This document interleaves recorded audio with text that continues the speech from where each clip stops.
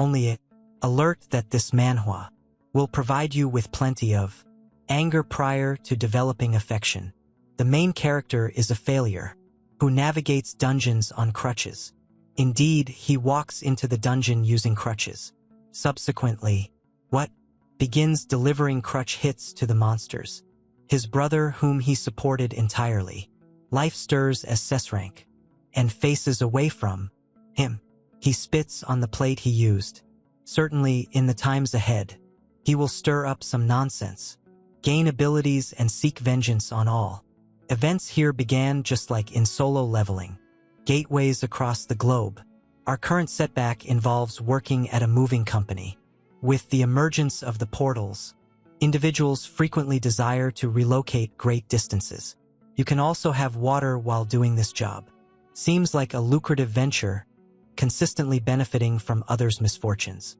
The main character strives to assist his younger brother, purchase Pokemon cards and similar items. The sibling who remains in school. On a specific day when they were set to undertake a moving task, they observed that one of the portals that were once dark are now red. And because they paid little attention to on the road, they ultimately collided with something, and it went straight into Satan's cockatiel. The creature was famished and approached them aggressively. In that instant, he believed he had lost both his job and his boss. However, when he glanced sideways, the situation was even graver. A number of monsters emerged from the portal. The portals linked dungeons. As they weren't finished on schedule, the monsters emerged for their lunch break. Immediately, hundreds perished within minutes. In this instance, they employed the moving service for the afterlife. It might be wiser to establish a funeral home at this time. The man remained concerned about he sought out the boss for a job. He abruptly noticed muscular arms gripping the creature. I was unaware that the elderly man visited The reality is that the beast was held by the old man's spouse. Honey, are you using steroids? Clearly, humans emerged alongside the portals. What a remarkable coincidence that is. Now we only need Sung Jinwoo. Correct? However, recall that I mentioned the protagonist has a sibling in school. His bus overturned. That setback of your younger brother also stirred. He is among the rare individuals worldwide who awaken with an S rank. He goes by the name Sung Jin Woo. I mentioned it. Incorrect. His name is Han Yu-hyun. 8 years go by fast. A woman who discovered her powers was speaking on television. That they possess a system window. With this system, she is able to utilize abilities. In her situation, she is the timber woman. Following that, she became part of a guild for dungeons. Selling what emerges from within can become dirty. Wealthy. I'm referring to the status of Elon Musk. Having cash flowing abundantly to you. In South Korea, Han Yu-hyun gained fame after awakening during high school. He established the Abyss Guild after school, having grown up in poverty and losing his family young. However, at 25, he has enough money to purchase even a single can of Coke. Minimum $600 net earnings required monthly. The girl who was recently interviewed would quickly gain wealth as well. Correct? Incorrect. She additionally employed the relocation service for the afterlife. She passed away deep within a dungeon. Do you believe life is a strawberry? Life is an extremely bitter lemon. Having already clarified all of this portal and economic nonsense, let's focus on what's important. Individuals wished to visit the dungeon felt off. Han Eugene, a rank F hunter who relied on crutches, was also present in that dungeon. As you may recall, this is the main character. Certainly, he does this for his survival. The other hunters view him as a liability. The group leader is the sole defender, as hiring him is cost-effective. The cost is low since he has endured several unsuccessful attempts. Dungeons in which all perished. He is a leech. The hunter claims he was deserted by his brother, despite having shattered his legs. This infuriated him, prompting him to advance. However, ultimately, he holds rank F while the other individual is rank D, highlighting a significant disparity in their strength. He ought to have at least tossed the crutch at the former group leader shows some concern for the guy, at least. The bald man utilized a bone enhancement ability to assist him for several hours. He understands he is a liability, yet he requires this too. He rises, shaking hands and lauding the elderly gentleman. Just a few words, such as "your baldness is beautiful," were sufficient. That he has received everything. Joyful. Ultimately, what the crutch guy desired was to grasp the elderly man's hand to utilize his power. When he sways someone, that individual is included as a aim, and shortly we will discover its purpose. Let's focus on what's important. The task is to seize the crutches now. Within the dungeon, the party was assaulted by bat-like Pokemon. However, the hunters swiftly dealt with them. Nevertheless, the guild master encouraged them to remain vigilant. Some asserted they felt no fear within a D-grade dungeon. The hunters found it amusing that 8 years prior, such pathetic beings had caused them to flee in terror. After its demise, the wretched creature left them a substantial gift. The hunters were very pleased upon spotting the sizable mana stone. The D rank then faced our hero and pressed him to speed up the mining, noting that he would only receive 20% of whatever he unearthed. Eugen considered this unjust since he received significantly less. However, the hunter pointed out that he would gain nothing from the stones left by monsters, and that his sole source of income was mining. In that instant, the protagonist found himself likening his situation to Cinderella's, with the two bullies resembling her self-absorbed sisters. With that in mind, Eugen resolved to endure while crooning about his role as a damsel in distress. Now isolated, he started to reflect on his sorrow and the abandonment by his brother following the loss of both their parents. Soon after he became a hunter, his brother departed home. The hero implored the boy to remain by his side, warning of the dangers outside, yet the boy ignored him. Eventually, while the protagonist was enlisted in the military, his younger brother established his own guild, Hyan, which rapidly rose to become the top guild in the country. And just so, the main character was deserted again. Eugen found himself completely alone in the world. Consequently, he yearned for an awakening, believing it would transform everything. Thus, our protagonist forsook everything and put all his savings into a broker who charmed him with persuasive words, promising an awakening. However, to everyone's astonishment, the elder sibling of the top Korean hunter was revealed to be an inconsequential F rank. Whispers circulated regarding the weakling's attempts to exploit his younger brother and his deceit towards investors. Ultimately, the protagonist became the media's prime target, burdened with an overwhelming amount of debt. His younger sibling felt embarrassed by the scandal he created and ridiculed his authority. Eugen even asserted that the person who raised him was utterly disgraceful. His misfortune continued when he sustained a leg injury during a dungeon raid. The younger sibling refused to offer his caretaker any of his healers for assistance and remarked that this should prevent him from raiding again. That said, the one who possessed everything instructed the one with nothing to cease tarnishing his reputation. Consequently, the protagonist was currently mining as if enslaved. Yuhyun experienced an emptiness within. Ultimately, he asserted that he comprehended his brother for abandoning him. Ultimately, he couldn't completely refute the reality that he was merely an F-rank hunter attempting to benefit from his younger brother's abilities. The work, nonetheless, was especially perilous. The sole reason our hero, an F-rank, remained alive was due to his unique ability. Yuhyun was recognized as the custodian. This enabled him to bring a few individuals into his circle. The individuals involved were Yuhyun, for whom he had devoted his whole life to caring, along with those who turned into close friends. His ability was simple to utilize. He only needed to utter 3 simple magic words to place people under his protection. Once they became custodians, the protagonist could grant his targets various enhancements and benefits. Ultimately, this was insufficient, as he remained merely an F-rank hunter possessing only F-rank abilities. Yuhyun possessed a concealed technique that enabled him to endure seemingly impossible situations, even after all his teammates were eliminated. His continued existence was not a matter of chance. Rather, it stemmed from a latent ability associated with his designation as custodian. That ability alone enabled someone as frail as our protagonist to endure the truly unthinkable. This power was referred to as final thanks, yet since it was triggered unexpectedly, our hero found themselves taken aback. In his profound quest for power, it unexpectedly enveloped his whole being. It didn't take long for our hero to understand that this was the guild master's energy. In that instant, his heart sank. He hurried in distress, recalling that this was supposed to be a secure D-rank dungeon. With the strength of final thanks, the main character would gain twice the skills and attributes of the individual he mentors for a limited duration.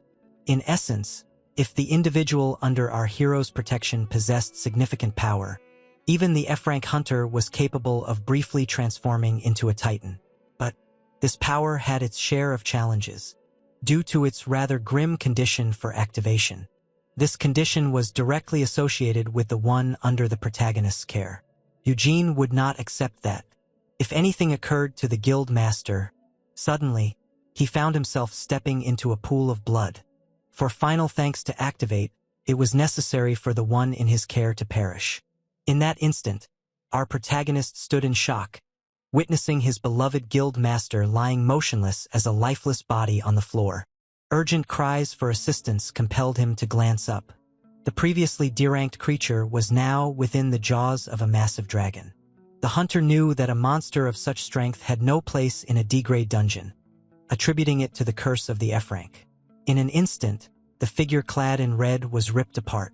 The terrifying being was indeed the Dragon King of Venom and Curse, Rokitas. That being, who certainly had no place in such a low-tier dungeon, was an invincible, supreme dragon that no one had ever managed to defeat before. To worsen the situation, our F-rank, who could barely walk, was now compelled to confront everything by themselves. He still couldn't comprehend that one of the most secure dungeons was now home to an actual Tier 1 dragon. To escape, our hero activated a skill that enhanced his legs. He was now harnessing a doubled version of his guild master's ability, striving to break free. His objective was straightforward: to exit the dungeon as quickly as he could. However, what appeared to be a potential goal was swiftly dashed by the movement of a tail. The exit was blocked by the dragon. Facing the approaching assault, the main character chose to protect himself by toughening his arms. However, the creature made no effort and effortlessly tossed him aside. Eugene subsequently fell to the ground. Soon, subsequently, he began to vomit blood. Despite the increased strength of his guild master, the main character remained far too unfortunate to confront the three-headed dragon. Final gratitude. He began to pour the final moments of the boss into his mind. It revealed to him how the hunter that tormented him endeavored to give the old man a chance to escape. However, before he could comprehend it, the creature had already struck. Suddenly, blood sprayed all around while screams resonated throughout the cave. Such dreadful recollections left the hero shaken. His legs had finally collapsed. Injured and facing the Tier 1 dragon, Eugene found himself with no means of escape. Yet, even fully aware he had no opportunity, our main character wasn't prepared for death just yet. Abruptly, a fierce strike struck the creature. Through a twist of fate, a hero found a savior to come to their aid. It was his younger brother, the S-rank hunter, without a doubt. Eugene concealed his elder brother behind a rock and urged him to back off. However, the hero attempted to caution him regarding the three-headed creature. That said, the mightiest hunter in Korea prepared himself for the battle ahead. He utilized one of his abilities. A flurry of feathers emerged as he activated his ability, Blue Willows. That said, he leapt into the air with grace and launched a flurry of rapid strikes that the creature simply couldn't match. The prodigy then employed another skill, enabling him to transform his blade into a black hue. The summoned dark flames had appeared. He subsequently focused all that energy into a single point, prior to delivering a crushing blow to one of the three heads of the beast. Eugene was astonished by how fast his younger brother was, since it marked the first occasion he had witnessed an elite hunter in combat. Eugene swiftly observed the second head getting ready for something. Just in time, the young man managed to dodge the approaching assault. He cautioned him that this was a harmful poison lacking any known antidote. Eugene then intervened for his elder brother, employing his Titan shield to safeguard him from the toxic substance. Nonetheless, he also did not emerge unscathed. Witnessing this, the elder brother felt a deep horror for Eugene. Yujin. Meanwhile, the younger brother remained resolute. The skilled hunter then executed a flurry of fierce slashes, urgently attempting to injure the creature. To the brother's dismay, the blade began to melt. Yujin soon understood that his sibling was unable to fight at full strength, preoccupied with shielding him instead. At that moment, our hero understood he was burdening the S-rank hunter. In a rage, Yujin shouted at his older brother for going back to the dungeon despite having broken his legs. He even held him responsible for the devastation and insisted he was weary of compensating for his errors. Yujin yelled at his brother to cease trying and simply surrender. Hearing this from his sibling during such a pivotal moment left our hero deeply stunned. In that instant, he realized his brother didn't wish for him to be a burden in any way. Yujin, who had wished for Yujin's assistance in the spirit of their brotherhood, was reminded of his own ineffectiveness. He chose to confront Yujin regarding the matter. Yujin rose to his feet. He called forth his sword, questioning his younger brother if he was weary of having someone as worthless as him nearby.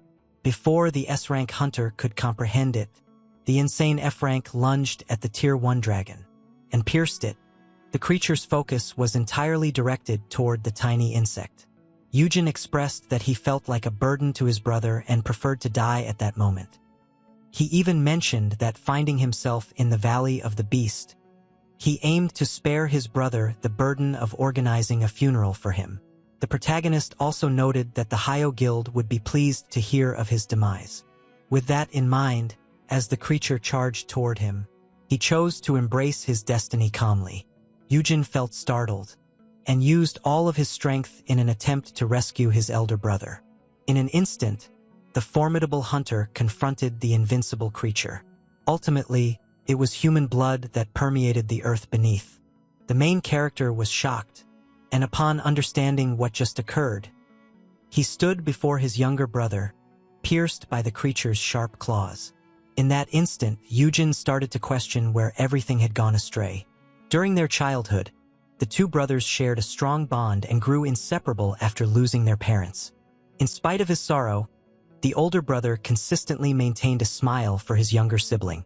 Yujin committed himself fully to nurturing his younger brother. Just like before, it was solely the two of them versus the world. In a tragic turn of events, Yujin discovered himself holding an impaled Yujin. Our protagonist could not grasp the sacrifice made by his younger sibling. Nonetheless, the hunter managed to bring down one of the three heads successfully. At that instant, the genius conveyed to his kin that the dragon could remain awake for just 5 hours, and that 4 of those hours had already elapsed. As he indicated that the protagonist could safely flee after an hour, confusion enveloped him. This was the same brother who had not come to see him following his injury and had abandoned him during his time of need. Yujin, who had attempted to persuade his brother to surrender, was now providing him with a gate stone, an object that would enable his escape. Yujin confirmed that Yujin ought to be the one to use it once they treated his wounds. Yet, to his dismay, the despondent rank hunter confirmed it would be futile, as they both understood all too well that he wouldn't escape this dungeon alive. That being stated, Yujin finally shut his eyes, utterly astonished. It was activated at that moment. Final thanks had been triggered and would endure for a full 60 minutes.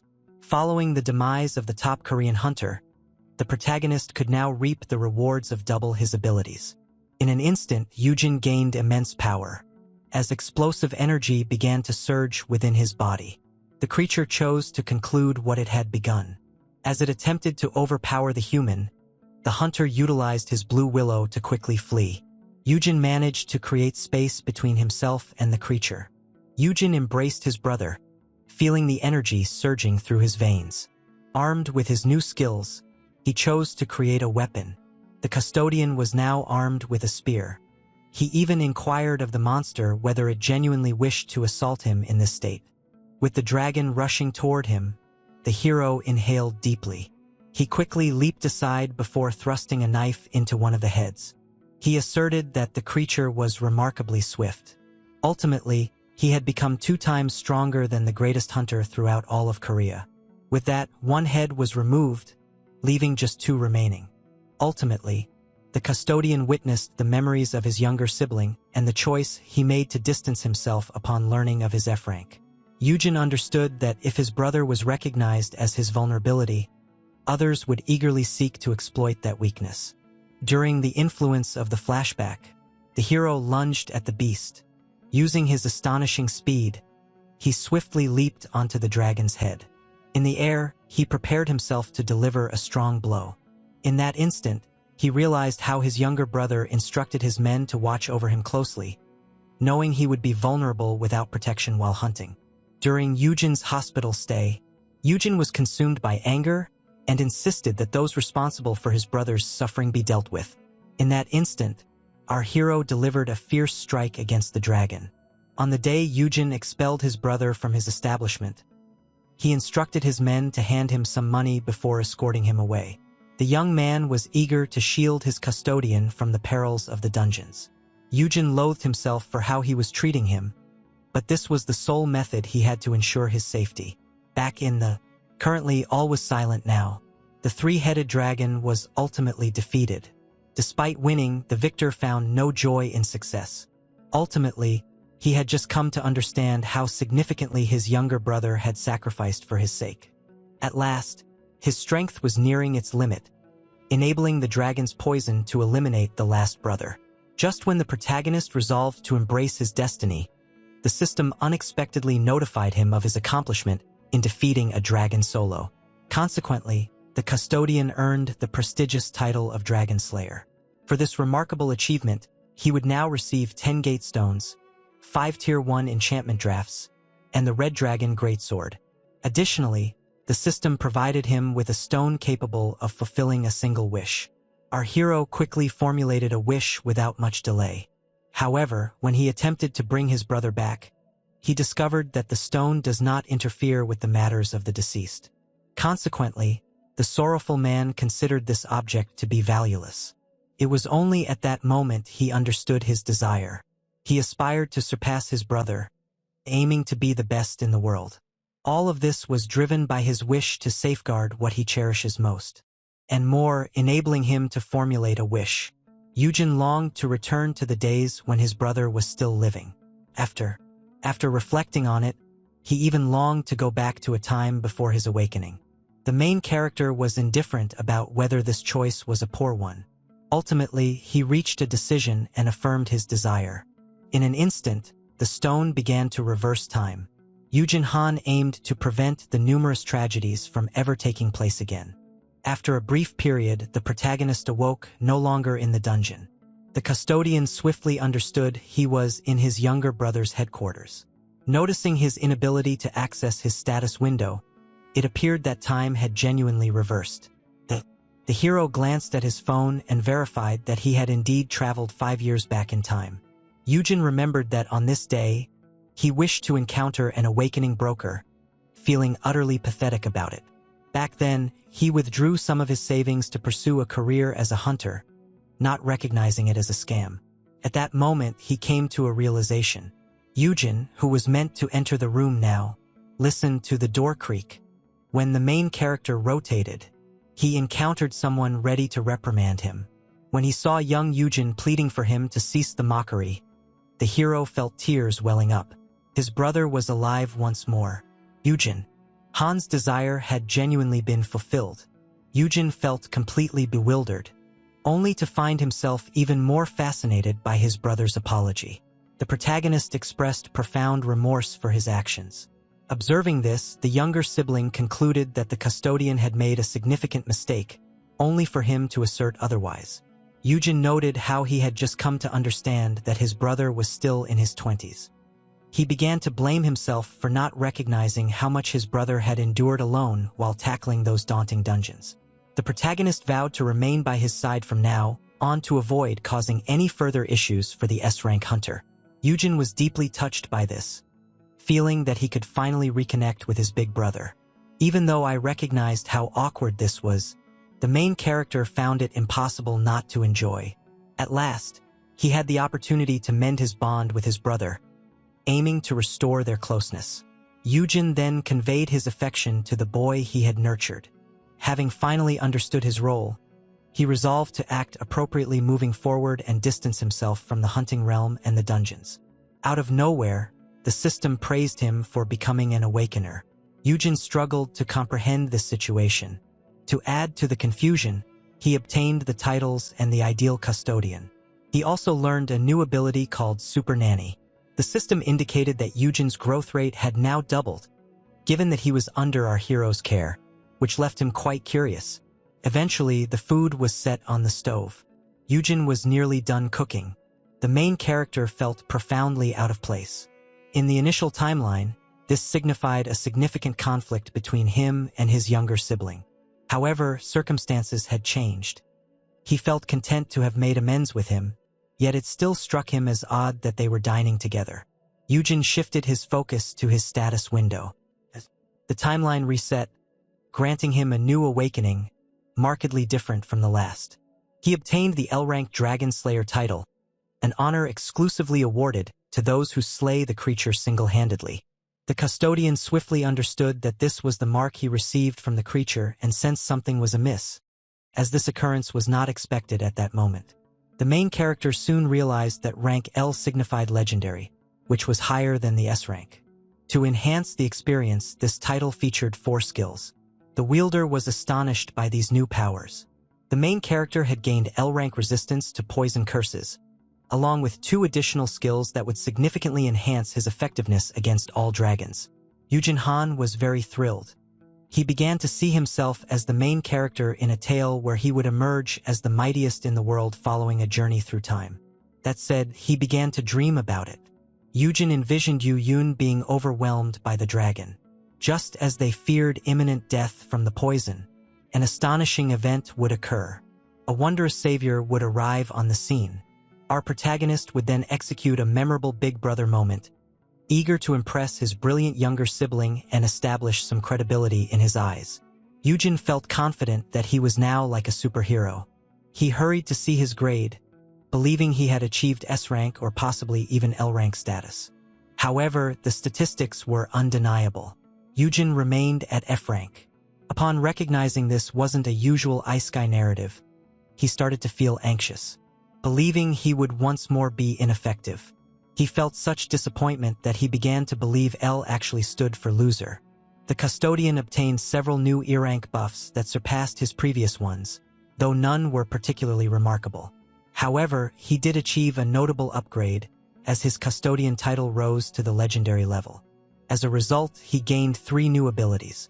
Although potent, Final Thanks was a skill he hoped to avoid encountering in the future. The initial new ability was referred to as Super Nanny. This enables the user to enhance the target's growth rate for 3 days by uttering specific keywords. Yujin noticed it resembled his previous ability, but chose to verify the growth rate enhancement. To his surprise, it turned out to be an astonishing 2 times. Yujin understood that this would significantly aid Yuhin, particularly when paired with the ability Who's a Good Boy, a novel skill enabling the user to enhance the target's stats by uttering the keyword in front of a perceptive audience that can comprehend it. In essence, vocalizing the keywords before an audience of 100 would provide the S-rank hunter with a complete 100% boost in all stat points. Therefore, if Yujin supported his younger brother in front of 100 individuals, his strength would inevitably double. The older brother was especially pleased with this ability, as it would enable his brother and the entire guild to acquire immense power that would astonish everyone. Hyan would rise to lead the top guild, and due to his pivotal role in its success, the hero would be honored and celebrated like a king. However, just when everything began to align for our main character, the phrase turned out to be, "I love you." Suddenly, the older brother began banging his head on the table, as if things couldn't possibly become any more humiliating. He swiftly understood that the keyword likely altered when he viewed the timeline. However, whenever he mentioned the keyword to anyone he encountered, he was sure to enjoy a pleasant night in jail with the police. Noting that this ability was ineffective, the hero chose to examine the last one. The ultimate ability would enable the protagonist to perceive the potential rank of an unawakened target and unlock their full potential by reciting the keyword. Yet, just as he immersed himself in contemplation, dinner was finally over. His brother offered him some rice. Yuhin felt uncertain about the meal, considering it was prepared from leftovers found in the fridge. The hero's response revealed everything. Yuhin felt joy watching his brother relish the meal and cheerfully mentioned that there was plenty more in Japan. He was surprised by his brother's cooking skills, especially since he could easily afford dining out. Yuhin remarked that cooking at home was a safer option, adding to his intrigue. At that time, he lacked poison antidotes or curse-removing items when he began his adventure. This led the elder sibling to understand that there had been attempts to harm the younger one previously. Yuhin suggested that envy over his remarkable skill at such a young age must have motivated some individuals. After all, many prominent guilds aligned themselves with large corporations for advancement, whereas he established his own empire independently. As Yuhin noted, he might have been wiser to affiliate with one of the major guilds instead. He was abruptly seized by the face. Yuhin felt considerable anger that his brother had withheld such vital information. The early hunter implored the F rank not to judge him, emphasizing that this was ultimately the path he had chosen. The 20-year-old then revealed that his greatest regret was the decline of his relationship with his brother. Yuhin had to monitor his brother closely while feigning indifference to protect him from harmful individuals. The young man asserted that he kept all of this hidden to avoid becoming a burden to his brother. However, he eventually confessed his mistake. Yuhin felt profoundly moved by his brother's heartfelt apology and the way he conveyed his affection, particularly after having previously ignored him. Observing his younger brother behave this way, the older sibling quickly loaded his plate, unsure of how else to respond. Yuhin Huan felt thankful for having turned back time, asserting it was the greatest choice he ever made. At that instant, the younger sibling chose to depart, but prior to that, he encouraged the protagonist to count, knowing he wouldn't be available to take calls for a while. Terrified of uncovering the true implications of his brother's words, our hero complied without hesitation. As the guild master exited, Yuhin vowed to tidy up everything before departing, but his brother was left puzzled. Yuhin clarified that he was meant to remain here. In truth, not only would our hero be residing with him from that moment forward, but he was also now prohibited from ever leaving. Yuhin struggled to grasp this concept, as if he had turned into his brother's captive.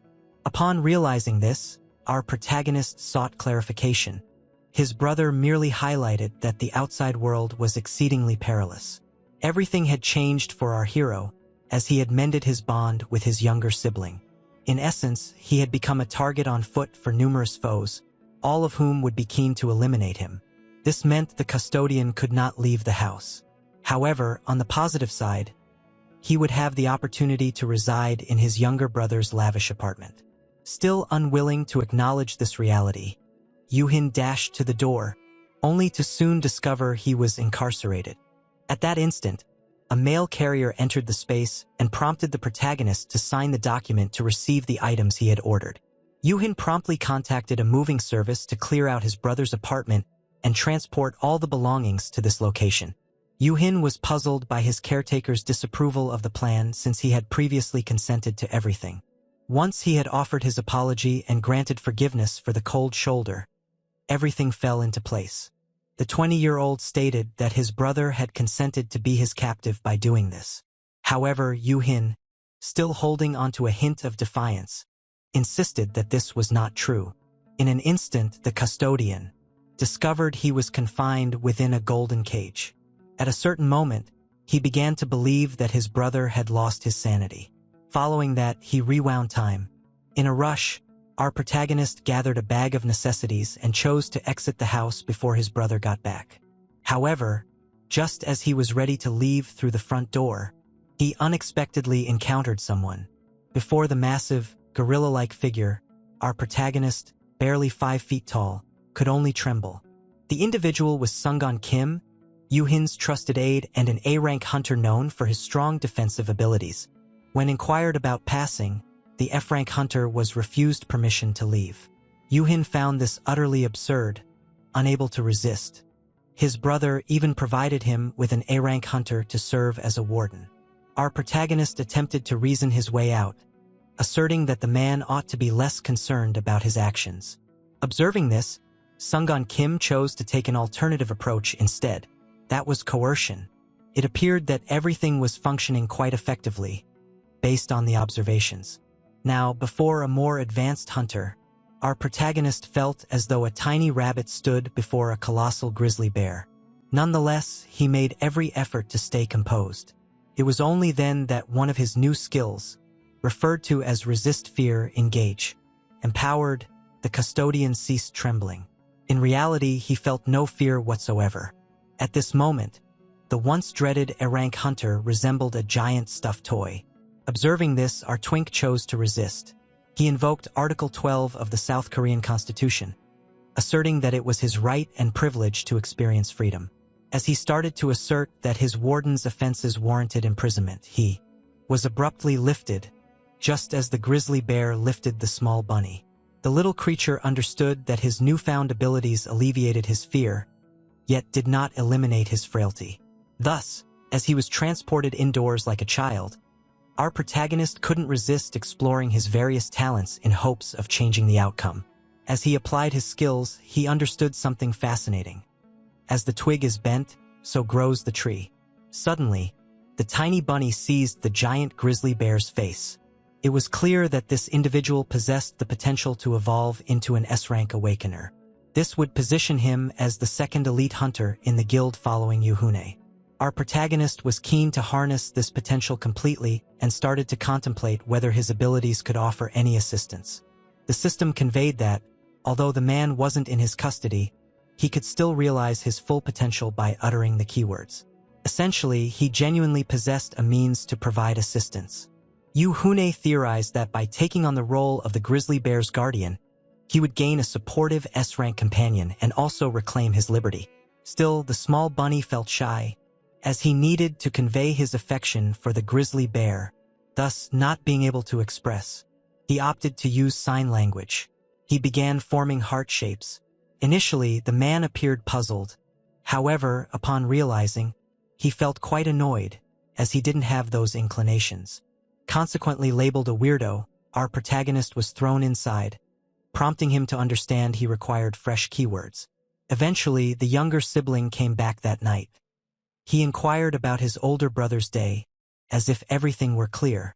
Yuhune pushed Yuhune to start unpacking his belongings since he had a spare room available, but our protagonist continued to lament about feeling like a captive. Observing this, the elite hunter reassured him that he would eventually regain his freedom. Yuhune clarified that currently, their guild faced numerous adversaries, but the situation would improve once they accumulated a significant amount of power. The hope of our hero escaping once more diminished upon realizing he could only leave this place once. Hyan had become the leading guild. The younger brother vowed to accomplish it within a year, but the time traveler understood it would actually take him 3.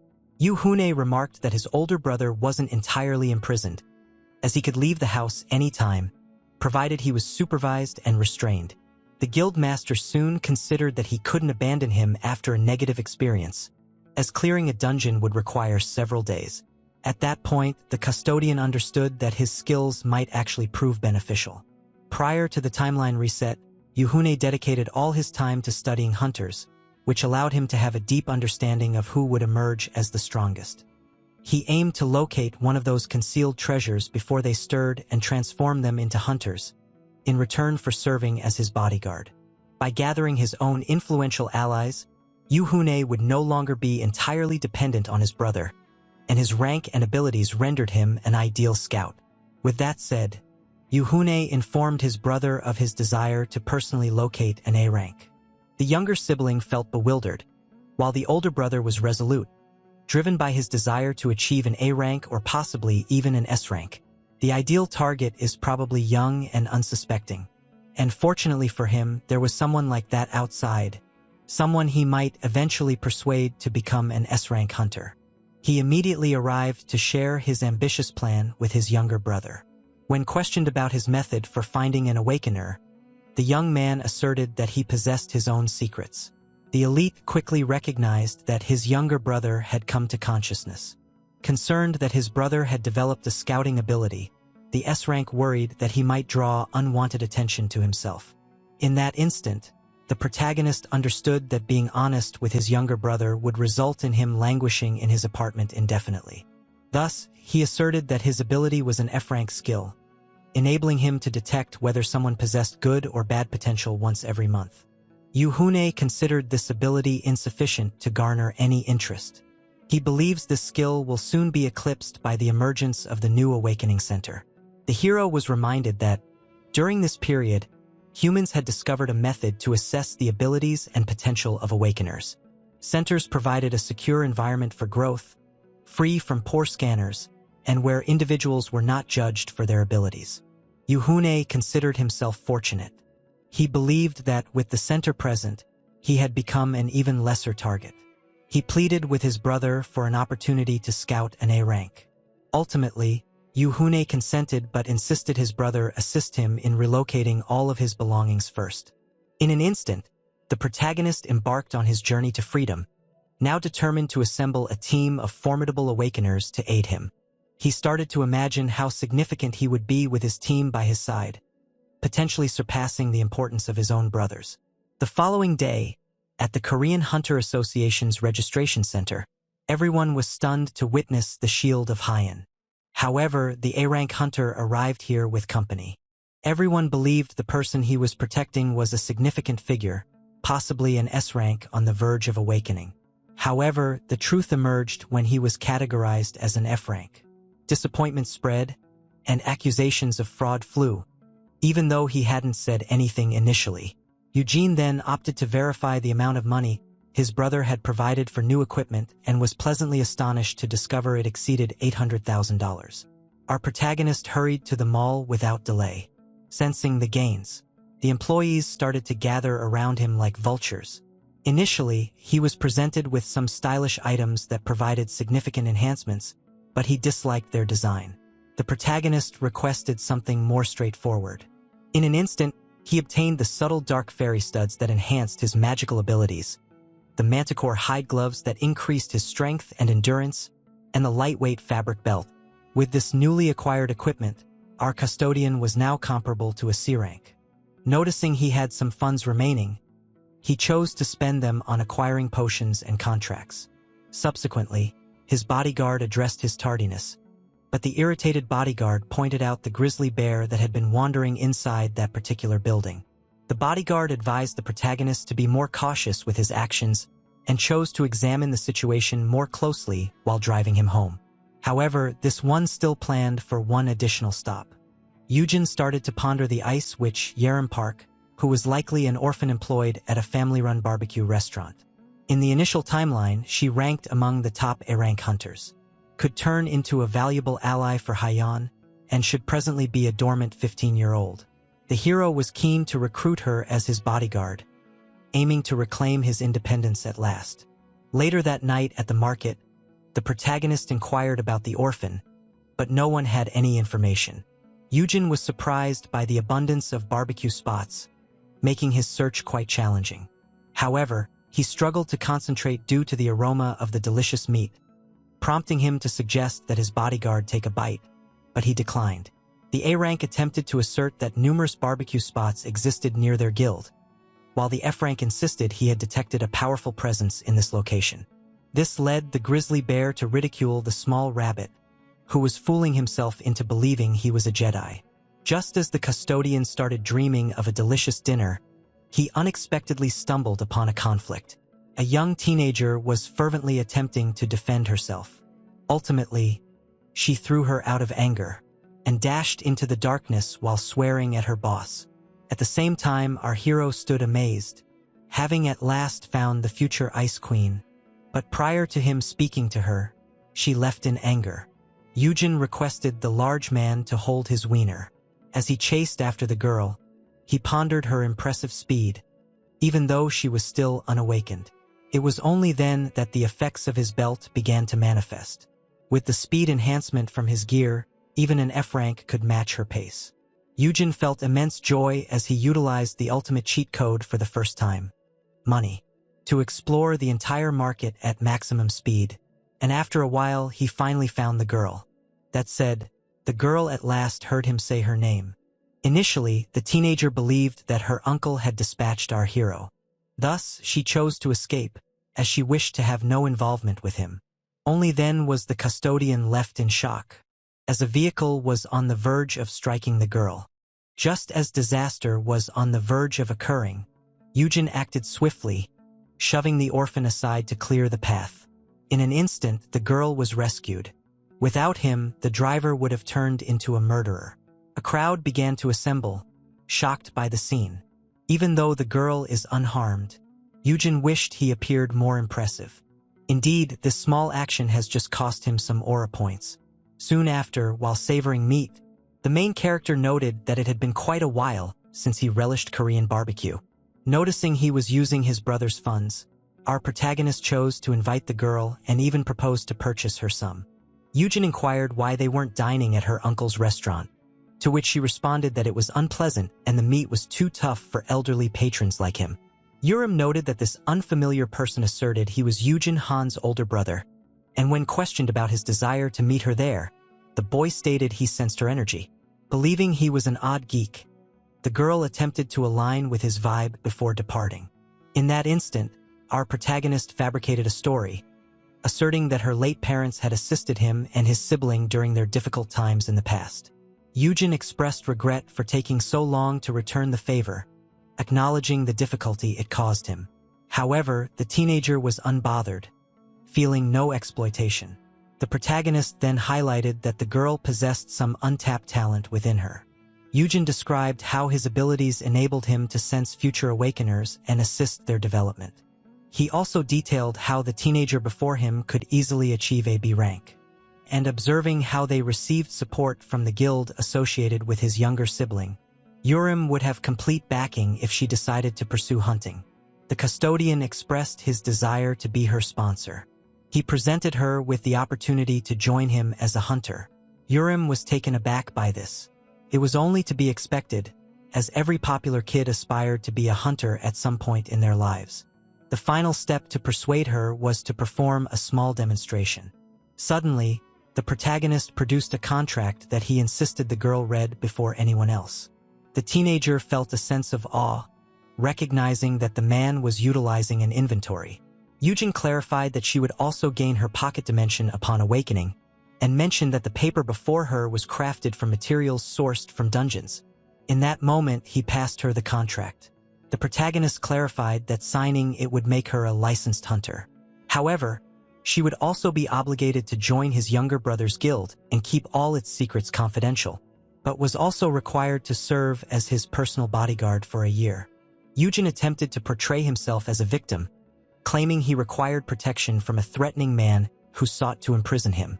However, his pride was wounded when the girl highlighted his desire for a literal child to serve as his protector. Eugen attempted to reason that he should feel no shame, since upon awakening, she would surpass him in strength. Still, one inquired whether signing up would grant her the freedom to live independently. He felt quite perplexed, yet he clarified that she would obtain the legal rights of adulthood by becoming a hunter, prompting her to choose to sign right away. At that instant, Eugen promptly halted her since she had not yet completely reviewed the document or added her conditions. This caused the girl to recognize her error. The protagonist warned that if Urim didn't read the document thoroughly, she might eventually fall victim to a scam. He advised her on the importance of managing contracts with caution, noting that these matters could be troublesome for children, so a guardian would be more suitable. However, while he spoke at length, the protagonist felt bewildered as the girl remarked that it would be futile if the guardian was a fraudster himself. The teen was becoming annoyed, convinced that no matter the agreement, she wouldn't retain her funds if her custodian was malicious. However, just as she was mustering the bravery to clarify the situation to our hero, a person abruptly burst into the restaurant. The individual was the girl's uncle, looking for her. He disregarded our hero entirely and rushed towards the girl, who was expected to be on duty. The uncle attempted to pull his niece back to the restaurant, merely to be halted by her new sponsor. Initially, the man believed our hero was his niece's personal pedophile, but our impoverished custodian quickly refuted the accusation. The uncle believed he was confronting a powerful man, unable to escape, unaware that it was merely the mechanism functioning at play. Uraim started yelling at her uncle to stop bothering her, just for our hero to examine her closely, and noticed that her outfit was in a sorry state. The shoes on her feet were hardly holding together. Recalling the argument they had before him, Yujin ultimately pieced everything together. The protagonist assured the teenager that she didn't require someone as unworthy as this man to be her guardian. Yurame affirmed that her uncle was an evil person. She claimed he took all her parents' money, leaving her with not a single cent. In front of the crowd, she even mentioned the occasion when he failed to replace the inadequate umbrella he had given her for the typhoon, making her use a plastic bag. As he faced exposure as a child abuser, the man could no longer endure it. That said, he shoved the protagonist aside and gradually moved closer to the young girl. Suddenly, the scout collapsed onto the ground without warning. Both of them were deeply shocked, believing that the protagonist had truly been injured. Yet this one remained completely silent. The quiet was soon interrupted. He suddenly began to yell on the ground unexpectedly. Yujin attempted to assume the role of the victim, asserting that he was merely trying to safeguard the unfortunate teenager. As a result, he was increasingly depicted as a violent child abuser. The man was at a loss for words. He seized the twink by the collar and shouted at him to stop it immediately. Yujin considered this the ideal chance. He discreetly kicked the man's feet without anyone noticing, causing him to plunge straight into the sauce. Yujin then offered the man a sincere warning about the soda on the ground that caused his fall. The uncle frantically attempted to rise, only to be knocked back into the food once more. Faced with such a scene, the girl struggled to stifle her laughter. Yujin pressed the abuser's face near the grill, confronting him for being such a terrible guardian to his own family. Just as he was on the verge of making a threat, a loud explosion erupted. Yurem believed that this kind stranger had forcefully slammed her uncle against the table, only for him to confirm that the noise appeared to originate from outside. In an instant, panic erupted as the whole restaurant began to tremble. Sungkan Kim hurried to the custodian, determined to lead him to safety. Since a creature had emerged, the beast rampaged through the streets after a recent breakout from the dungeon. The terrified residents frantically attempted to escape for their lives. The hunter advised the protagonist and the teen to avoid any potential danger. He asserted that he would purchase them sometime, and struck the ground to activate his A-rank skill, Terra Shield. In an instant, a massive barrier emerged separating the humans from the creature. This was the ideal moment for our hero to escape and save himself. Still, Yujin remained utterly perplexed, since this outbreak did not occur in the original timeline. This led him to believe he had missed this dungeon break in his previous life. Thus, the A-rank charged toward the creature. He leaped from the wall and prepared himself, prior to delivering a forceful airborne kick to the creature. However, it appears that Sungkan didn't actually strike the main body at all. With that in mind, he made every effort to evade the approaching tentacles. Every citizen was filled with dread as the creature was on the verge of breaching the wall. Yet as all were fleeing in terror, the girl unexpectedly stumbled and dropped to the floor. Her uncle quickly chose to abandon her, putting his own needs first. Yoram was let down once more by her custodian. In that instant, the creature attempted to grab her with its tentacles. But just when it appeared the girl was finished, an individual arrived and protected her from the assault. That individual was none other than her backer. Yujin insisted she rise again without delay. Since they had to locate a secure spot immediately, it marked the first occasion in Yoram Park's life that someone had truly returned for her. Upon verifying that the underground store served as a shelter, the adult instructed the wealthy child to head there immediately, while he prepared to return to the ongoing situation. This was the first occasion he encountered such a monster, and although one individual wasn't particularly threatening alone, it could pose a significant issue if allowed to multiply. To complicate matters, his bodyguard possessed only defensive abilities and had no genuine firepower. In other terms, he wouldn't accomplish much by himself against the monster. That said, our protagonist sought a solution to provide assistance. Just as he was about to return, he was abruptly halted. Yoram requested that he help her unleash her abilities to battle alongside him. Yujin remarked that this was unfeasible since the contract remained unsigned, prompting the girl to vow not to flee after gaining her powers and to remain faithful. Upon hearing this, the custodian reminded her that she remained a child. Yujin disclosed his plan to ensure her awakening was safe, avoiding the transformation into an impulsive superhero who would recklessly plunge into perilous situations. Determined not to let another child face a fight alone, our protagonist instructed her to step back as the adults took charge of the situation. With that, our protagonist departed, leaving the teenager by themselves. As he sprinted toward the creature, he focused on formulating a plan. With 5 years of hunting experience under his belt, it would be shameful for him not to devise a method to bring the beast down effectively. And just like that, he was back with his bodyguard. While the grizzly encouraged the bunny to find safety, the bunny requested the use of his shield, which was absurd since it couldn't cover the whole area. To the surprise of the A-rank hunter, the F-rank insisted that it would work, revealing he had a strategy in mind. In an instant, both of them ascended to the top of the wall and prepared themselves for the impending battle.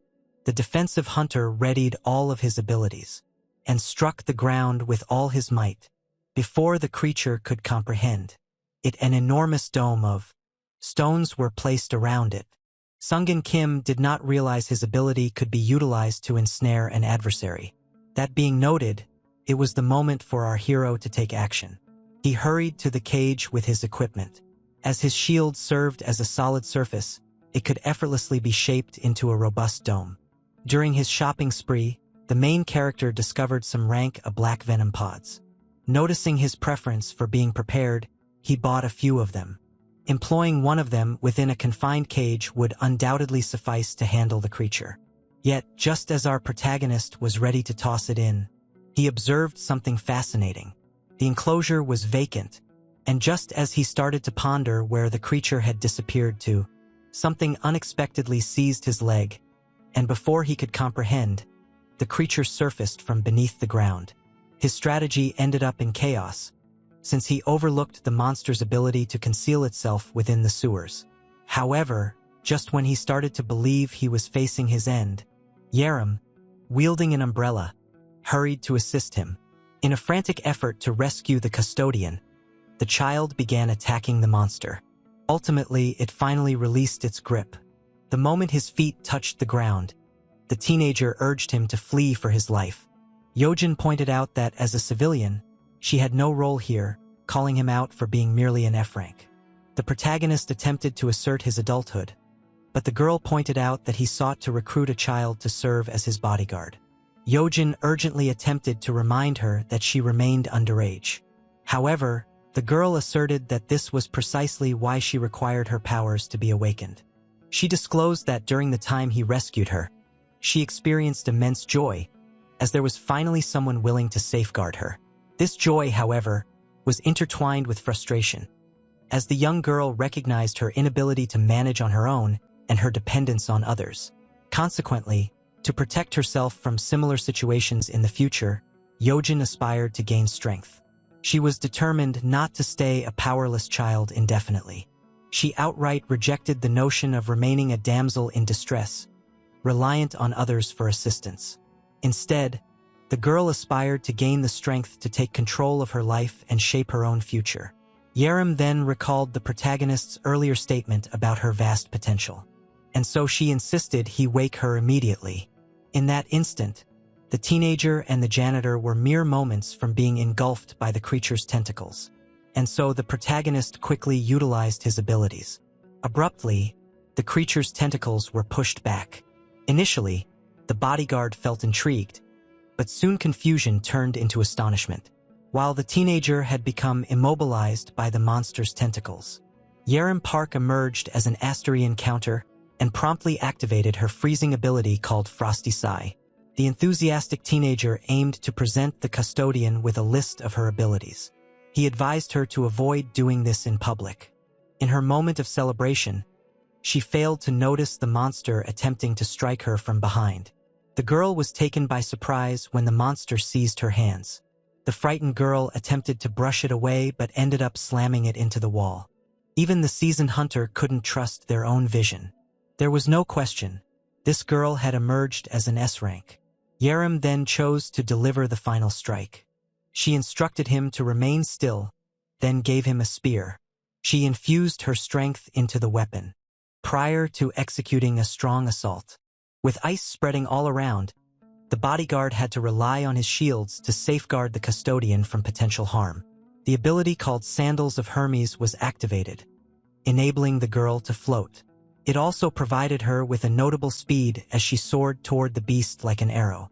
Yerim effortlessly penetrated its flesh with her new abilities. Yujin shouted at her that she was about to eliminate them with friendly fire. The teenager quickly said sorry.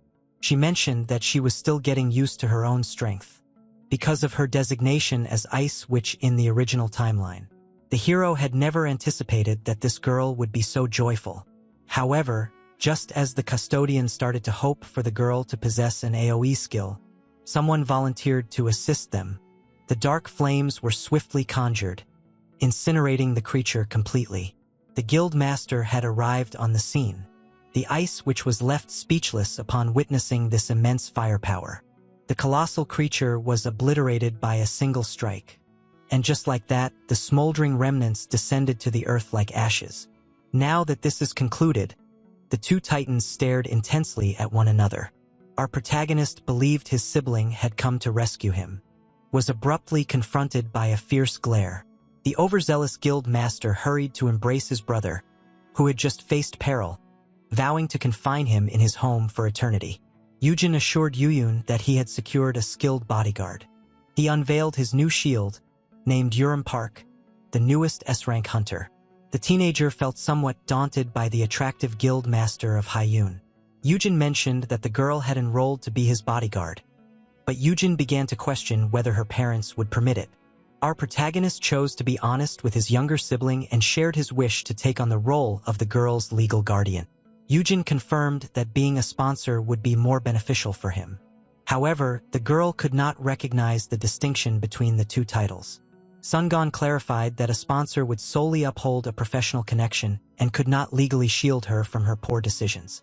In contrast, a legal guardian essentially acts as a caretaker for a minor, similar to a parent's role.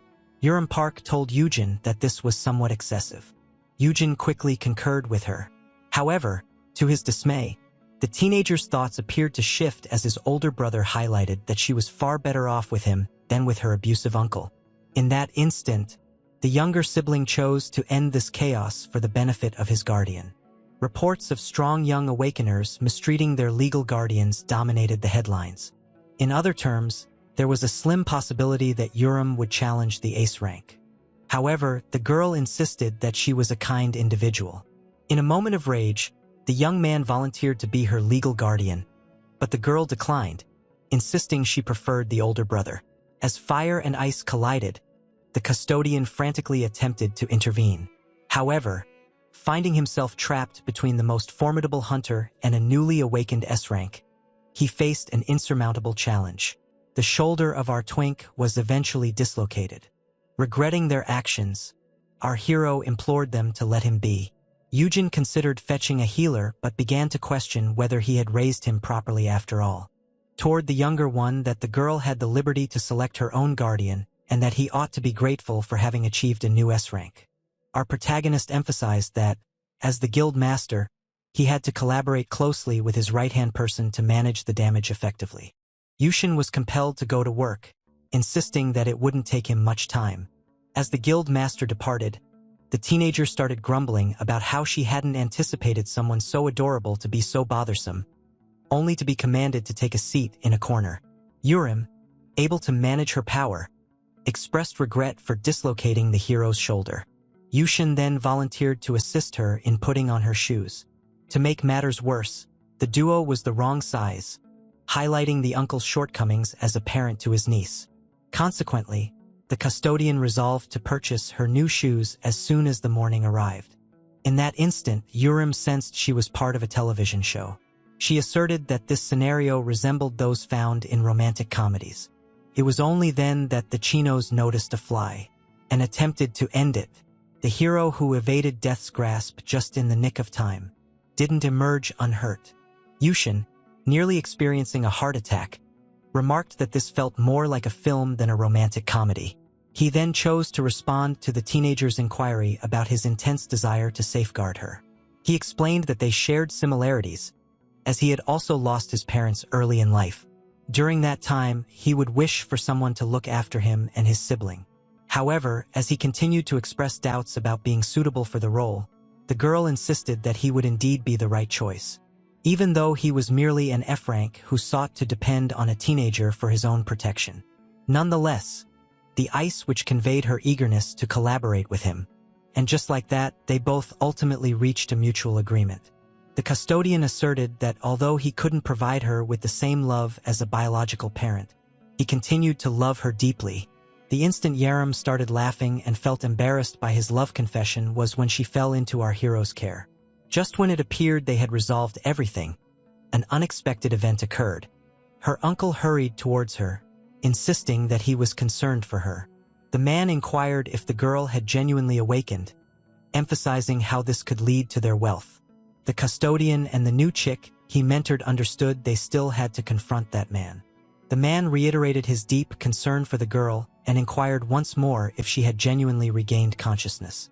Upon discovering she had achieved S rank, he was filled with immense joy, asserting that wealth was imminent.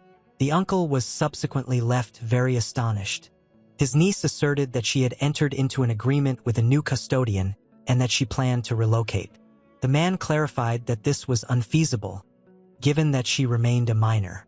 Eugene clarified to him that the law clearly indicated that a hunter over 14 years old had the right to live independently. Yet, similarly to the individual who it was, a tape from when they initially encountered each other at the restaurant, where it appeared he was assaulting Hiro. Eugene even suggested obtaining the live footage from the restaurant to simplify matters further. Hiro then started yelling at the man, recognizing how poor a father he was to the girl. As he charged him with attempting to steal the teenager's earnings, the man shouted that he had been looking after her for years. Eugene quickly shifted his hand aside to ensure that his phone remained in his possession. In that instant, the man struck him, since he was unable to endure it further.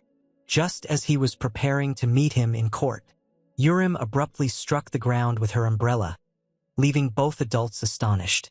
Eugene believed the girl was upset, informed her that, as an awakener, she must not harm civilians. Suddenly, a glimmer of innocence shone in her eyes. Yerim faced her uncle and clarified that violence was unnecessary. He then stated that he was merely protecting himself from his camera. The girl broke the umbrella in two, rendering him voiceless. The teenager, with a cheerful grin, insisted that this was not true at all. If anything, her uncle was the one who was in. In his gaze, she transformed into a terrifying creature. When the resist fear skill activated, our hero noted that this girl was equally as intimidating as the other S ranks. Yerim highlighted that she was not obligated to reimburse her uncle for anything. She subsequently transformed the steel umbrella into a tiny sphere, and remembered the moment he abandoned her without one during the typhoon. The hunter remarked that she could effortlessly crush him like an insect if she so desired. Nevertheless, she chose to extend him mercy. Ultimately, that pitiful man didn't deserve her attention. Yerim implored them to always remember his utter uselessness. The girl asserted that if he ever attempted to disturb her or her new guardian, she would ensure he faced a fate far more dreadful than death. With that declaration, the F rank and the S rank departed from the scene, causing the civilian to tremble in fear. Yerim happily announced that she had picked up this intimidation method from her new guardian, who recognized he could be a poor role model. Ultimately, he succeeded in securing the guild a new S rank and reclaiming his own liberty. Unbeknownst to him, an unforeseen event was approaching swiftly. One morning, a person stormed into his room. That individual was his younger brother, without a doubt. Eugene stood astonished, questioning what could be so pressing at daybreak. Yoon then insisted on receiving the items he bought yesterday. In that instant, the protagonist experienced deep shame, believing he shouldn't have purchased so many. Yet his brother solely desired the venom pods, thus he promptly passed them along.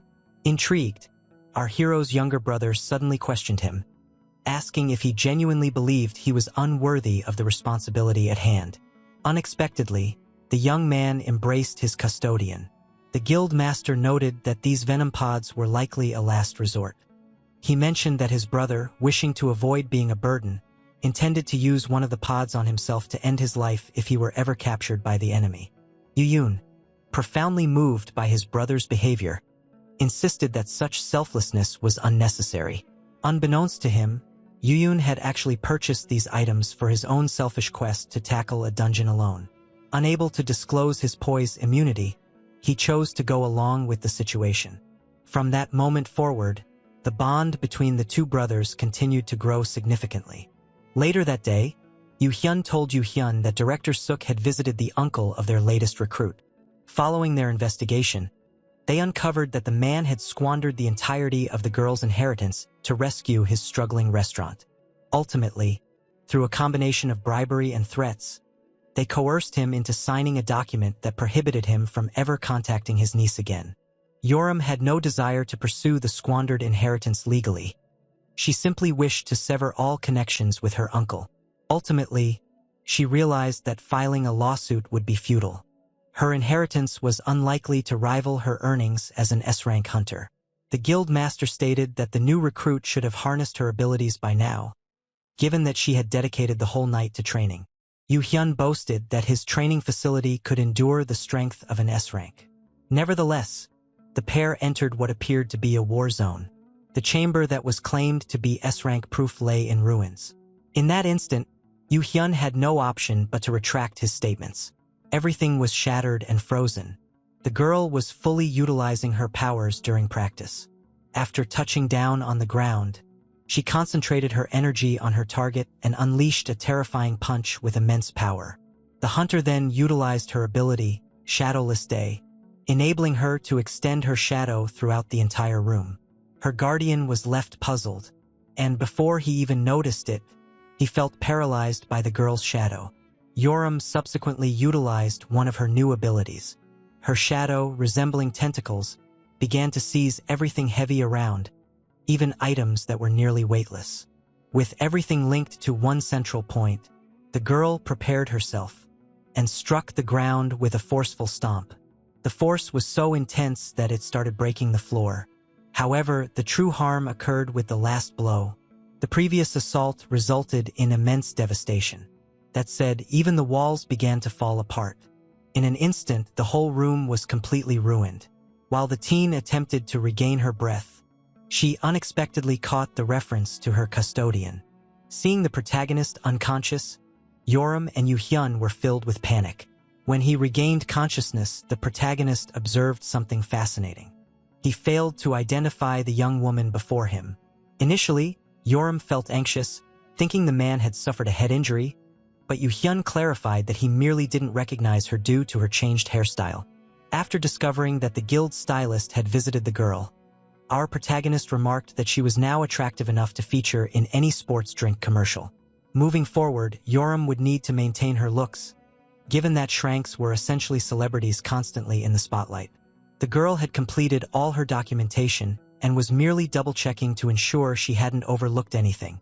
Apologizing for not noticing him sooner, our hero inquired about her abilities.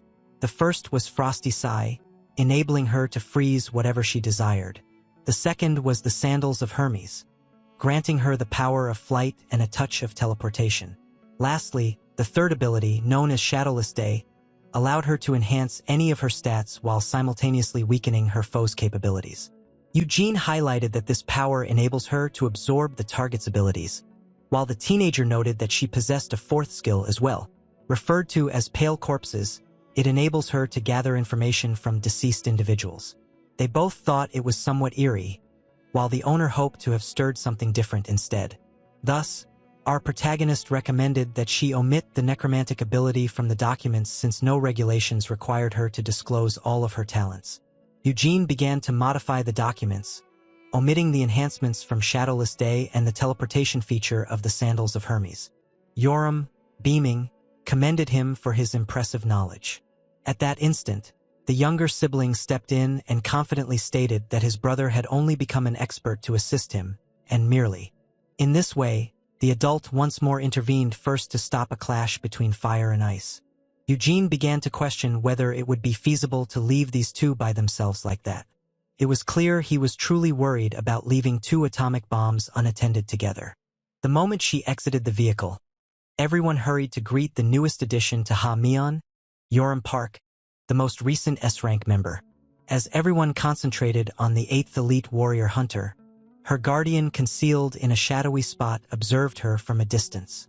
When questioned about his decision to let down the ice witch by not joining her, our protagonist explained that he was uncomfortable with the spotlight of large audiences. He believed that once the girl achieved true stardom, she would hardly spare a thought for someone of his low status. Nevertheless, he felt genuine happiness for her. This altered timeline was a stark contrast to the previous one, as the once frigid ice witch had transformed into a joyful and lively young girl. Nonetheless, this remained a point of worry, since the dungeon break that transpired in the market had never taken place during our hero's initial life.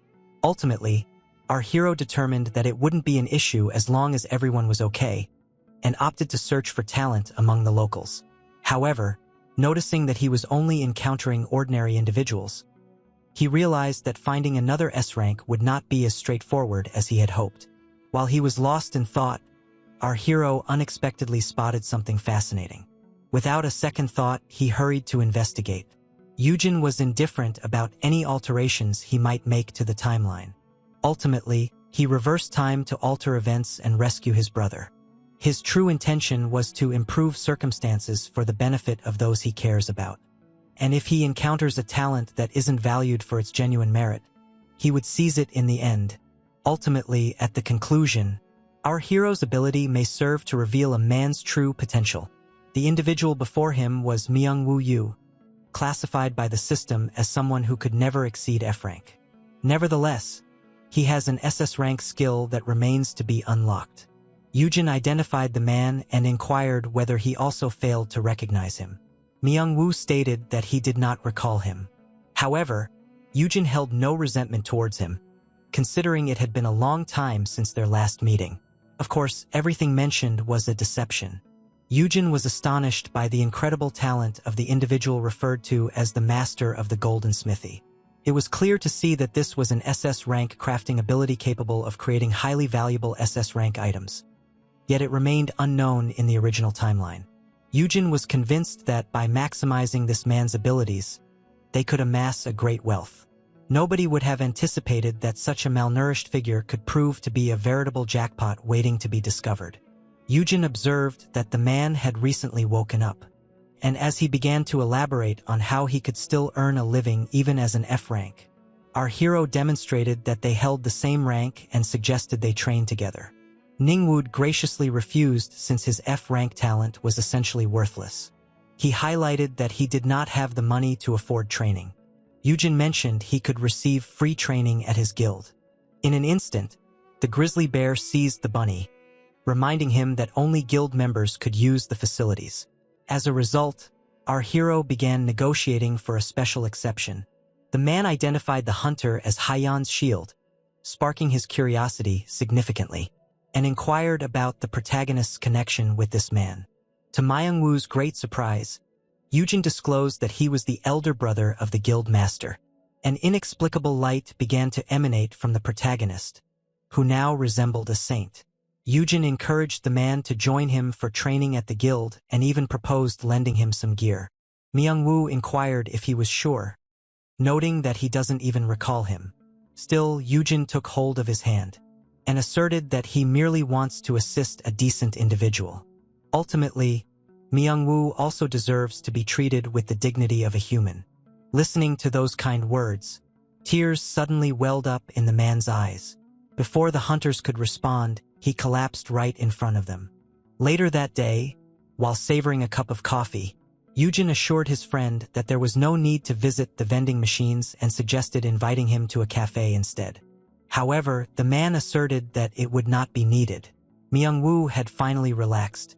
It had been ages since anyone had offered this man any kindness. As a child, Myung-woo excelled in crafting and often received accolades for it. However, as he matured, those around him encouraged him to abandon his passion in favor of academics, leading to a cascade of events that changed everything.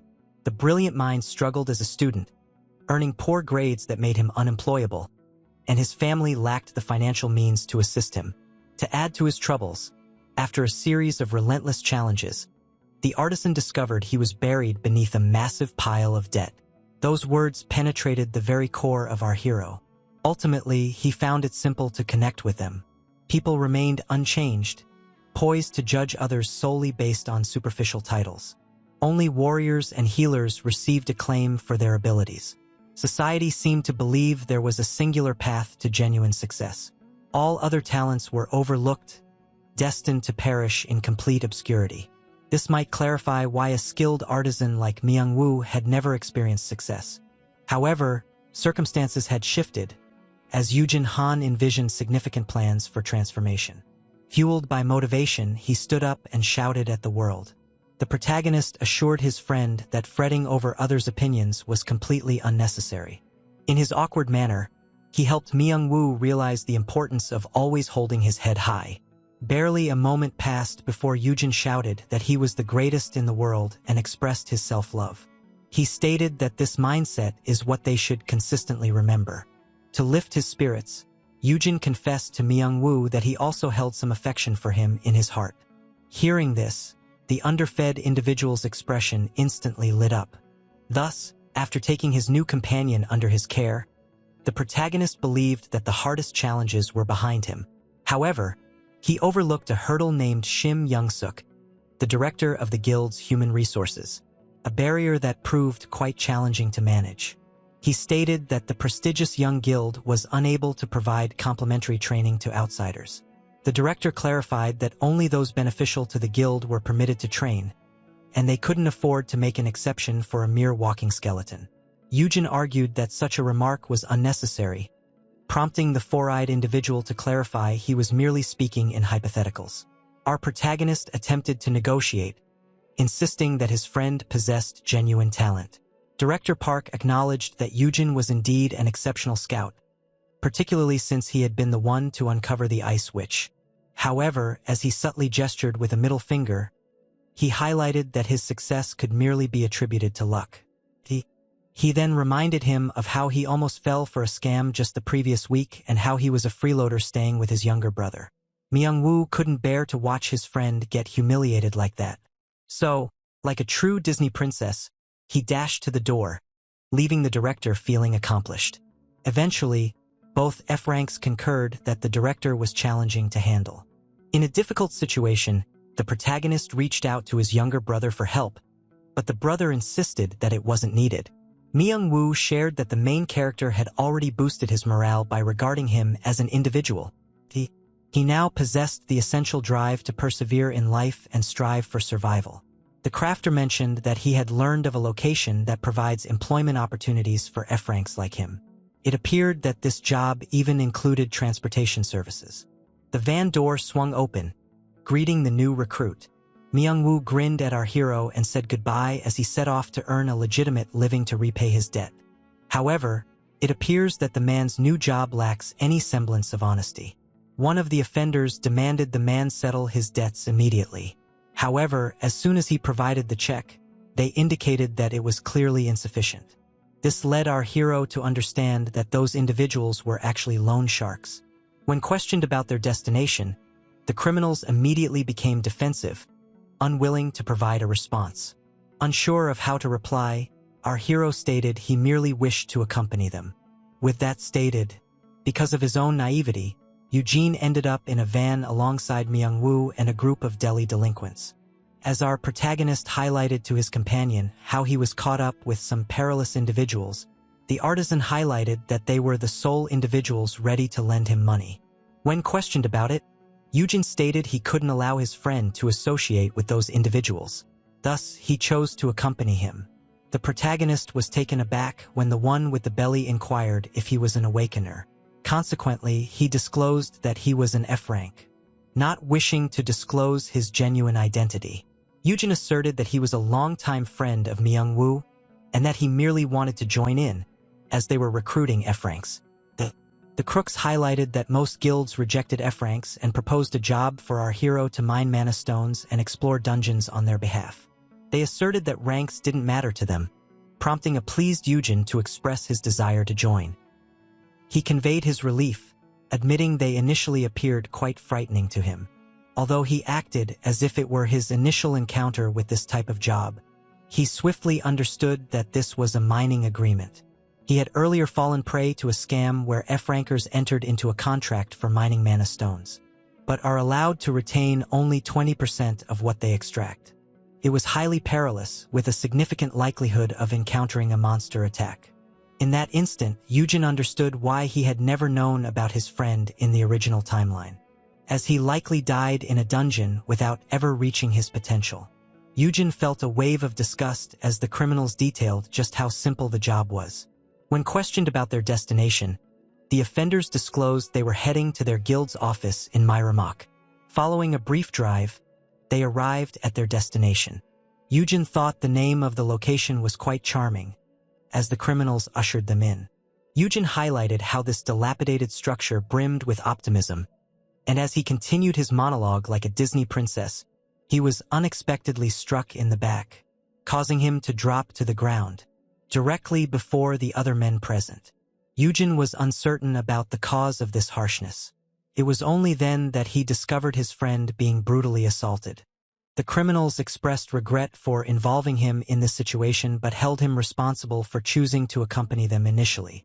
In an instant, the custodian became their captive. Young-woo expressed regret to our protagonist for pulling him into his troubles. And before our protagonist could respond, he was lifted and set on the sofa to sign the contract. Yujin was instructed to put his fingerprint on the document.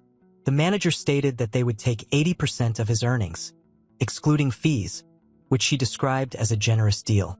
It was then disclosed that this was a magical contract, and violating it would impose a D-rank curse on the offender for added security. The criminals were preparing to compel Young-woo to sign the agreement, prompting our protagonist to request a favor. However, the manager insisted he couldn't leave without signing. Yujin merely wanted to review his contract alongside his friends, as it would be unjust to have the same conditions as someone indebted to the criminals. Hearing this, the criminals couldn't resist laughing at his ingenuity. The manager chose to reward him with a chance to review it. Upon thorough examination, it became clear to our custodian that his friend would have to surrender 90% of his earnings to his employers. This document would essentially transform him into a genuine slave. Therefore, to safeguard him, Yujin ripped the enchanted agreement. Everyone was left in shock, questioning why the curse wasn't affecting them. Unbeknownst to them, the D-rank curse was being neutralized by an L-rank skill. In that instant, the custodian lunged at the boss and struck him in the head. All were shocked and confused by this power, considering the young man was supposed to be F-rank. Yujin swiftly slammed the boss's head against the ground, rendering him unconscious. Our protagonist confirmed he genuinely held an F-rank and that his equipment was merely providing support, as the offenders rushed towards him simultaneously. Nonetheless, he did not shrink back before them. When he took out his phone, the criminals asserted that contacting the police would be futile. Unbeknownst to them, he wasn't contacting the police but calling forth something much more sinister. The grizzly stormed into the room. Upon his arrival, he instantly began throwing his punches. Although the gangsters believed he wouldn't accomplish much, they underestimated him being all alone. However, just one of his punches proved to be extremely damaging. Propelled the offender into the atmosphere prior to causing him to hit the ground. The grizzly arrived to save the bunny. Myung-woo felt thoroughly perplexed. Thus, our main character detailed to him how he had summoned reinforcements immediately after they entered the vehicle. The A-rank hunter swiftly located the individual he needed to safeguard, having received precise location details. Now the beast unleashed its power, dispatching each troublemaker with just one blow. One of the criminals became extremely angry and took a knife from his pocket. Sunggong Kim was suddenly attacked from behind. The blacksmith attempted to caution him, yet before he could complete his statement, the offender had struck, only to be left completely perplexed afterward. The knife barely made a mark at all. A standard blade would never harm an A-rank hunter. Thus, with a simple flick of his finger, the grizzly signaled to the thug about the hierarchy. In that instant, the offenders recognized his identity. The man was ultimately acknowledged as Hale's protector. With a deadly glare, he commanded the delinquents to kneel. They acted without hesitation and complied calmly. When questioned about their punishment, our hero chose to serve them a dose of their own medicine. That said, a golden sheet of paper was extracted. The document was classified as an S-rank contract. After reviewing it, the boss was appalled, as it would compel him to allocate 90% of his earnings for the next 5 decades. Yujin mentioned that this was a profitable proposal, considering he had no debts to him initially. The men asserted they would prefer death over signing this, and as the boss noted that it would effectively make him a slave, he suddenly felt the weight of his sins bearing down on him. Those contracts were discovered in his cabinet. At least 30 documents existed, each serving as a contract with a unique F rank. The man attempted to claim these were invalid since the Awakeners had consented voluntarily. However, once Yujin indicated that some of them might still be alive, the delinquent received a kick to the head. Yujin realized that this man had little regard for the lives of F-rankers. He claimed there were countless numbers to tally. In his view, they were disposable. The enraged hero declared to them that they were playing with human lives. He aimed to make them experience their own deceit, so they could comprehend the weight of their transgressions. As Yujin highlighted that they all warranted imprisonment in an A-rank dungeon, one of the men attempted to bargain with him, asserting that 10 years was an excessive sentence for their wrongdoing. With that, our hero felt content, realizing how mistaken they had been all along. Therefore, they ought to easily make amends for their offenses. With that stated, the thugs were escorted away. Subsequently, during a car journey, it was verified that the thugs had been handed over to the association. Their assets were seized and will now serve to compensate the victims. The undernourished individual expressed gratitude to his companion. Yujin clarified to Myung-woo that no thanks were necessary, as he intended to utilize him for his own path to wealth. However, the man maintained that his friend had already saved his life on 2 occasions. Myung-woo stated that he would have faced a horrific fate had he not encountered our protagonist. Before he could comprehend it, the protagonist unexpectedly received a hug from a hobo.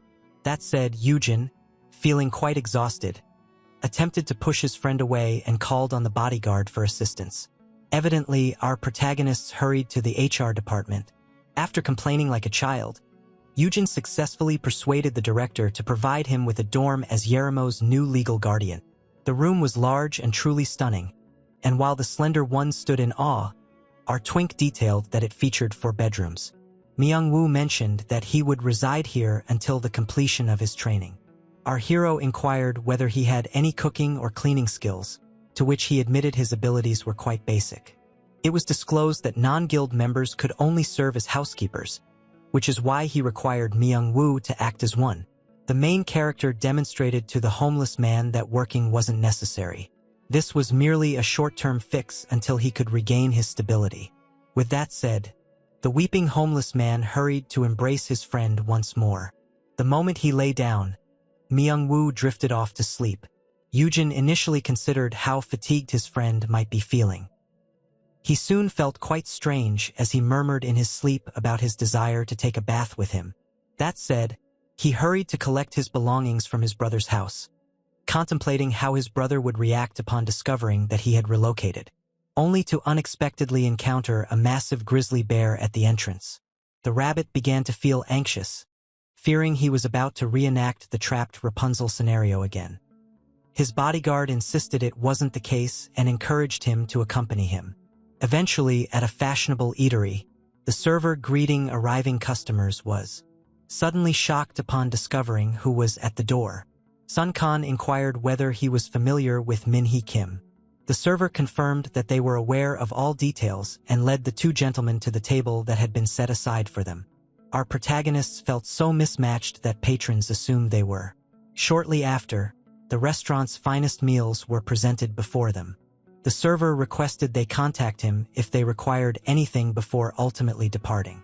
Yujin was puzzled as to why the middle-aged man brought him to such a vibrant location. It was then they remembered he was still young in his timeline, and that a colleague of Sun Kan, who was of the same age, had suggested this location.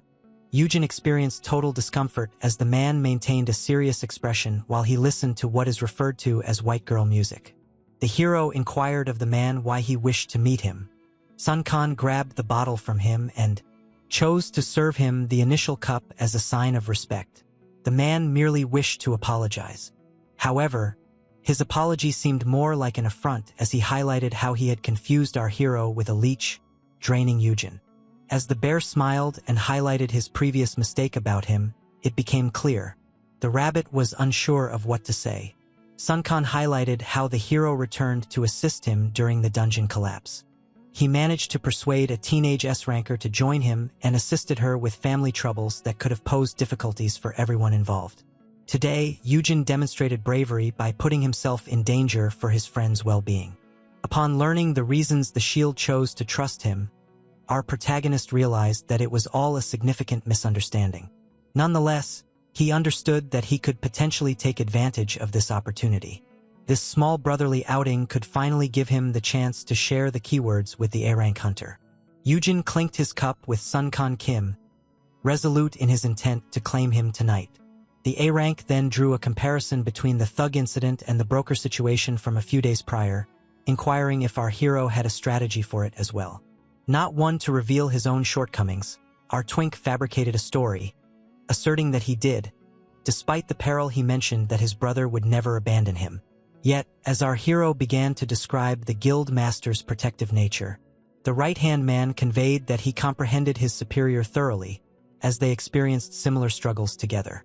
Given that his parents were absent, the man likely grew up under the care of his grandfather. Even in adulthood, Sunkan made an effort to see him as frequently as he could, and even gained his strength while attempting to shield him during the dungeon shock. The elderly man had died the previous year, but up until that time, the guild master had arranged for a caretaker and an overseas healer to assist him as much as possible. The hunter highlighted this to show the extent of his boss's concern for family matters. Consequently, he urged our protagonist to be gentle with his overly protective younger sibling. Eugene expressed his gratitude for having him as his right-hand man. They both appreciated the opportunity to share this enjoyable conversation together. Eventually, Sunkan voiced his surprise, not anticipating the twink to be such a heavy drinker. However, Eugene explained that he struggles with alcohol tolerance and tends to act embarrassingly when intoxicated, using it as a reason to mention the keywords. The custodian was completely stunned when he discovered that he had already consumed a. This was quite difficult to comprehend. It was at that moment he understood that his immunity to poison was preventing him from getting drunk. Eugene found himself in a dilemma, as only alcohol could provide him the courage to utter the keywords. Attempting to remain composed, he subtly extended his hand toward the window panel. The poison resistance was now deactivated. In that instant, the protagonist accidentally dropped his cup. This astonished his drinking companion. He was now flushed, sensing the alcohol flowing through his bloodstream. Our protagonist began to experience dizziness. He was taken aback by receiving everything all at once. With that, he collapsed face-first onto the table. When morning came, Eugene awoke with a terrible hangover. While he struggled to alleviate his headache, someone offered him water to help him freshen up. In that instant, he understood he was not alone. As he awoke, our protagonist was met with the radiant smile of Sungan Kim. As the grizzly encouraged the bunny to rise for his initial training day, the bunny promptly stood up. It appeared he had uttered the key phrases to him. However, the protagonist, beginning to feel anxious, couldn't comprehend why the man was present in his room at dawn's first light. Eugene was now filled with dread, noticing the gentle kindness of the usually serious man towards him. Our protagonist was at a loss for words. He attempted to convey that he isn't interested, just for a unique juice that alleviates hangovers to be poured into his mouth. His questionable new friend then proposed a massage. Eugene set boundaries at the potty bowl and the email that clarified this strange conduct. In that instant, the hunter understood that the protagonist had forgotten the previous night. Following that, he unexpectedly slumped onto the table. Sungan felt a surge of concern for him. Noticing his drinking companion was excessively intoxicated, he proposed to take him home, only to be subsequently seized by the hand. Fueled by the liquor, our protagonist summoned his bravery and revealed his feelings to the man. The grizzly bear was completely bewildered, as the rabbit continuously echoed the same phrases repeatedly. Sungon was at a loss for words. After discovering he had confessed to him 30 times the previous night, our hero sincerely apologized from the depths of his heart. To his complete surprise, it became clear that the man enjoyed it. At that time, he attempted to win him back. Sungon recognized that this was the shameful drunken conduct Eugene had mentioned. Therefore, he kept reiterating the same phrases repeatedly. The grizzly began to remember a fond time. In those days, his grandfather would often drink too much, and while attempting to lift him, he would always express how deeply he cared for him. The grandfather advised his grandson to ignore the gossip surrounding his parents' supposed lack of desire for him.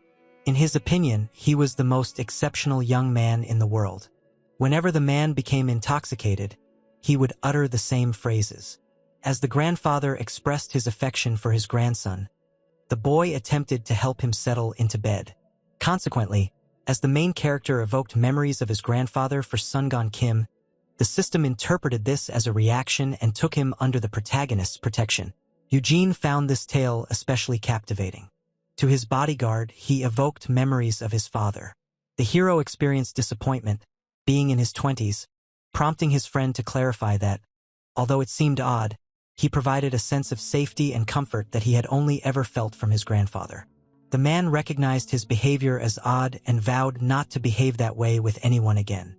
He requested the protagonist's consent to visit him frequently, honoring his late grandfather.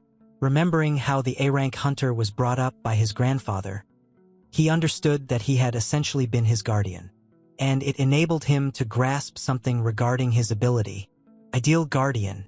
The L-rank ability should employ keywords to evoke memories of a person they cherish, and transfer their essence to our time traveler. This was logical, as the S-rank and the homeless individual were regarding him as a cherished father figure. And the impact on Eugene must be greater, since he nearly brought him up.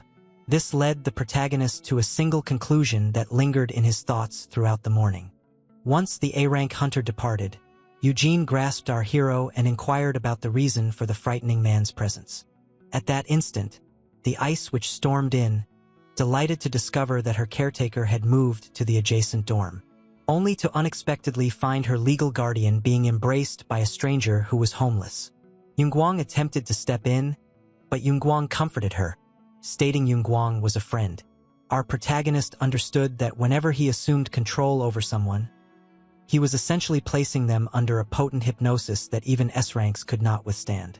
This led him to question the origins of such an ability in the first place. In that instant, he recalled his poison resistance, which remained deactivated at that time. Several days had gone by since then. Judging by appearances, the housekeeper had significantly enhanced his culinary abilities. Eugene mentioned he didn't need to do much, but the man insisted this was the minimum he could offer, a sentiment the ice witch concurred with. She attempted to conceal her enjoyment of the food while insisting he needed to contribute significantly more, as even she had never shared a dorm with her caretaker.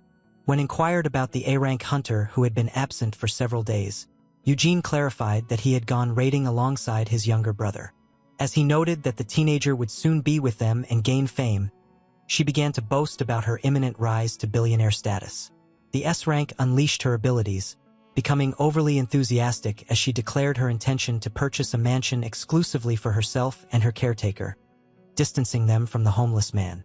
The custodian requested that the two treat each other more kindly, considering they would soon be attending boot camp together.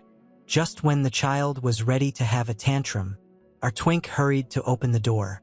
The moment he opened it, Eugene was taken aback to find the HR director before him, who mentioned that their hunter orientation training was scheduled for today. The director mentioned that due to their theory and structure class running late, he needed to collect them personally. Consequently, they would begin with the practical test first. He stated that the practical was not difficult at all. The creatures appeared quite innocuous, leading him to believe their assigned task was fairly balanced. Thus, our protagonists were outraged. Eugene clarified that they ought to confront just one monster at a time. The S-rank declared that their only task was to eliminate them completely. The director stated that the aim of this test was to increase their familiarity with monsters. He believed that being assaulted by a horde of rats was the most effective way to gain experience.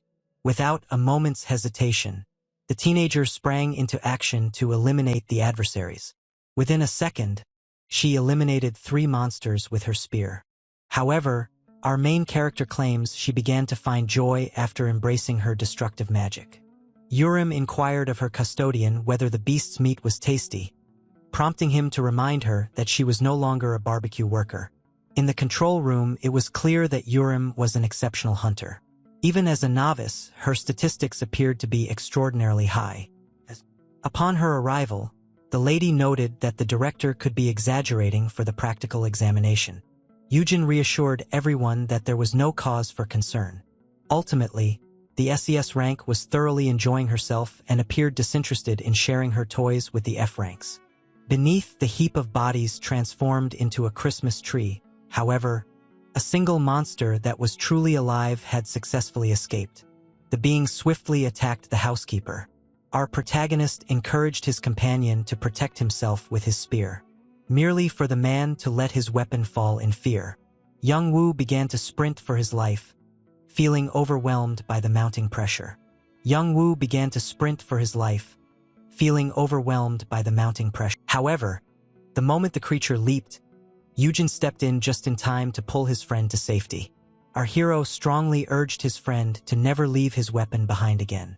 He went on to clarify that these beings were F-rank monsters referred to as Fong Moles, who suffered from poor vision and charged straight ahead. Essentially, it was simple to direct them to rush towards the spear's point to eliminate them. In the control room, the director shared that one reason for the special training was the protagonist. He was eager to gauge the young man's capabilities, as he appeared to be a living encyclopedia on monsters and dungeons. Beyond his extensive knowledge, the contract signed with the teenage F-rank hunter was a significant advantage, making him intriguing. Yujin noted that even though he was classified as F-rank, he could manage that level of challenge. Young Woo highlighted his bravery, likening it to that of a seasoned hunter, prompting our hero to recognize his mistake. Slaying the monster could prove he wasn't a novice after all. Thus, he chose to behave accordingly to maintain his disguise and accompany his friend in his suffering. Having said that, he discarded his weapon and began to act as though he too was frightened by the mole. Seeing this, the director began to consider that he might be overvaluing the custodian. The training concluded after a brief period. Although the F-rankers were exhausted, the S-ranker felt joyful as she was able to utilize the skills she had finally perfected. Noticing that the one carrying young Woo was the injured party, it was clear to anyone that he was not a combatant. Yoram began asserting her superiority over him, prompting the custodian to tell her to stop. Just then, the director arrived to commend the 3 new hires. He stated that they successfully passed the basic test. Director Sok commended the girl for her outstanding performance, but condemned the F-ranks for their pitiful performance, which truly infuriated our hero. They were informed that the 3 of them would begin studying theory the following day with the guidance of Professor Hyun Sok. The teacher presented herself to her 3 new pupils. Although the teenager considered her too youthful to be a professor, the protagonist instantly identified her. That woman was a brilliant mind who traveled to the USA and uncovered numerous dungeon principles, establishing her as the leading dungeon researcher and earning her the unusual nickname of Dr. White. The professor noted that few recognized her by this moniker. He understood that she hadn't achieved fame yet. She then remarked on how Eugene appeared quite informed about dungeons, just as her uncle, a director, had predicted he would be. At that instant, it finally registered. Upon discovering that both the director and the instructor were Sok, he understood their connection. However, the director assured him it was not nepotism. Hyun subsequently detailed her upcoming role as a researcher with the guild, expressing her enthusiasm about collaborating with them for an extended period. In that instant, our protagonist felt optimistic, believing he might have found a romantic interest. However, he was unaware that he was far too much of a lost cause. In the meantime, within a dungeon, Yoo-hyun and his team successfully defeated the beast. The guild highlighted the creature's formidable nature and noted that they would have been incinerated if their leader hadn't been immune to fire damage. However, one issue remained to be addressed. Since the offspring of the beast remained alive, the dungeon gates emerged on Earth on the initial day. The The response of contemporary society to it resembled that of an ancient ancestor confronted with fire. It arrived at the peak of intrigue and dread. If not addressed promptly, the creatures within the dungeon would multiply excessively and surge through the gate into our world. These occurrences were referred to as dungeon breaks, with the initial documented instance called the dungeon shock. Amidst the horror, a sense of hope emerged as individuals globally began to develop extraordinary abilities. The mana stones found during this event led to a significant advancement in modern science, as they were ideal for creating sophisticated tools and energy solutions. Those who awakened came to be called hunters, with many of them currently joining public or private guilds. It was clarified that the majority of S-rankers in Korea belonged to large guilds supported by major corporations. It served as a valuable lesson for our time traveler, seen as an important reminder in his view. The professor subsequently clarified that hunters are ranked according to their statistics and abilities. Our protagonist admired her teaching skills, noting how effectively she conveyed complex ideas using straightforward language. She described how skills and abilities emerge as a means of self-defense. He started to realize how incorrect this was. He began to remember how a specific E-rank hunter, thanks to her connection with moles, acquired powers related to grass. As he contemplated how a person's environment or personality influences the development of skills, his teacher abruptly brought him back to reality.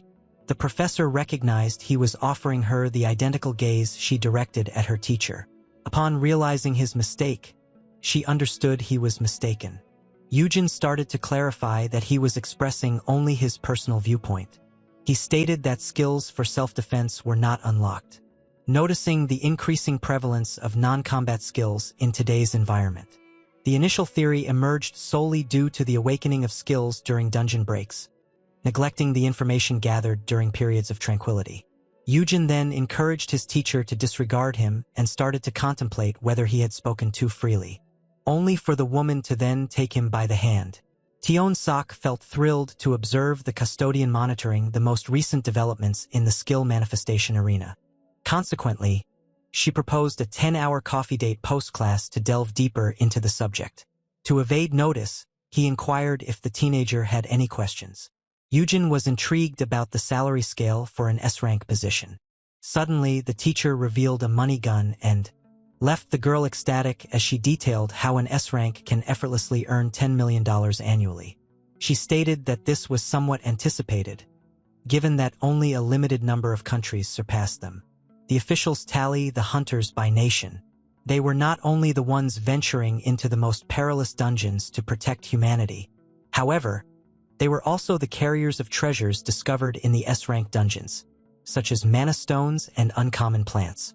Occasionally, the hunter would return with rare animals. Later that day, the elder sibling found out that his younger sibling had brought home a baby fire manticore from the S-rank dungeon. Yujin aimed to domesticate the creature and utilize it as a steed. The creature possessed one horn, fur resembling that of a rat, and a fox-like tail. Classified as a Tier 2 monster, it was a unicorn subspecies celebrated for its strength, agility, and fire-related abilities. Fire manticores possess such strength that they could challenge S-rankers in a one-on-one encounter. Regarding the wild animal in the fridge, it remained a young cub. When inquired about the taming hunters in his guild, Yujin stated that they offered no assistance. He even attempted to utilize an object referred to as the Mark of the Master, which would facilitate controlling the creature. But it appeared to be quite ineffective. The young man attempted to command the monster to lower itself to the ground, and it instantly recoiled. Initially, our hero believed that the creature was on the verge of complying with its master. However, the manticore had no intention of being friendly. With that stated, the baby monster initiated its assault from above. Yujin promptly positioned himself in front of his custodian to shield him. He then unleashed his fire abilities, striking the baby monster with full force. Yujin attempted to protest that roasting the creature was excessive, but both brothers momentarily overlooked the fact that flames are ineffective against this type of manticore. With that, the creature unleashed a brutal strike on its alleged master, leaving the elder sibling in a state of shock. Following an extended outburst, the creature was ultimately subdued. Yuhan grew tired of it and threw it into a cage. The brothers concurred that this creature was excessively untamed. The elder sibling questioned its ability to be domesticated, observing how it remained wild despite having already received the mark. Consequently, Yuhan indicated he might have to dispose of it, leading our hero to believe he intended to sell it. Thus, the guild master explained that he intended to set it aside to prevent it from falling into the possession of an adversary. Yujin had to admit this was the sole option available. Nevertheless, he considered it quite disgraceful, for this creature would serve as an ideal mount for his brother if domesticated. Yet even in the original timeline, no one had managed to tame such a beast. Yujin felt a surge of concern when the system indicated he had yet to test the keywords on the creature. In that instant, he realized he could also take on the role of a beast keeper. Should our hero manage to tame the beast, he could transform his brother into an indomitable power. Yujin inquired of his brother whether other children had mounts. He felt quite pleased to discover that they only had feeble steeds that couldn't hold a candle to the manticore. Consequently, the custodian requested an opportunity to subdue the beast, as this could be their sole chance to obtain a powerful mount for their guild. The creatures once relegated to myths emerged into reality following the emergence of the dungeons. And although humanity deemed many of them as beings that needed to be exterminated, they identified certain exceptions that could become allies. Much of the excitement centered around rideable creatures. Observing that dungeons expanded in size with higher ranks, possessing a swift mount could provide the rider a significant edge. Our hero remarked that since this being was resistant to fire, it would be pointless to eliminate it at this stage. He claimed it was the ideal horse for his brother, since finding another being capable of enduring his fire abilities would be challenging. In addition to being flame-resistant, the creature would rank as the ultimate mount, which would bestow even greater power upon the great guild master. Yujin anticipated receiving substantial rewards in return for the benefits he would offer the guild. The sole task remaining was to discover how to befriend the creature. Our protagonist inhaled deeply. His strategy involved attempting to win its affection by providing food. Initially, he considered cat food, but his brother pointed out that it was a selective eater that would only consume monster meat. Every meal had to consist of one C-grade mana stone, which could be priced as high as $8,000. Thus, each bowl of food made for the manticore was extremely expensive. Our protagonist was nearly speechless, believing that feeding the creature would require an annual expenditure of $2.80 to $8 million. His brother mentioned that he would handle the responsibility of feeding. Yujin found the cub irresistibly cute and started to contemplate how it might react to the keywords. He contrasted the new keyword with the previous one in the original timeline and speculated that merely showing his affection would suffice. However, prior to everything, he had to discover a method to approach it closely. When the Tier 2 monster lunged at him, the protagonist understood that he needed to toy with it for a while. He then retrieved his B-rank belt. Previously, Yujin had cared for enough dogs to realize that they all enjoyed playing with it. However, it appears that baby manticores are somewhat more than just dogs. Yujin comforted Yujin that he was unhurt before revealing the taming stone. Initially, the baby appeared cautious, but soon it shifted to a welcoming demeanor. As an ideal guardian, the strength of the mark of the master had grown, permitting the creature to grow more amicable towards him. It began to reveal a less cautious aspect. However, High Entacre instantly became enamored with the charming little creature. Yujin began to engage with it right away as his younger brother attempted to get closer to his new pet. He was bitten right away. Yujin cautioned his new companion against hurting others. Yujin, who had been scratched as he was an Astron counter, understood how much the creature cared for his sibling. Consequently, he requested that he assume responsibility for the creature's well-being. Even if he couldn't make it his pet, it could still serve as an excellent attack dog. Making friends with monsters appeared far more ethical than hypnotizing humans. Should Yujin play his cards wisely, he could potentially gather a team of young monsters. The custodian would transform into a sort of beast master, potentially realizing a dream he always desired. It was disclosed that the older sibling had no intention of subduing the manticore within his brother's flat.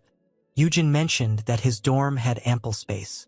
In truth, he aimed to steer clear of cohabiting with his brother due to fears of confinement.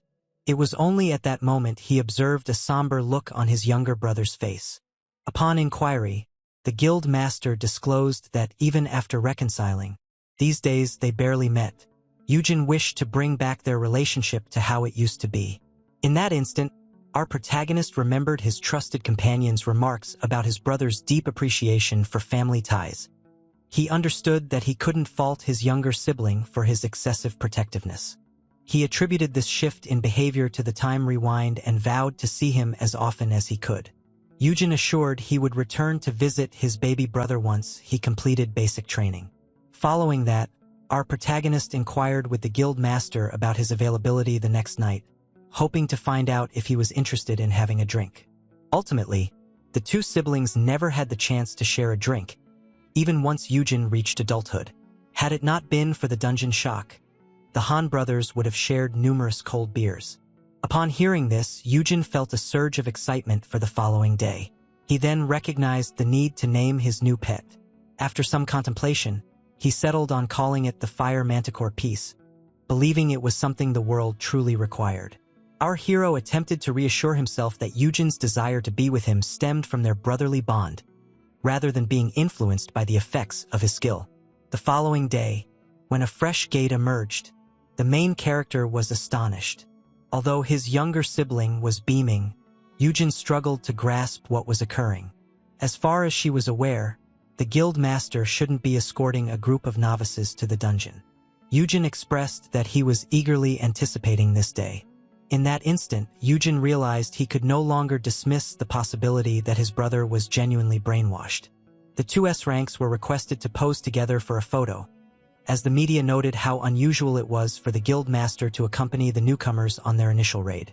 Yujin asserted that with the arrival of a new S-rank, it was his responsibility to ensure her initial dungeon raid was successful, given his own experience. In the corner, the F-rank began to hope the media would seize this story.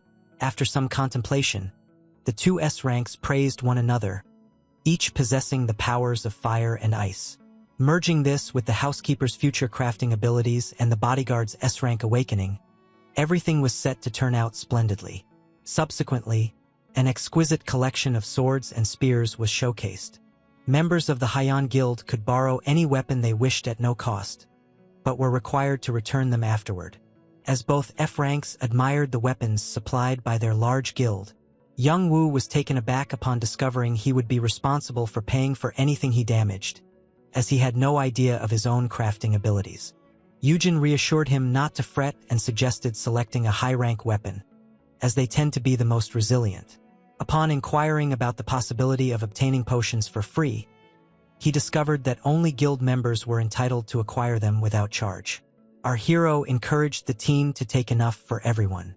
Urim then retrieved a repulsive-looking axe and requested her caretaker's assistance in choosing one. He suggested she select a smaller option, noting that she primarily relies on her skills. During the interview, the guildmaster became distracted, reflecting on how his brother possessed an unusual amount of knowledge for someone just starting as a hunter. Surprising everyone, he smiled for the camera, contemplating that he had acquired all this knowledge to assist himself. While many believed that this smile signified a wonderful opportunity, Urim felt frustrated once more, as two uninvited guests had joined her raid. It was then detailed that they would be tackling a D-rank dungeon, and the gate would shut after 60 minutes, reopening only after the boss was defeated. Urim emphasized that they could utilize this exceptionally rare gate stone to make an escape if an emergency arose. However, while he continued explaining, he observed something intriguing. His sibling had now zoned out. Recently, he was regarded as the least respected participant during raids.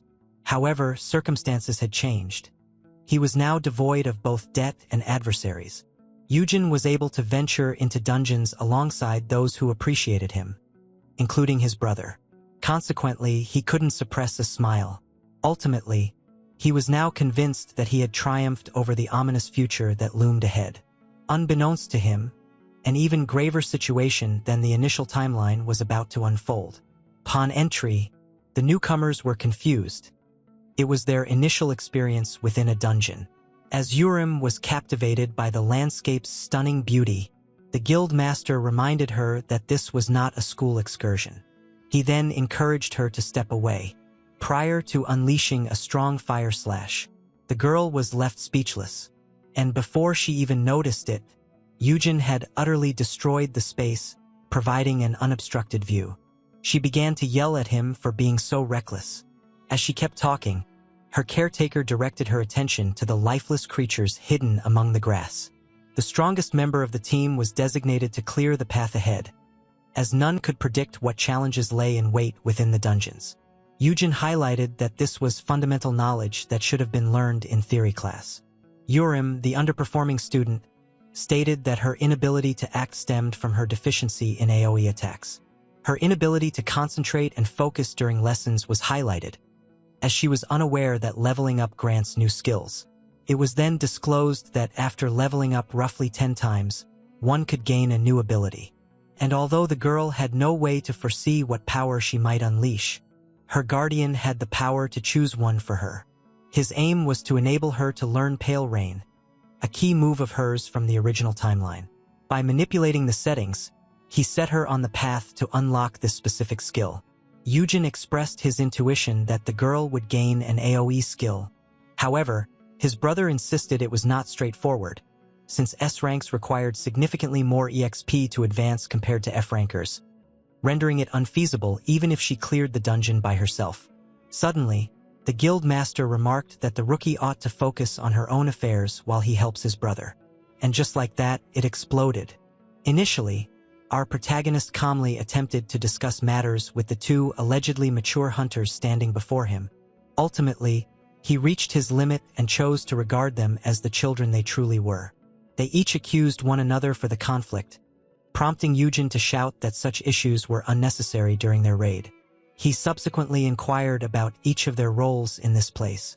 The guild master noted his role as a chaperone, while the girl clarified that she was present as well. To achieve that, he instructed them to remain focused on their individual duties, as even as an F rank, he faced significant challenges to progress in levels. Yujin even warned that she would leave both of them if they didn't at least act like good friends on camera, leading to an agreement between them. Consequently, Yurim and Yujin chose to maintain a positive relationship moving forward. As the two giants exchanged a friendly handshake, Yujin felt a sense of relief that all matters had been resolved. Yujin requested the S-rankers to remain cautious and assist him and Young Woo in achieving level 10. In that instant, both of them shared the same thought. The two most formidable brainwashed servants of our hero began to dispute over who would transport him to level 10. In that instant, the protagonist realized that these two could never collaborate effectively. In another location, an individual managed to notice that the time rewinder had at last entered a dungeon. The enigmatic group hurried to determine the specific dungeon he had entered. Their time was limited since they could only use their power during the protagonist's raid. They had been looking for him for quite a while. Shortly afterward, within the dungeon, as the creatures calmly attended to their own affairs, a curious goat gazed upward at the sky, only to see his companions being killed by a miner wielding a spear. She carried out the butchery without even breaking a sweat. The ice which aimed to encase them all in ice, providing the custodian with the opportunity to deliver the decisive strike. It was only then she recalled how difficult it was to pierce ice. Yohei Yuan stated that his brother would be better served by driving his spear into a well-cooked lamb. With that noted, the frozen and charred bodies continued to accumulate. Myong Wu was greatly shocked. Yujin hurried to gather the mana stones since, unlike the well-cared-for S-rankers, these items still held significant worth for him. The hero subsequently asked his friend to join him in farming the goats. Myong Wu inquired whether our protagonist would receive something valuable after leveling up. Yujin assured him that he would. However, reviewing his friend's statistics showed that, in addition to needing to achieve level 10, he was required to fulfill a specific condition. However, after reviewing the specific requirement, the custodian discovered something that left him completely astonished. This was quite surprising. In the requirements document, the letter O in the word collect was substituted with P. In that manner, the housekeeper attained level 10, but was completely disheartened since he received no new skills. Even in the initial timeline, humanity viewed the system as enigmatic, though many perceived it as a divine blessing. At that time, the fire and ice continued to compel the F-rankers to accelerate. While wondering about the amount of EXP Costadine had received, Eugen mentioned he was finishing up. It was only then he got a strange message. Strange alerts continuously appeared in his status window. He found it especially interesting, as one message contained an apology directed at him. And before he could comprehend it, he saw the shocked S-rankers hurrying to defend him. Barely a second passed before a massive fireball was hurled toward them. A boss monster was now attacking them. This was quite fascinating, since no creature within a D-rank dungeon ought to possess the ability to use such a skill. The initial leader, the Black Ram, genuinely lacked that capability. Yet the colossal avian creature that lifted him as if he were a stone undoubtedly could. Noticing that the gate remained closed even after the Black Beast's demise indicated that the dungeon viewed the bird as its new master.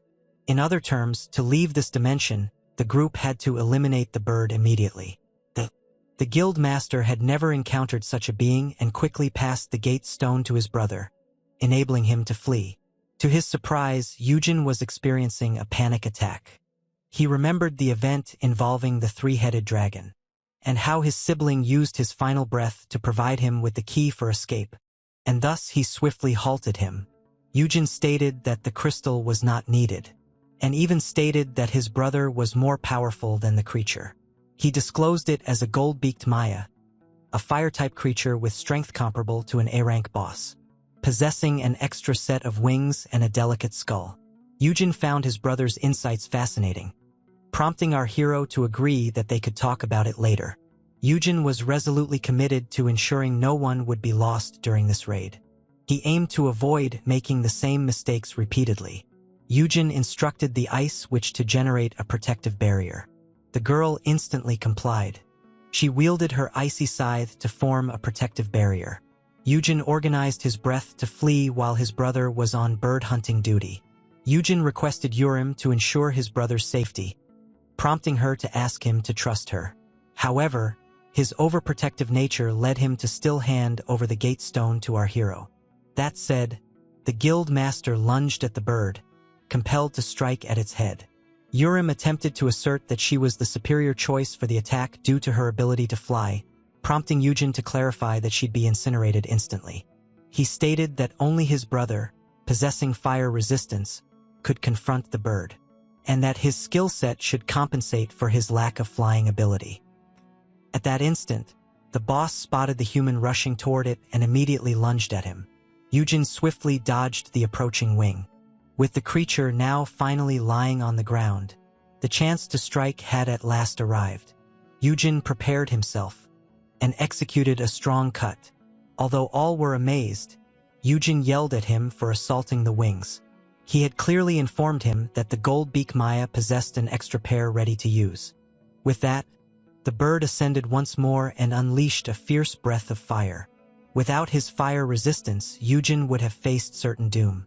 Eugen thought it strange that his brother remained on the ground rather than attacking a monster soaring above and claiming its head.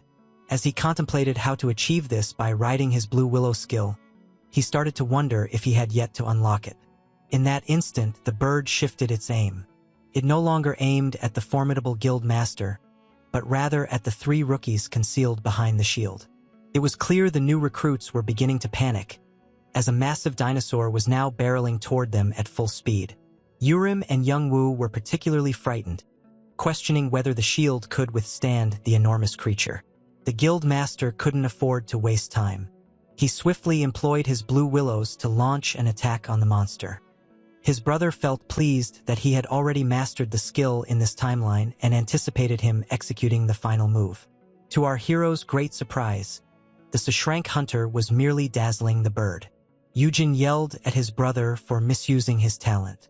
He felt bewildered when he was commanded to tread on the feathers. Thus, he gave it a shot. It seems his brother was indeed correct about that.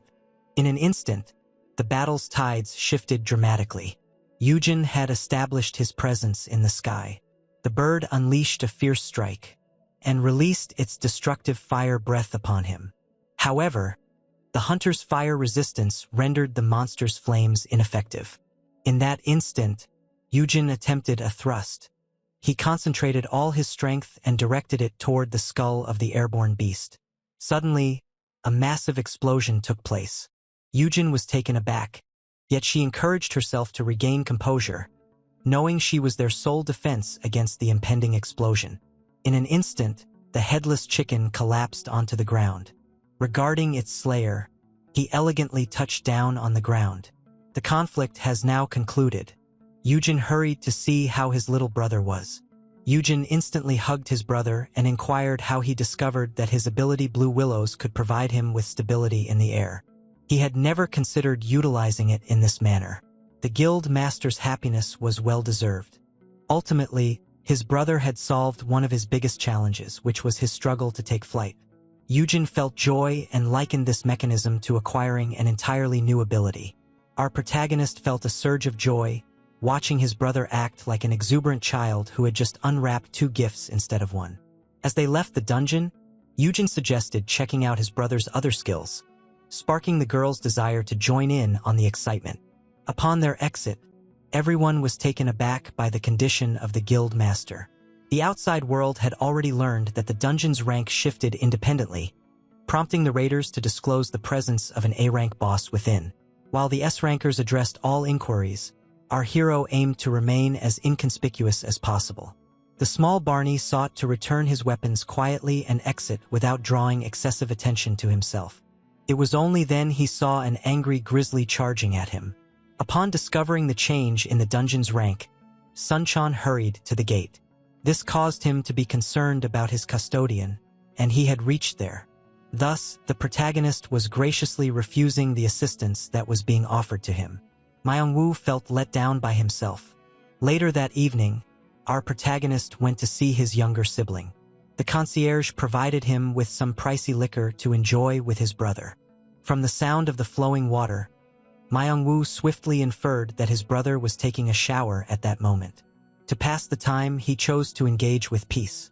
The manticore dashed to engage with his tamer. Initially, they relished a calm game of tug. The small being consumed its regular food.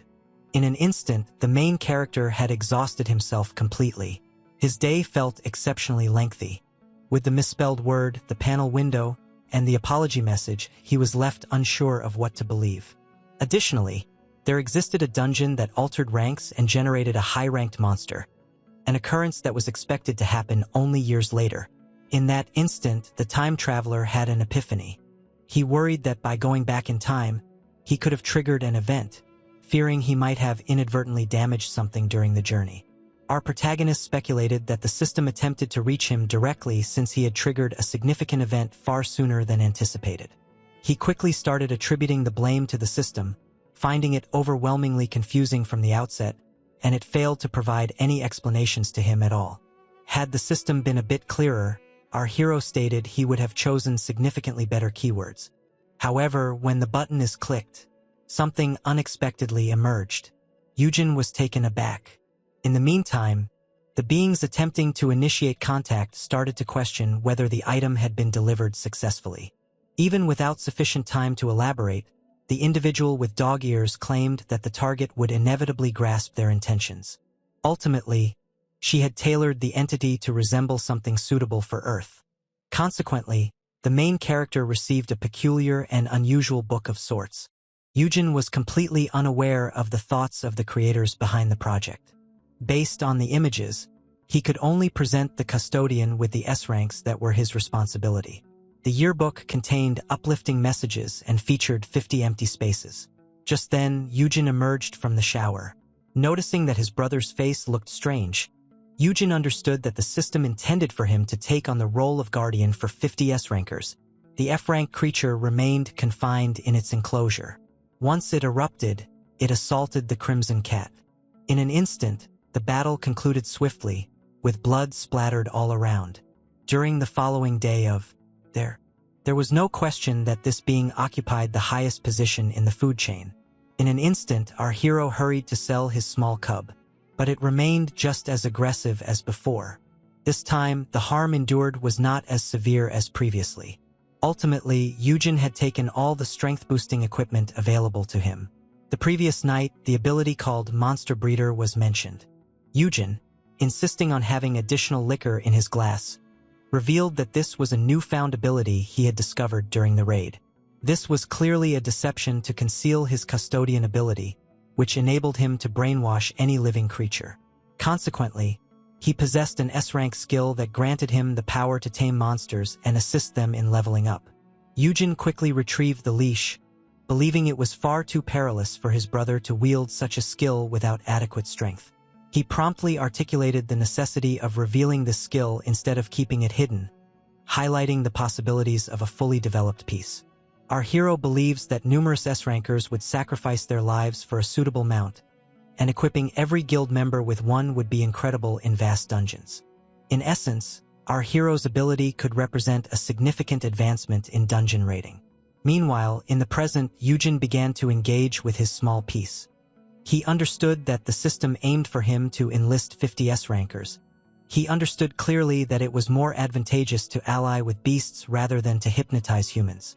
After considerable effort, the trainer felt drained. Observing his pet remain completely unfazed, he understood that wealth wouldn't come easily. However, Yujin recognized that having more quality mounts would enhance the world's safety significantly. Numerous dungeons would emerge in the future. Consequently, he couldn't permit himself to accept a only. Then, when he suddenly stopped unexpectedly, the HR director commended him for immediately resuming training upon his return from the raid. Noticing the young man's cautious demeanor, Director Sok clarified that his intention was not to remove him from the gym. He also conveyed his astonishment. Ultimately, under his supervision, tranquility had significantly increased in a brief period.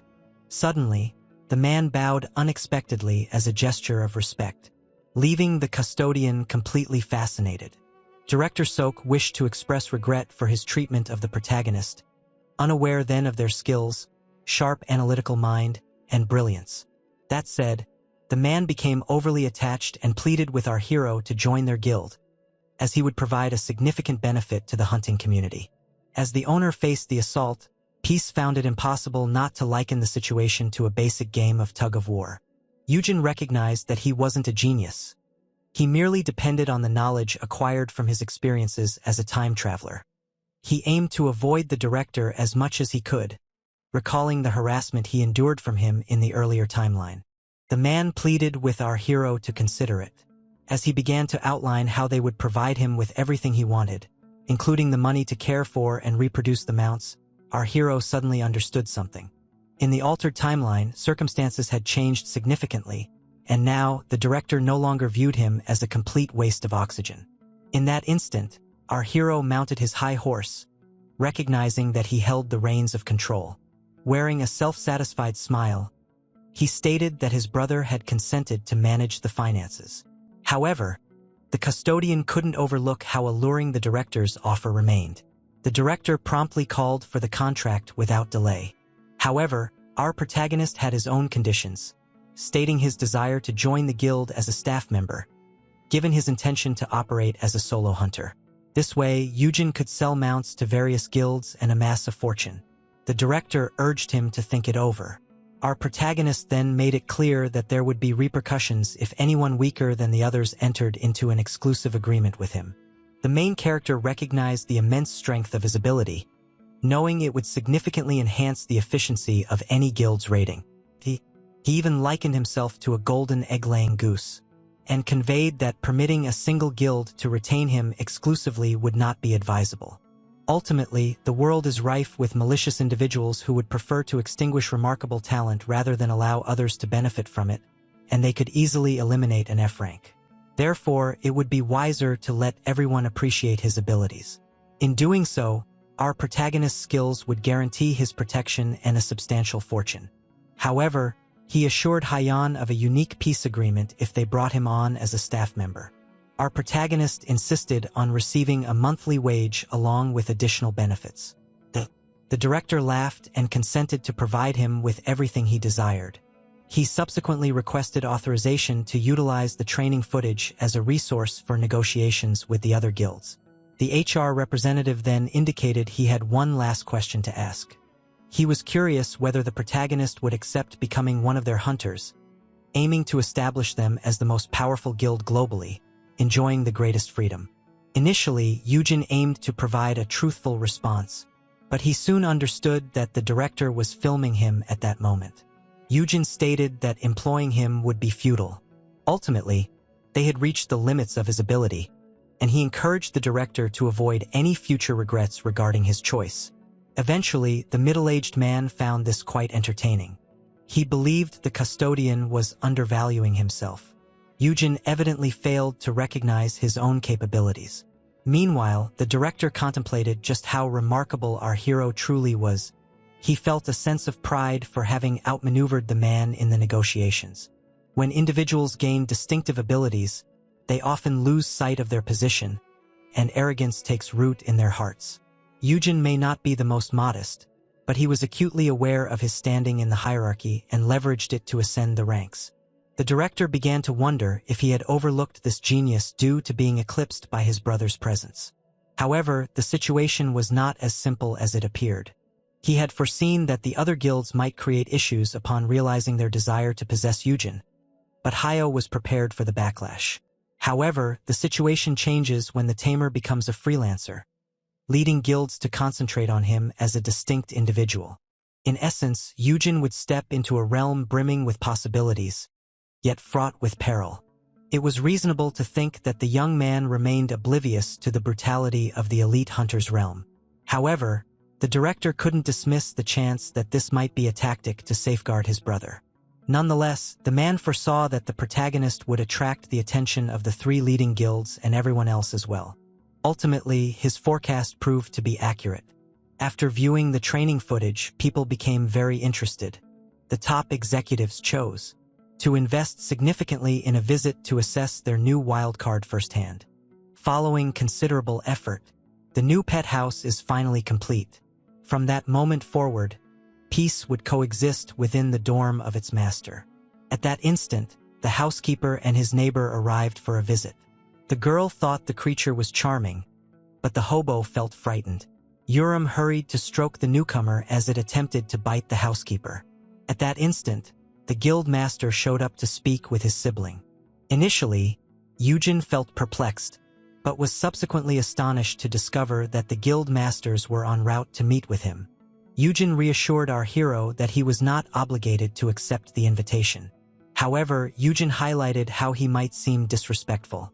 When the younger one expressed feeling out of place as an F-ranker among S-rankers, the older one found it hard to disagree. Yujin hurried to cancel the meeting, but was swiftly halted. Yujin noted that the mere presence of the leaders from the three major guilds heading to Heya enhanced their perceived significance. Consequently, our protagonist chose to attend the meeting and would not accept a refusal from his sibling.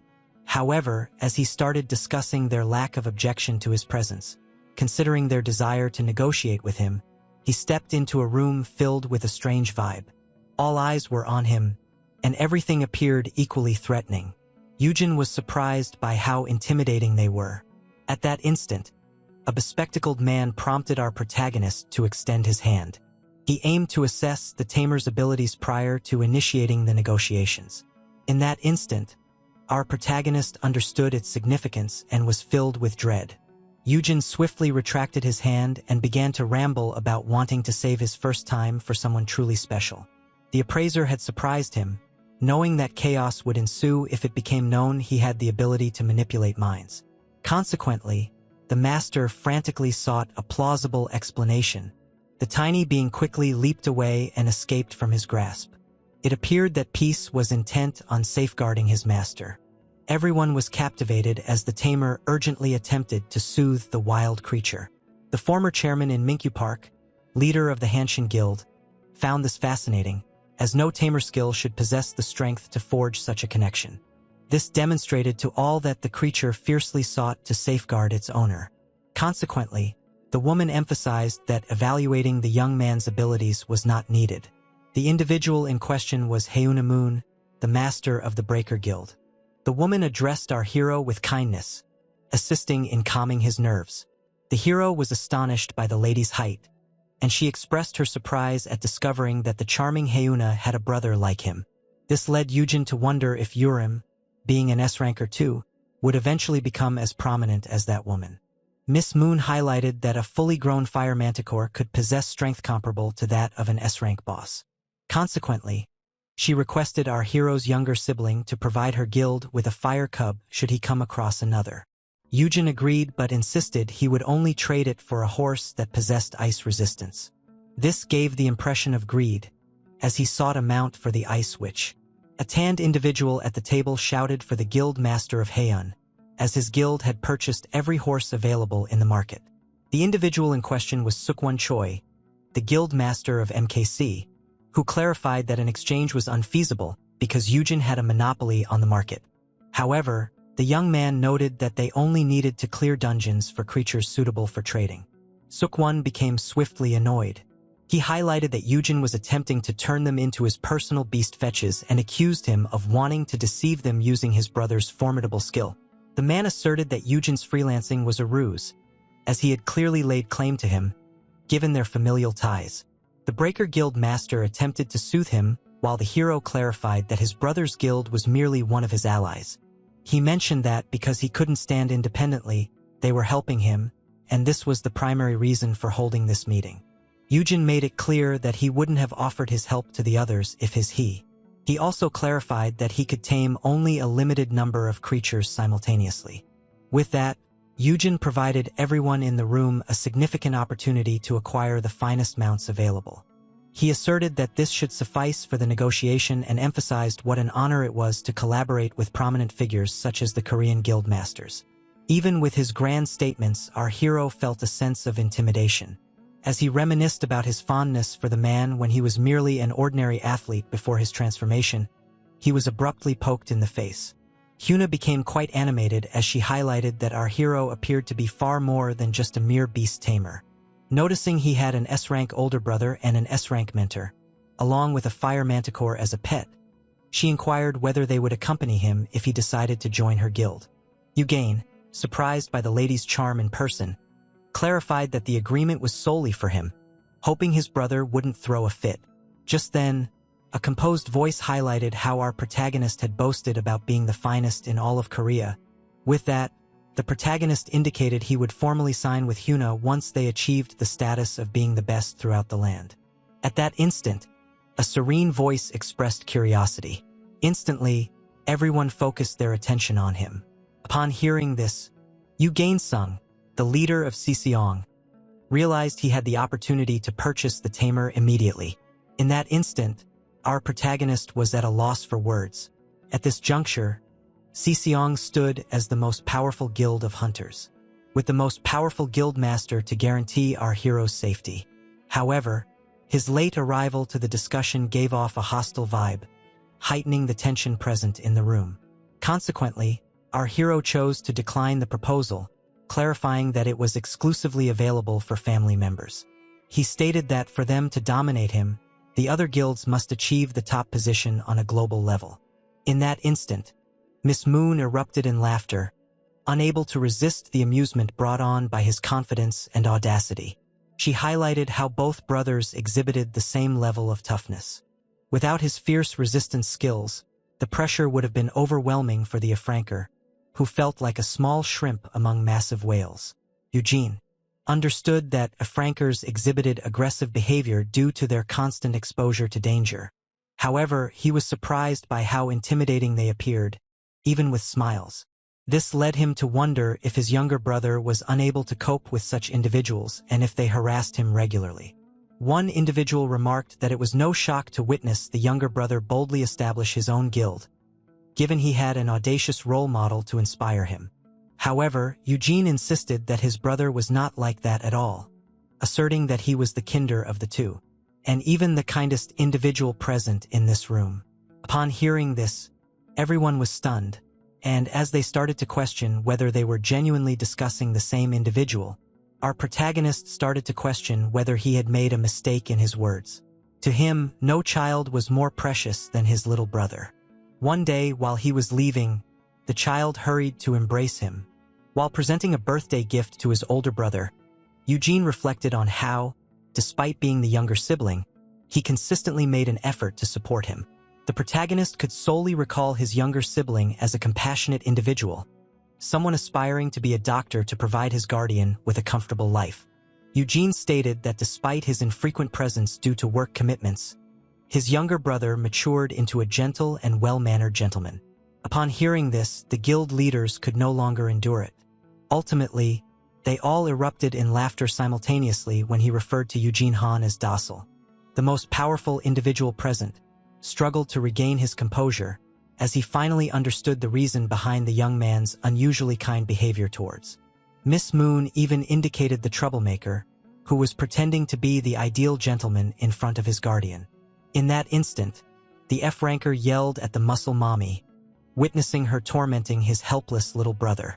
The former chairman attempted to assert his affection for the brotherly connection, yet he nearly neglected to dry his tears as he exited in a fit of emotion. Consequently, the executives opted to conclude the meeting, although our protagonist believed that Eugene was merely pretending to be tough in their presence. The guild masters had reached consensus on many terms prior to the protagonist entering the room. Consequently, they encouraged him to examine the document thoroughly and notify them if he discovered any inaccuracies within it. Eugene chose to take a brief glance at the contract. While examining the document, he discovered an interesting term stating that he would possess his own building. This prompted the executives to understand that Eugene had not been informed about the construction of a new facility for him to raise the mounts. Our hero quickly understood that this remarkable term was the creation of the director. As per the agreement, the 5 guilds were to safeguard Eugene and his breeding-focused facility, as well as finance its needs. Consequently, every guild master affixed their signature to the document. However, when it was time for our hero to sign the contract, his sibling discovered him wearing a strange smile on his face. Eugene asserted that this was a result of the pressure, yet he was actually fighting to hold back his happiness. He still found it hard to comprehend that the major guilds were constructing a building for him in one of the priciest districts of the capital. In that instant, the small shrimp felt comfortable alongside the massive whales. Eugene was on the verge of obtaining his own building, which would be safeguarded by the 5 most powerful guilds in Korea. Initially, he considered constructing a workshop for his friend and even contemplated establishing a lab for Dr. White, enabling her to pursue her research in Korea rather than in the United States. Our protagonist's creativity soared as he envisioned himself being interviewed about his transformation from a drifter to the nation's most successful billionaire. He would assert with a smug laugh that he merely had the opportunity to collaborate with the finest in the world. As he started to envision a life of ease ahead, free from the need to work for a living, he was abruptly jolted back to reality. The guild leaders were preparing to depart. The blonde individual stated he would remember the exception he promised his brother. Yuan was unsure how to reply. After the meeting concluded, our cheerful protagonist expressed regret to his brother for becoming lost in his own reflections near the end. Yuan didn't request him to doubt everything the guild masters had said about him and insisted that he hadn't committed any acts that would tarnish his soul. However, the brother, aware that no guild master could be entirely virtuous, commended his little pet for its good behavior throughout the meeting. The contract's terms were ideal for our hero. Thus, the next chapter of his life presented itself as something rather enjoyable. Subsequently that night, a banquet was presented before him. Myung-woo had put in extra effort to create all these dishes. He believed our main character was worthy of nothing but the best. As Yu-jing savored the dish, she likened the vibrant flavors to the promising days ahead. Yu-jing then noted that his housekeeper possessed a considerable amount of personal belongings. However, when he requested him to prepare to depart from this place soon, his demeanor instantly darkened, and a shiver coursed through his spine. However, prior to our hero sharing the exciting news about the new building dedicated to him, Myung-woo began to weep heavily and collapsed onto the ground, believing he was being expelled. Meanwhile, the protagonist struggled to keep up with the situation. The man asserted that he had anticipated this day arriving. After all, he considered himself merely a waste of space and an F-ranker. Eugene attempted to comfort him by stating they held equal status, but Myung-woo insisted they were completely different. In the past, our protagonist defended him against the formidable loan sharks. To Myung-woo, Eugene was remarkable, and his guidance was highly valued by his sibling, the S-rank. Conversely, the housekeeper did not unlock a skill upon hitting level 10. However, the time traveler understood that none of his accomplishments were truly deserved. The custodian made a sincere effort to uplift the housekeeper, but this only led to further confusion, prompting the housekeeper to express gratitude before choosing to depart. Eugene attempted to reason that his friend had nowhere else to go, but Myung-woo preferred to be without a home than to exploit his friend's generosity any longer. The main character attempted to assert that the man was not abusing anything whatsoever. Myung-woo was crucial to his strategy for retiring early, being just 10,000 unsharpened blades short of achieving an SS skill. Nonetheless, Eugene couldn't simply share the skill with him, and even if he did, there was a strong possibility that his friend would doubt his words. That said, he chose to take an alternative approach instead. Eugene stated that he had no authority to keep the man if he wished to leave. He admitted he was unaware of how much this was distressing Myung-woo and felt guilty for assigning him so many tasks. Nevertheless, the custodian thought it was unfortunate, as he possessed information that could genuinely assist the man. However, Eugene, who wished for his friend's freedom, chose to remain silent, believing that sharing the information would hinder that liberty. He expressed that it was a significant secret he longed to share as a friend, but the housekeeper could no longer contain herself and pressed him to disclose it. Ultimately, Eugene concluded that revealing a small piece of information to his departing friend wouldn't cause any harm. Recognizing that quoting a genius or a famous figure was the best way to persuade someone, our protagonist stated that he had acquired this training technique from Dr. Suk. Nonetheless, the main character couldn't shake off the guilt, as he was deceiving others by using Doctor's name. White. In her laboratory, however, the doctor completed the paperwork and wished for the remainder to go smoothly. While she was absorbed in her tasks, she was oblivious to the sinister presence hiding behind her. Meanwhile, our hero drew out the knives. He asserted that this was the most effective training technique for his friend. Eugene then strongly cautioned his friend not to discuss this with anyone, not even Dr. White. He suggested that, given his friend's expertise with weapons, he ought to focus on sharpening the knives. Eugene complied without seeking any additional clarification. Eugene felt a sense of satisfaction, knowing the craftsman was on the path to greatness. As anticipated, a counter had emerged. Eugene asserted that if his friend continued to sharpen knives, he would reportedly unlock a valuable crafting skill, as the rumors suggested. He patiently attempted to clarify to his friend that he had to sharpen a minimum of 10,000 knives, just for a positive response to ignite. Eugene was surprised by the housekeeper's enthusiasm, noting he could complete the job in 3 months by sharpening 100 knives daily. Our protagonist then urged the hobo to set the knife aside, as his grip on it made his excitement appear more akin to a desire for violence. Young-woo was resolute in his efforts to repay his friend by working as diligently as he could. However, Eugene was fully aware that his retirement plan had no obligations to him.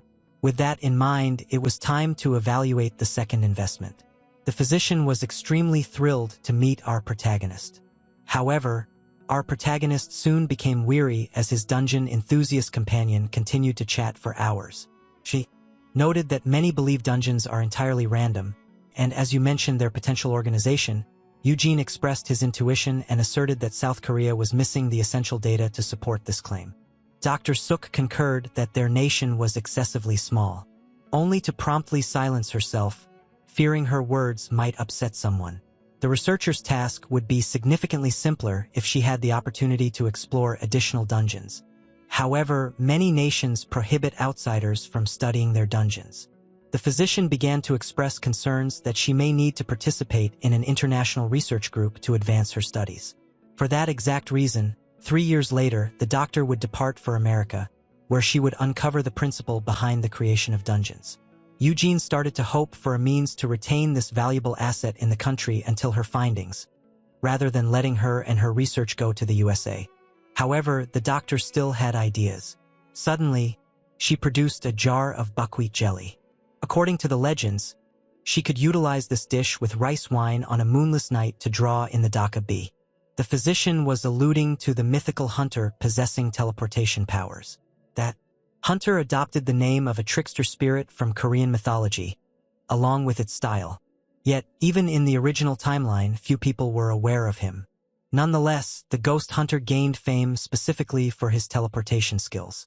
In moments of despair, whether within dungeons or beyond, the spirit would instantly emerge to rescue lives when darkness enveloped everything. From the viewpoint of humans, particularly gangsters, the capability to teleport anywhere was a force that should not be underestimated. One day, offenders observed something fascinating. Suddenly, a cosplayer emerged in their secret lair. Surprised by him, they swiftly drew their weapons. Yet, akin to a specter, the initial bullet passed straight through him. The Daka captain utilized his teleportation skills to escape and avoid the barrage of bullets aimed at him. The hunter remained completely unfazed. Ultimately, he managed to assert his dominance. The cosplayer began to express themselves through poetry, to caution the wrongdoers, asserting that he knew all their deepest secrets. He vowed to keep their transgressions hidden from view as long as he stayed unscathed. With that, the spirit vanished. The spirit proved elusive due to his abilities and knowledge of everyone's secrets, which allowed him to safeguard the major guilds and enjoy complete liberty. Consequently, the female scientists sought to entice the mythical being, believing it could provide valuable information regarding the dungeons. To add to the situation, the so-called brilliant doctor was depending on information sourced from the internet to summon the spirit. Due to her excitement, our hero attempted to bring the woman back to reality, and encouraged her to seek assistance from the guild rather than depend on illusions. Suddenly, darkness enveloped everything. The moon was nearly swallowed by the night's shadows. Believing it was a blackout, our protagonist chose to activate his flashlight. It was only then he observed something fascinating. Dr. White appeared shocked. Tears swiftly formed on her face. Unbeknownst to our hero, a sinister presence was stealthily hiding just behind him. Once it started to scream, panic spread rapidly across the entire lab. Dr. White instantly collapsed from the surprise.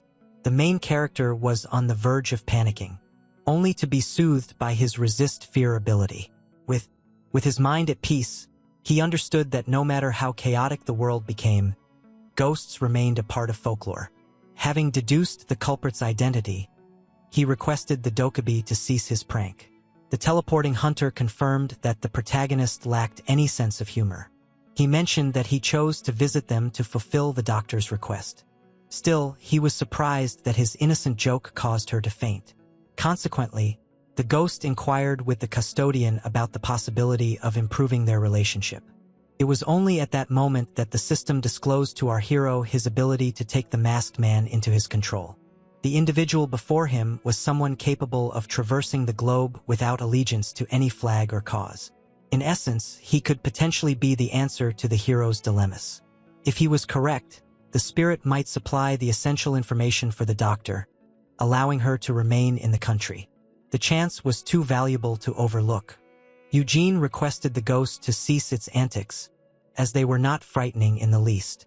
The ghost attempted to reason that he had merely frightened him, but our hero began gaslighting him by asserting that he was simply taken by surprise. The Dokubi was especially annoyed, as the young man also described his pranks as boring and immature. According to the legends, the trickster spirits were so passionate about pranks that they would risk their lives for the sheer joy of the game. Consequently, he proposed a wager with the ghost to determine if he could truly frighten him. However, the teleporter was unaware that he stood before his inherent adversary. Later at the infirmary, the doctor awoke with a start, only to find that the spirit had vanished. She was then taken aback to see the hero standing before her. Eugene began to mock the ghost's absurd attire in front of the doctor, but was met with utter silence. This brought her considerable relief, indicating that the mischievous spirit was gone. However, she couldn't shake off her disappointment, as numerous questions still lingered unanswered. Dr. White had anticipated the teleporter's assistance, realizing her research had reached an impasse. Upon hearing this, the custodian asserted that he could have discovered a means to help. The woman became overly enthusiastic once more, believing he was about to enroll in grad school. He quickly clarified that this was not the case. The doctor was left astonished as he suggested he might have a solution to supply her with the data. Eugene remembered her mentioning that the lack of data was a significant issue in her research. Therefore, his earlier actions could potentially resolve her issue. At that time, the spirit found the wager fascinating, prompting our hero to explain that he would serve the victor for a full 3 years. The spirit chuckled at the F rank before him who aspired to be his master. However, he deemed the conditions unjust, asserting that since he was wagering with Eugene's brother, the F rank should entail a minimum of 20 years of servitude. It seems the spirit had thoroughly researched our hero. Dokubeja was subsequently taken aback. Our hero retrieved the contract without a moment's hesitation, showcasing their confidence. For that reason, the spirit became wary, noticing the human hastily entering a game where he held a distinct disadvantage. It dawned on him that there was a scheme at play, suspecting that the F rank, who was devoid of abilities, intended to rely on items to secure a victory in the bet. This indicated that the spirit was oblivious to the protagonist's true talents. Eugene's win was nearly assured. His resist fear ability enables him to stand firm against anything that is below L rank or does not exceed it. He asserted that matters were not as straightforward as they appeared. Indeed, our protagonist asserted that he was a fan of the Dokubeja. Ultimately, the Dokubeja was an individual who wielded his power to save others. He was quite amazed by the reality that he held everyone's secrets within him. Consequently, he asserted that this bet was a win-win situation for him, since even in the event of a loss, he gains the opportunity to be the Dokubeja's sidekick. In that instant, the proud spirit confirmed his own remarkable greatness. He asserted that our hero was quite intelligent. He would prefer to have a clever, captivating personality as a minion rather than someone pleading for this opportunity. Nonetheless, Eugene made it clear that he would put forth his utmost effort to win the wager. That said, the contest began, where the spirit had 3 opportunities to frighten our protagonist, and succeeding even once would turn him into a minion. In the present, the custodian informed the scientist that, while he couldn't disclose the method, he might have a means to provide her with the needed information. He made it clear that he wasn't as brilliant in the field as she was. Therefore, he proposed an equal profit share if she could develop a successful theory about dungeon spawns. The doctor regarded this as a generous proposition but was skeptical about her ability to achieve such a significant breakthrough. However, Eugene believed in her potential. As she noted that the young man was merely trying to uplift her spirits, he focused on recalling today's date. With that, he resolved to make a statement. Trusting his instincts, Eugene announced that the newly emerged A-rank dungeon near the capital was likely populated with either slimes or featured a coastal environment. This caused the doctor to perceive him as if he were a psychic. But he was merely exploiting his time travel or advantage. With that, the hero encouraged the lady to rethink his proposal, should his intuition prove to be accurate. He even stated that regardless of her opinions, he had complete confidence in her research and in the outcomes it would produce. The hero encouraged the woman to request her uncle for permission to raid the dungeon. Having said that, he ultimately took his departure. Once outside, the custodian felt relieved, since Eugene didn't disclose sufficient information to expose his secret. The only remaining action was to patiently await the specter of a frightening elderly woman. However, observing that our hero was overly focused on his pet, his initial effort ended in disappointment. One day, he came back home with unsharpened knives for his friend to fix. Eerie hands abruptly encircled his feet. In an instant, the ghost caused our hero to collapse onto the ground. Eugene yelled at the teleporter, insisting it had no authority to hurt him, yet the ghost was taken aback by the F-rank's fragility as he stumbled and fell. With the second attempt failing, it was now time to proceed to the third attempt. In the dead of night, the protagonist approached the fridge to fetch a glass of water. He encountered a sinister-looking straddle smeared with blood. Therefore, he found himself unable to resist applauding the spirit's creativity. However, as he spun around, he stood before a bizarre creature that dangled ominously from the ceiling. Eugene was truly taken aback, not anticipating a double jump scare. His fear-resistance ability kept him from feeling afraid. It was only at that moment he encountered someone. Instantly, Eugene turned his head to discover something truly unsettling. The unsettling vagrant in the kitchen grasping a knife. He faced him with his icy, and, as the specter felt the fear of God, the young man nonchalantly greeted his housekeeper. Young will mention that unable to sleep, he chose to pass the time by sharpening knives. It was only then that the housekeeper spotted the creature suspended from the ceiling. In an instant, the most terrifying presence in the room collapsed from sheer fright. Having successfully withstood jump scares 3 consecutive times, Yujin emerged as the victor of the bet. That said, the spirit began to wail like an infant. It came as a surprise to our protagonist, as the being indeed possessed minions that were set to brand him, given the stakes involved. Eventually, the cries of the annoying little ghost grew intolerable. Yujin urged him to stop and inquired about his age, leading the masked individual to disclose that he was 10 years old. Our hero concluded that the figure before him wasn't a spirit at all, but merely a human pretending to be one. The dokebi highlighted that the presence of ghosts was indeed believable in a realm teeming with monsters and superhuman beings. Yujin couldn't dispute that statement. Ultimately, it was far simpler to accept that mythology had turned real rather than attempt to comprehend that video game. With that realization, he finally came to believe that the individual with white hair was not human. Recognizing he was now his servant, the ghost chose to disclose everything. The dokebi asserted he was simultaneously a century old and also just 3 years old. This deeply fascinated the main character. Still, he considered it quite amusing.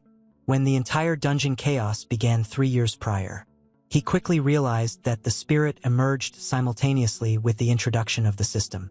As per the myths, dokebi are essentially objects that have existed long enough to develop their own distinct souls. The one being referred to had been present but dormant for more than 10 years. The dungeon's power then roused him from his slumber. Upon listening to this, our protagonist felt confused, yet could not refute the tale.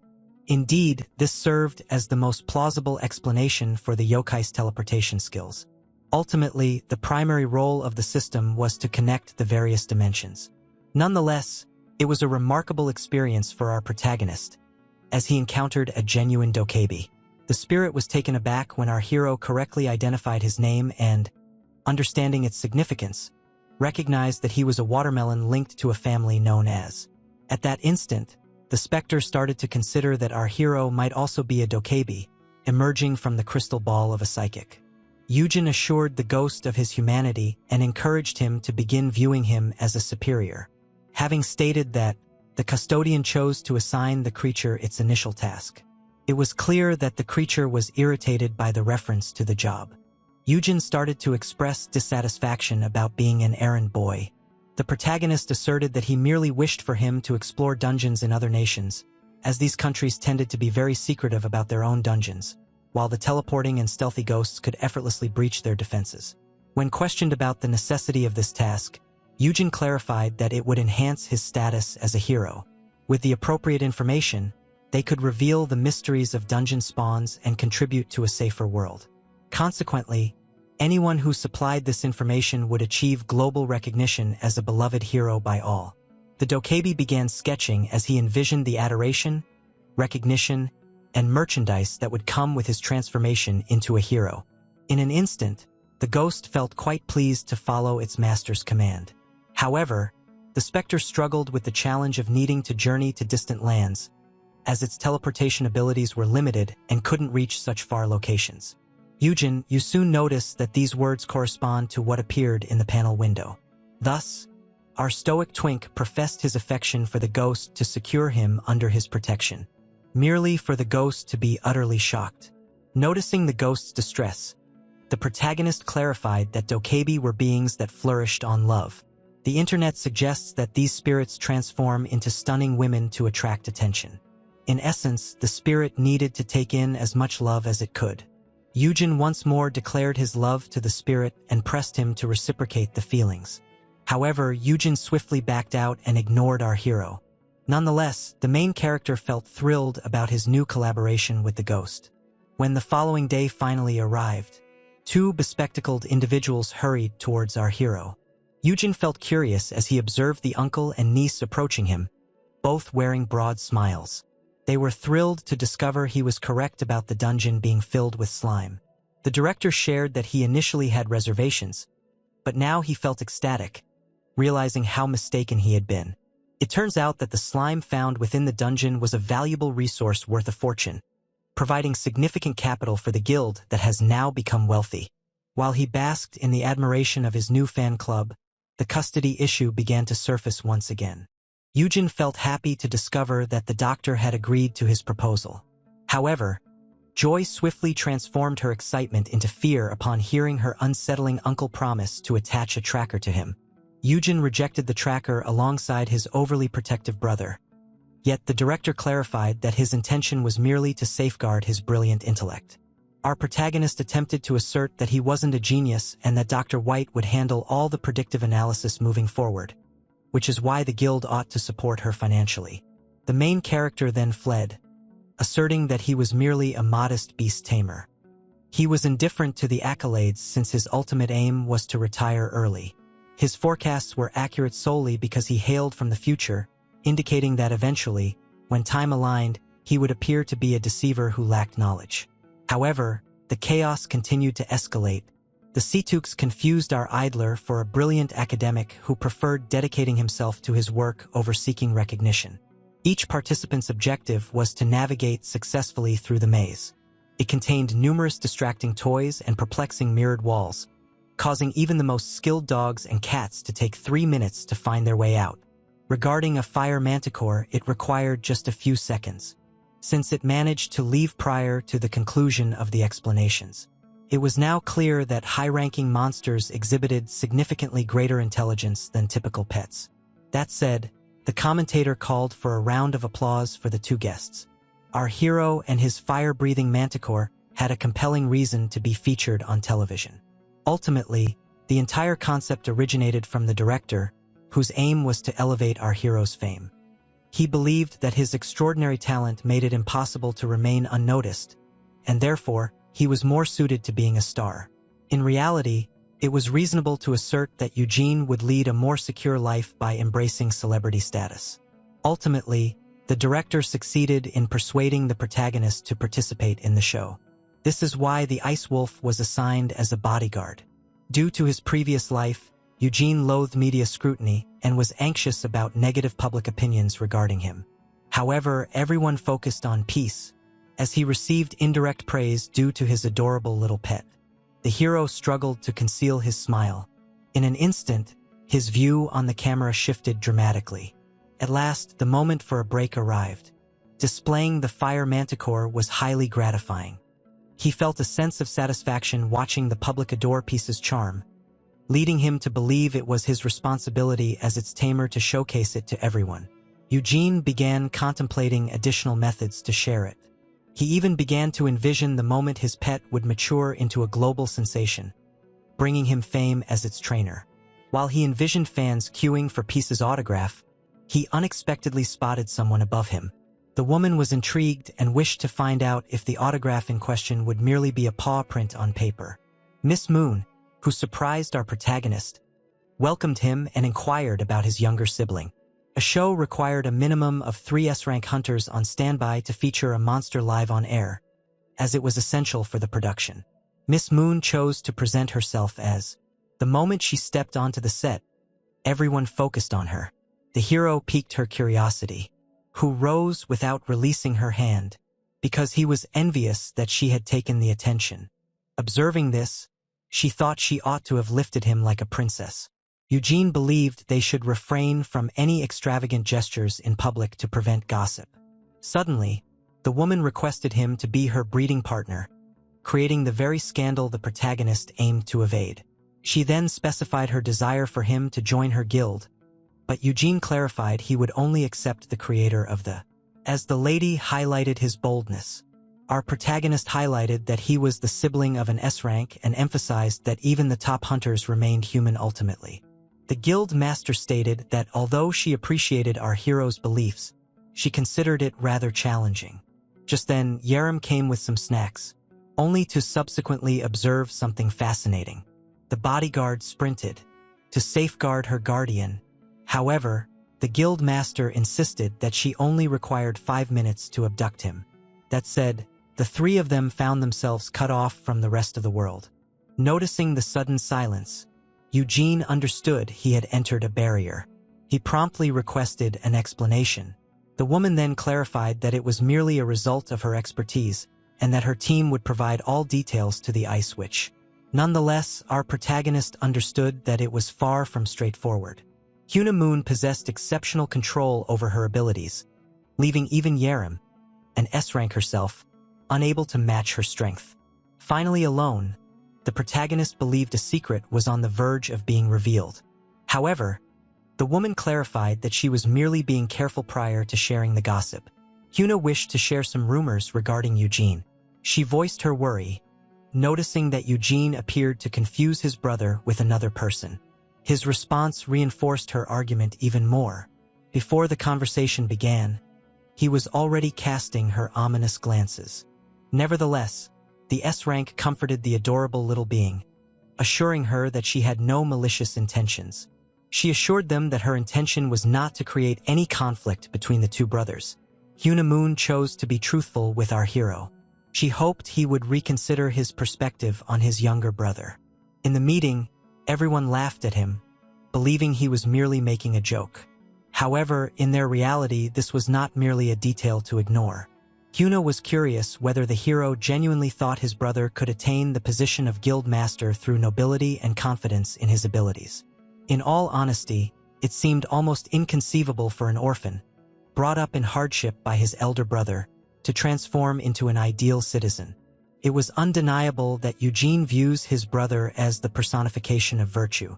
Thus, the S-rank highlighted a crucial point. Righteous individuals never step on others to establish their own guild. That said, Hyuna Moon inquired if Eugene wanted to learn more about the hunter aspect of his younger brother. Upon awakening as a hunter, the now formidable Hyuna Moon was compelled to abandon her athletic career and assume the role of guild master. However, she was merely suited to be the figurehead, while the true leader was the sponsor of her guild.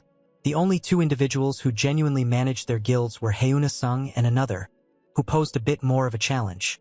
None other than Yu Yun Han. The young man recently declined an opportunity considered golden by the sponsor. In reality, this was not the first occasion he had done this, portraying him as a high school student who overestimates his abilities by trying to handle everything solo. As a result, he acquired numerous enemies, with some even attempting to poison him. That evening, the woman was unaware of the danger and chose to enter upon discovering that someone intended to end his life. Once inside, she shouted that the actions of the assailant were completely disgraceful. As arrogant as Yu Yun Han might be, he remained just a high school student. At that time, she considered those targeting Yu Yun Han to be truly contemptible, recognizing that he was still just a child. However, the intense devastation she witnessed that day altered her perspective permanently. It appeared as though a beast had wreaked havoc in this room. It was only then that the two nearby heard someone pleading for his life. Amidst the turmoil stood the high school student she had come to rescue. The terrified gangster pleaded for his life, vowing never to disturb him again. However, the butcher was indifferent and took his life without a moment's hesitation. Worried, the woman went to him. Yu Yun Han was taken aback and pivoted to deliver a crushing strike, just to be swiftly obstructed. At that instant, she understood she wasn't dealing with an ordinary child, but a soulless beast. The incident was disguised as a gas leak mishap, with all parties involved vanishing one by one. Ultimately, Yu Yun eliminated all participants in this matter and seized their assets to create his own guild. The guild master recognized that this reality was difficult to accept, yet insisted that she was being truthful. She then highlighted how, based on the gossip, there was a period when the brothers seemed to grow somewhat distant. He was subsequently questioned whether he observed any changes in his brother after he became an awakener. Consequently, she encouraged him to be honest with himself. She aimed to persuade the protagonist that he was wrong about his own sibling, and that, although everything seemed perfect at the moment, it was uncertain when the beast would strike its caretaker. However, while she continued her monologue, her phone unexpectedly began to ring. The caller was none other than the individual who was the subject of gossip. In that instant, Hyuna Moon provided Eugene with safety from his brother. This reminded our hero that his brother had also endured suffering. He swiftly grabbed the phone from the giant's grasp. Eugene was taken aback to find his brother picking up the call. The young genius was eager to discover if Hyuna had said anything negative about him to his sibling. Eugene pondered how his brother was a beast who constructed his empire from the remains of others, yet he remained indifferent. It was undeniable that the actions of the young guild master were quite peculiar. However, our protagonist endured 5 years in the harsh realm of hunting, and he wasn't particularly virtuous himself. In truth, failing to defend the brother who gave himself for him would be an inexcusable offense. Consequently, he mentioned during the call that the tall woman had misjudged him. In that instant, Eugene resolved to avenge his brother by disparaging the lady directly, and began to share the most humiliating moment of her life. However, as he elaborated on the exact time and place of the event, the phone was swiftly taken from his grasp. She swiftly smashed it. Hyuna insisted on understanding how our hero obtained that information. As she began to shake him for a response, he merely asserted that he had heard it from somewhere. Initially, the woman contemplated his murder, but that would mean losing her exceptional mount. Eugene held her responsible for initiating this chaos by mentioning his brother. Therefore, as he emphasized that they ought to remain quiet to avoid embarrassing one another, the woman felt increasingly annoyed. She began to feel guilty for ever believing the two brothers were different, unaware that her secret was just 4 years from being revealed to everyone. Ultimately, she confirmed that she attempted all of this believing he was completely different from Eugene. Nevertheless, the woman felt a sense of relief, knowing that Eugene would be capable of standing his ground against the other guild leaders. This led our hero to realize that his battle with the kidnappings wasn't over. Once they exited the barrier, Urim shouted at the abductor. As the teenager yelled at the woman, believing she had harmed her custodian, the kind master explained that they were merely having a brief conversation. She leaned in and quietly urged her to stay silent at any cost. The young man recognized the woman was menacing the man and immediately rushed towards her. For some reason, while observing them, Eugene perceived his bodyguard and kidnapper as surprisingly intimate, as they were the sole 2 female S-ranks in the nation. This led him to contemplate whether his young protégé might join the Breaker Guild once her contract with Hyen concludes. However, this seemed unlikely, as the Breaker Guild was nearing its end. Neither Hyena nor Sukwon Choi had the tolerance to be directed by corporate executives. This is why both of their guilds would eventually be disbanded. At that moment, the thought of bringing Hyena into their guild occurred to our hero. Ultimately, her significant firepower would complement Urim well, and the system also aimed for him to mentor other S-rankers. After considering it, having a powerful female figure as a mentor would be far more beneficial for the Ice Witch than having someone like him in that role. Only to come to the conclusion of his mistake when Urim emulated Hyena by referring to herself as his breathing partner. Consequently, as whispers began to circulate about him in the minor, he insisted she distance herself from the negative influence.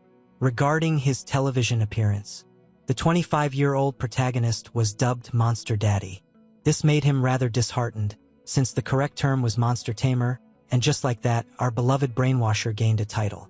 Several days afterward, Myung-woo was astonished to discover that he would be assigned to a private area within the armory. Yujin needed to leverage some connections to retrieve his knife sharpener from the kitchen. Noticing his emerging issues, Myung-woo would benefit significantly from befriending those in the armory, as these workers could potentially become his colleagues in the future. It could be confidently stated that he wasn't an ideal raider, nor did he enjoy it. However, raiding seemed utterly meaningless compared to the future SS rank blacksmith he was destined to become. Thus, the hobo found it more advantageous to work at the armory than to decay in a dungeon. The moment the door was opened, our heroes sensed the heat surging in.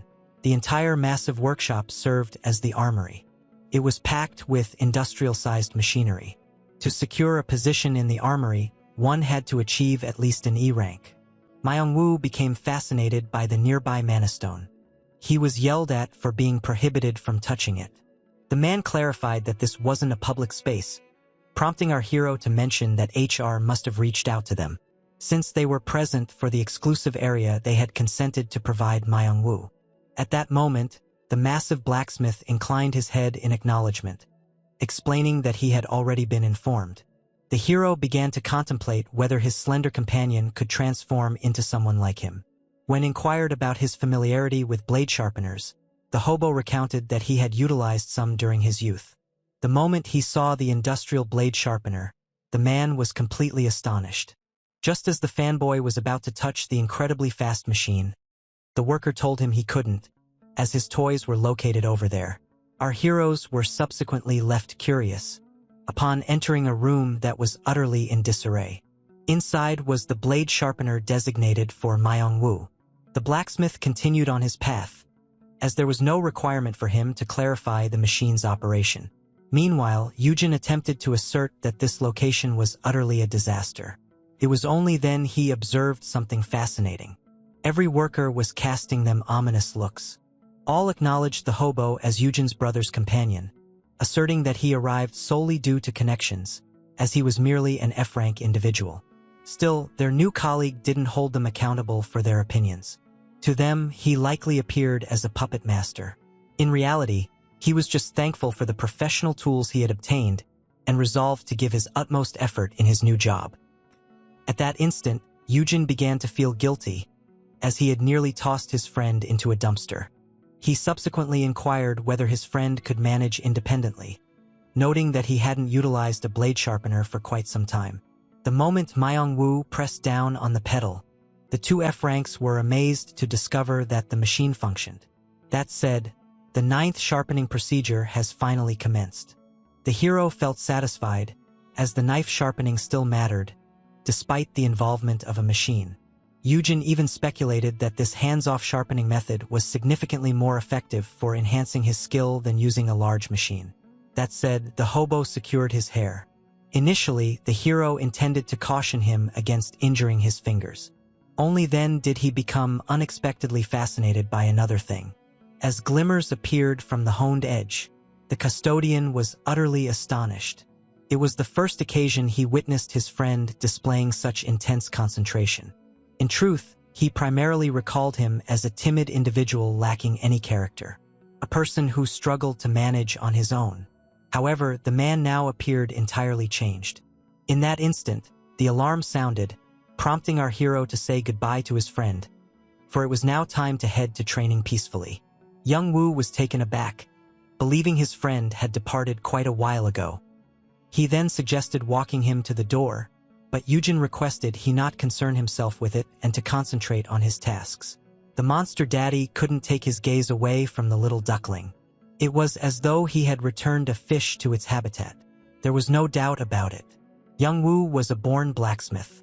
That said, the custodian was now confident that he no longer needed to worry about his friend. However, with the arrival of tomorrow, he was quickly proven wrong. Young Woo wept in despair over his frailty in bed, as after just one day of work, his muscles ached everywhere. Meanwhile, inside the armory, the employees quickly realized the absence of their well-connected colleague. When they discovered he was on a sick day, one worker suggested that he might be pretending to be ill. They even suggested that he must have fled, realizing this job was more challenging than he anticipated. However, as the tall blacksmith voiced his uncertainties, it left everyone puzzled. He tallied 1,000 blades. Within one day, the sole F-ranker in the entire building, who was now confined to bed, had honed 1,000 blades by himself. Following a week of diligent effort, his hard work was finally recognized by all. Observed him continuously honing his collection of knives. Young Woo had reached the midpoint of divinity. That evening, the table was adorned with appetizing-looking dishes. Upon witnessing this, Eugene inferred that the knife training had also improved his friend's cooking skills. The meal was so delicious that even the frugal teenager called him her big brother. Yeorim aimed to savor these treats fully, knowing there was nothing as delightful in the dungeon she would be exploring today. She began to express dissatisfaction, stating that her life as a hunter had become dull recently. Given her underage status, she was restricted to B rank, significantly hindering her aspirations of acquiring new skills and achieving wealth. Consequently, she began organizing to participate in several raids within one day, only for the main character to confirm that this was a poor decision. It was easy to notice when their HP was diminished, but mana levels were not as obvious. there was a significant chance of her fainting during the raid. When inquired about her initial mana amount, the girl disclosed that she possessed 102. Regarding her custodian, he managed just 2 points independently, while accumulating 29 through equipment. As our protagonist lamented his shortcomings, the girl inquired with the cook about his upcoming venture. She suggested that he could earn a substantial profit by participating in a raid as a chef. However, she emphasized that someone with his culinary talents shouldn't feel pressured to pursue hunting. The hero observed something fascinating. Eugene voiced his concerns regarding his friend wearing himself out, as he was working hard and preparing elaborate meals daily at home. Consequently, he chose to hand over his gloves to him. The blacksmith was taken aback, noticing these were costly items. Yet our hero consented to lend them until he completed his 10,000 knives. In that instant, tears welled up in the blacksmith's eyes. Without hesitation, he hurried to hug his caretaker, who advised him against using the gloves while in the bathroom. Following prolonged and gradual advancement, one day he declared that he had sharpened enough knives for the afternoon. The blacksmith understood just how intensely hot the armor actually was. It was only then he received one. One of the workers provided him with a towel infused with mana stone to prevent his body from being harmed by the heat. Myung-woo was deeply moved by this. His professional life was gradually improving. Once, when he completed his work, he declared it a day. After looking at his phone, he understood he had overstayed. That said, he ultimately left his room. Upon noticing everyone had left, he found something quite fascinating. The man became enchanted once again by the mana stone. As he became engrossed in the ore and gradually neared it, a voice yelled at him to stay away from it. That individual was the blacksmith from earlier. Myung-woo was informed that this was an S-rank mana stone valued at nearly 800,000. Large, high-quality ores were quite uncommon, which is why it remained on standby while they researched it and identified an effective application for it. It was quite disappointing since, although the guild had numerous blacksmiths, none possessed the required expertise to manage the pressure item effectively. The man then courteously explained that this was why his colleague was unable to touch it, since he was an F-rank who was unable to manage it. The blacksmith then mentioned that many present regarded him with strange looks, observing how he gained access to the armory through manipulation. Myung-woo experienced embarrassment when he discovered that all his co-workers had genuinely deserved their positions in the armory. Nonetheless, the blacksmith overlooked a basic truth. Certain individuals required a bit more encouragement than others to uncover their extraordinary potential. Recently, Myung-woo had honed all the crew's tools. The blacksmith claimed they were as good as new.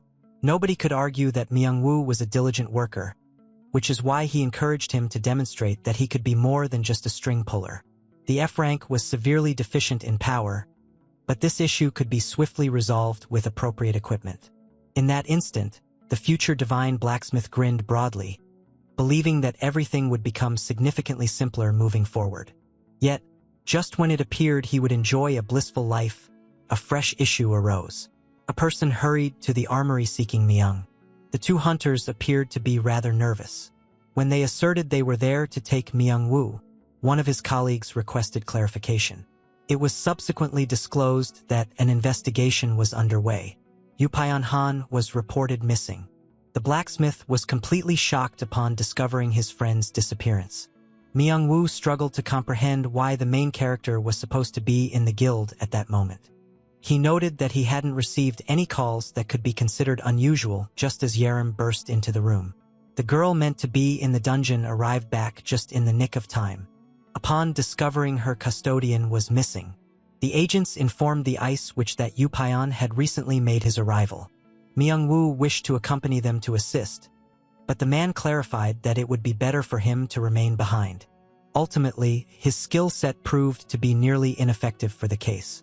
Several hours prior to the catastrophe, the currently missing individual was relishing the tranquility, and as chaos engulfed the area, he started reflecting on how he had accomplished everything he desired, indicating that he was now quite liberated. Observing the fire manticore's agitation, the owner chose to provide some space for it to move around. Consequently, he opted to visit the gym for a joint training session.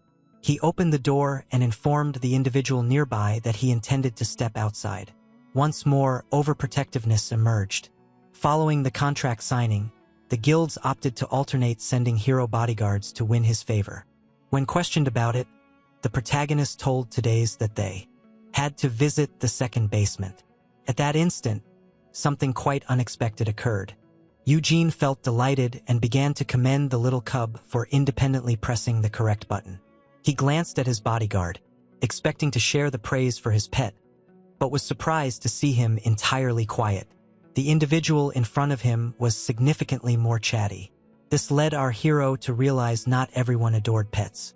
It was only then that people entered the elevator. They expressed regret for congesting it with their large bags. Fascinated by them, the custodian employed his unique vision. It became clear that none of them held a rank sufficient to join Hyan. When questioned about it, they clarified that they were part of the Bricks Guild, which was affiliated with Hyan. It was clarified that low-level guilds dropped loot in large quantities in this area, which is why they utilized the training room to experiment with it.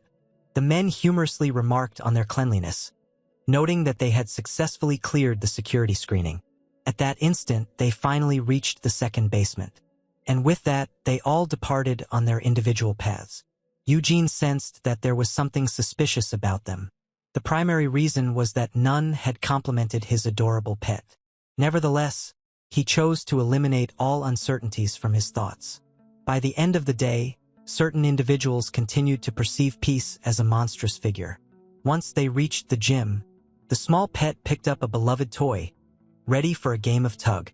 However, while he was gearing up, Eugene realized that peril was stealthily approaching from just behind him. Upon turning around, he was immediately taken aback, as he was unexpectedly dusted with an enigmatic powder. This was the Watchman fruit, and although his poison immunity protected him from its impact, Peace was not as fortunate. The powder quickly affected the small pet.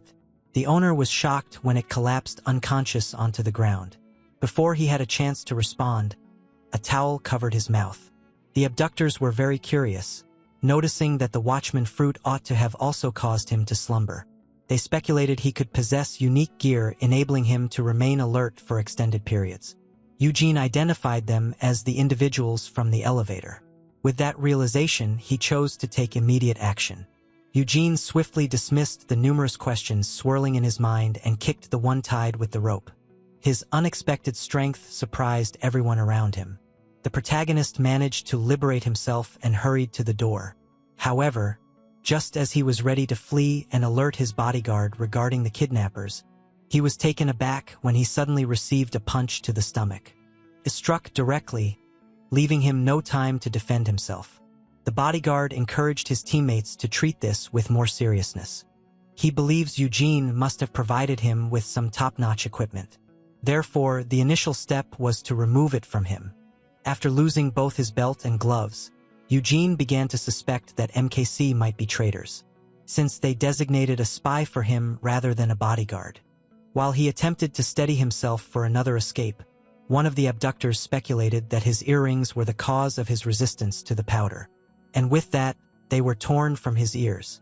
And just like that, his mana vanished. Realizing he had exhausted his abilities multiple times that day, he remembered informing Uraim that running out of mana could lead to fainting. Consequently, as he collapsed from depleted reserves, the kidnappers opted to stuff him and his pet into a piece of luggage and make a swift getaway from the location. In that instant, Eugene felt guilty for overlooking the warnings, realizing that no decent person could withstand the allure of tranquility. After a while, water splashed onto his face. With that stated, he was abruptly awakened. Our protagonist was fascinated when he discovered he was bound. Before him stood a menacing figure, marked by a scar and displaying a wicked smile. Eugene swiftly utilized his skills to evaluate the man's statistics. The abductor was a B-rank hunter named Woo Jae Kim, a name that was unfamiliar to our hero. At that point, the offender clarified that he dislikes bothering F-rankers and chose to be straightforward. Woo Jae seized our hero by the hair and insisted that the mark of the master, which enabled our hero to command the fire manticore, be surrendered to him. The man stated that no one would rescue him, so he should calmly accept the situation. Observing the kidnapper's desire for the mark of the master suggested that peace still existed, albeit in a state of captivity. The hero attempted to reason that the 5 major guilds would be pursuing him but the man had doubts about that. Ultimately, he had been messaging the hero's bodyguard, who remained on standby outside the training room. In essence, no one is aware that the protagonist was abducted. Wu Jie noted that by the time they understood what had occurred, it would be too late. They were trapped inside one of many identical containers, and their departure for Japan was imminent. Eugene believed the Japanese were involved, but the man explained that this wasn't entirely true and that they had been promised a significant reward instead. Realizing he was also up for auction, Eugene swiftly assessed the circumstances at hand. Recognizing his strong protection within the country, the kidnappers who collaborated to capture him opted to sell him abroad. It was clear that the major guilds would employ any tactics required to retrieve him. However, challenges would arise beyond Korean waters. In other terms, Eugene needed to attempt to buy as much time as he could. Suddenly, he began to laugh. Smiling confidently, he conveyed to the kidnapper that he wasn't naive and that he wouldn't be intimidated so easily by him. Eugene erred by disclosing to him that he was significant enough for them to require him to remain unharmed. Eugene began to ridicule the B rank, asserting that he was outsmarted due to his own ineptitude. At that instant, the man could no longer endure it. While the main character continued to ramble about the restrictions against touching him, he unexpectedly got a harsh kick to the stomach. Eugene believed the target did not recognize the threat, yet he was completely conscious of the predicament he faced. He even asserted that he had been taken by individuals who were too wretched to adhere to the rules. And while he continued to ridicule the man, he hit the wrong nerve. Consequently, the B rank defeated the F rank using all of his might, causing him to cry out in pain. Wuji simply seized Eugene's ankle. The man expressed his frustration about not being permitted to physically confront him any more than he had. The protagonist's true aim was to prolong the torture, driven by a desperate need to buy time, no matter the suffering involved. That being noted, the abductor understood he could benefit from some assistance. Eugene was forcefully pushed and hurled against the steel bars. The moment the man began to share that he was a pet owner, our protagonist noticed something slimy near his neck. Wuji was greatly pleased by his screams, as fear finally emerged. The reptilian being marked by cursed, venomous appendages was a critic, a monster classified as C rank. The agony of its curse was so intense that nearly everyone would give in after 30 minutes. The most advantageous aspect was that even if poisoned, Eugene would remain sufficiently intact to be sold. That being noted, the abductor chose to grant the abducted man 30 minutes of privacy with his small animals, shutting the door after him. Back at the guild, Urim burst into another room. At last, she discovered the guild master. And right when he was about to update her on what MKC had mentioned, the girl abruptly seized him by the collar. Urim insisted on an explanation, wanting to understand how her custodium had been taken in the first place. If the safety of their guild was claimed to be unattainable, Urim disclosed that typically, this situation wouldn't occur. Guild hunters, particularly those who participate in raids alongside their guild leaders, develop a natural bond with their authority akin to wolves with their alpha. Consequently, the guild leaders choose to dispatch several of their most trusted hunters to act as bodyguards for the monster tamer. However, the individual assigned to protect him today was substituted at the last moment. This change occurred just before it was set to take place. MKC divided into 2 groups, with one led by the guild master at its helm, and the other dominated by its affluent backers, who desired Urim for themselves. Urim highlighted this as a prime illustration of Suchuan's failure to manage his own guild effectively. Yet, a conflict among the factions is anticipated nonetheless. The young prodigy failed to anticipate that the sponsors would contact his own lesser subsidiaries, which were still more powerful than his F-ranked sibling. With that, Urin inquired whether the MKC guildmaster had disclosed any information regarding Urin's whereabouts. Urin stated that this was why he wanted to meet her, as her ability Pale Corpse was now required. At that moment, Urin grasped the reason for the pervasive scent of blood in this place. The guildmaster requested the ice witch to harness her abilities to delve into the memories of the deceased bodyguard to uncover a clue regarding his brother. He had previously notified the guild of the bodyguard that he would handle his own punishment. Ultimately, extracting hardware from a corpse proved to be far more effective than any interrogation. In the end, both Fire and Ice decided to keep this matter hidden from Yujin. In the meantime, at the container, Wu Jie was curious about why the bodyguard ceased messaging him. This led him to believe they had been found out earlier than anticipated. However, this detail was now insignificant. They would become extremely wealthy immediately upon receiving the mark of the master. That said, the B-rank chose to observe the torture process. However, what he discovered left him quite astonished. Observing how a curse was meant to prevent the now unconscious Yujin from falling asleep, Wu Jie began to chuckle, believing the young man was merely exhausted from his cries of agony. He became even more amused when the main character signaled to a person named Sally, and before the man could fully comprehend it, he was suddenly ambushed. The B-rank hunter evaded the unexpected strike just in the nick of time. Despite this, the bewildered man remained ensnared in the tentacles. It was at that moment he understood, leaving him utterly shocked. Yujin was only supposed to be able to tame young creatures. Smiling, the hero revealed that every hunter retains certain skills as concealed advantages, and commanded the lizard to strike. The man struggled to accept this. He had not been told that the hero possessed such a skill in his repertoire.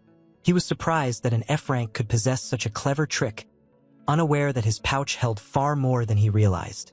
At that time, when the torture began, the main character felt repulsed by the creature's numerous tentacles. His immunity means the lizard's curse won't pose any issues. However, consistent assaults remained a danger to him. Although his ankle was hurt, he did his utmost to regain his footing. He subsequently retrieved a tiny knife from his inventory and liberated himself from the rope. However, while the hero sought a method to remain with the creature for 30 minutes without perishing, he observed something fascinating. The C-rank monster, for some unknown reason, was filled with fear at the sight of the F-ranker. In that instant, Yujin understood that his Dragon Slayer and Rushida's Bane had activated. Upon receiving the system's notification that all his skills would double against the lizard, he finally grasped the situation unfolding before him. Yujin recalled that he was a Dragon Slayer holding 2 prestigious titles that enabled him to overpower dragons. Observing that he acquired this power by slaying the Tier 1 three-headed dragon, it could be argued that he possessed a certain edge over his smaller relative. Nevertheless, Yujin still did not have any attack-related skills. He dropped his knife, contemplating how the titles should have also improved his custodian skill. The moment the blade struck the ground, the creature was taken aback. The tamer subsequently named the salamander Sally, and presented it with some C-rank mana stone powder as a reward. Returning to the present, he vaguely conveyed to his captor that this could be seen as either a stroke of luck or an immediate connection with the creature. Yujin needed to express gratitude to Wuji for introducing him to a fierce ally. With that stated, the salamander received orders to launch an attack. The B-rank hunter swiftly escaped from the tentacles. Although his skin was harmed, he insisted that such a low-grade poison couldn't harm him. However, before he could comprehend the situation, a knife pierced his arm from behind. Wuji was in agony and extremely enraged, and thus he swiftly brushed away the sneaky little creature. Though the poison may be mild, a sufficient amount can render even a strong body vulnerable to steel. The man was seething with rage now. At that instant, Sally received commands to strike him again. Now facing the being that ranked lower than himself, Wuji chose to move quickly. He swiftly called for his weapon. Soon after, he declared that he required just one hand to manage such a beast. With a single swing of his weapon, Sally the salamander was vanquished. Wuji paused briefly to regain his breath, then began to ridicule the protagonist for believing the lizard stood a chance against him. He strongly stated that an F-ranker can never defeat a B-rank, no matter the circumstances. Just when Wuji believed he had triumphed, everything unexpectedly began to whirl around. Before he could fully comprehend, he collapsed to the floor as the poison continued to spread within him. This should have been unthinkable, as the swearing creature of a lesser rank had already been vanquished. At this point, final thanks had been activated, bestowing upon our hero twice the abilities and attributes of the recently departed Sally. Due to the title he earned as a dragon slayer, the strength of final thanks would be doubled. Although the creature was classified as C rank, amplifying its poison's potency fourfold was sufficient to overpower the B rank. Eugene insisted that Wuji had no authority to cast him those glances, as it was merely revenge. The custodian stated he merely wished for a tranquil existence, yet people continually disrupted his peace. He subsequently seized the head of his abductor. Our hero insisted on discovering the location of his small pets. The B-rank hunter trembled in his boots. Still, he declined to respond and promised to end our hero's life upon learning the truth of the situation. Eugene realized he would receive no information from this man and considered him unhelpful. In an instant, a strange, thick substance was splashed onto the gangster's head. The ability called Toxic Ooze was effectively dissolving Wuji, showcasing its formidable power.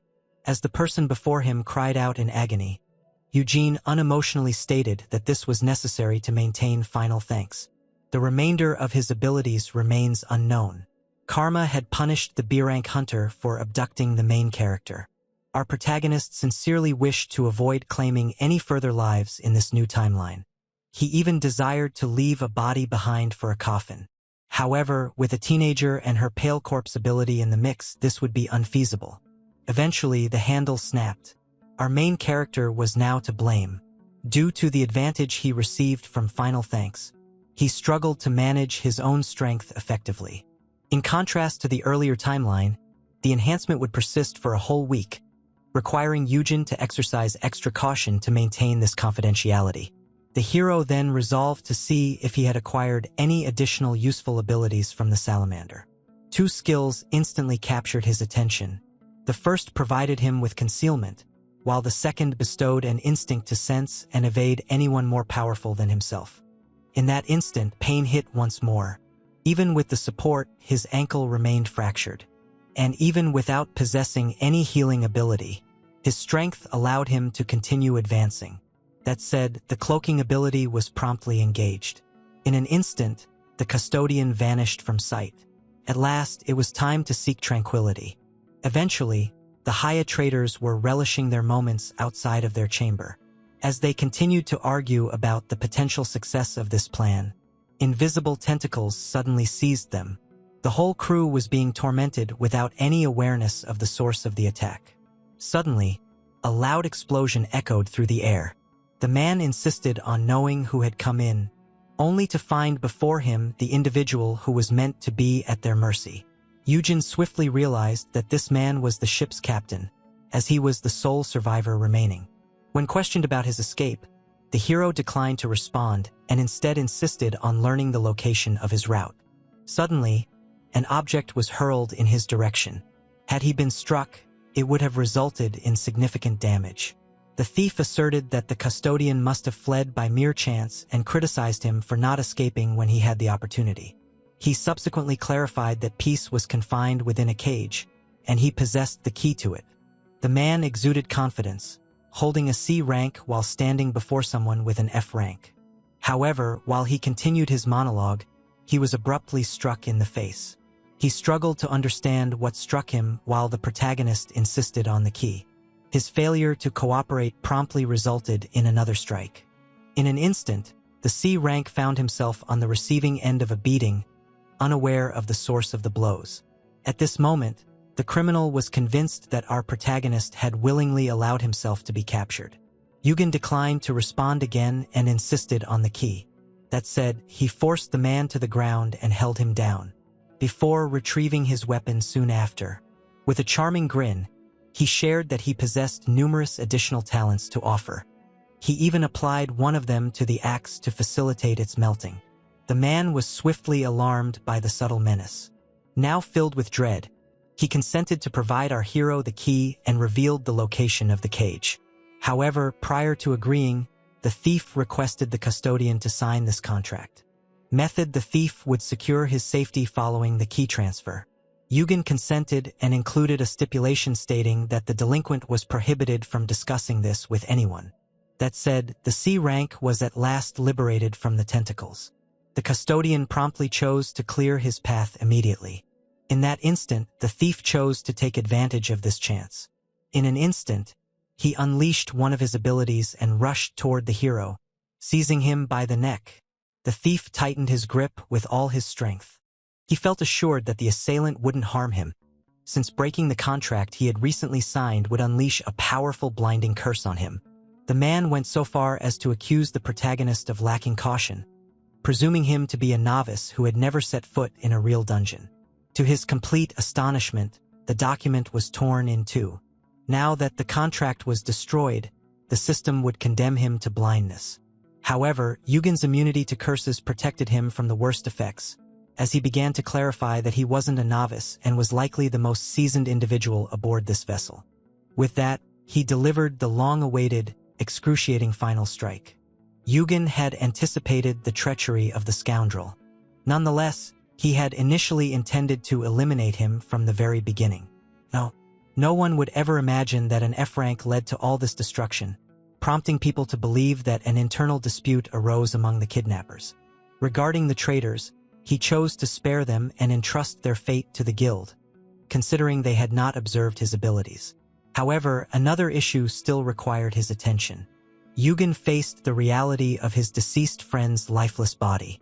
He felt a deep sympathy for the unfortunate creature. The hero understood that if not addressed, the C-rank monster would be sliced in half and sold off. Consequently, he chose to dispose of the body. Yugen harnessed Sally's own abilities to bring her to a peaceful end, as, had it not been for her, he wouldn't have escaped this predicament. Thus, following a brief search, the monster father at last found his little cub. Peace appeared to remain unconscious due to the influence of the powder. The simplest option would be to take the animal and flee the location. However, this would definitely arouse suspicion. Therefore, he decided it was wiser to just wait for rescue. Reunited with his pet, he found it utterly adorable and encouraged it to relish its sleep until assistance eventually came.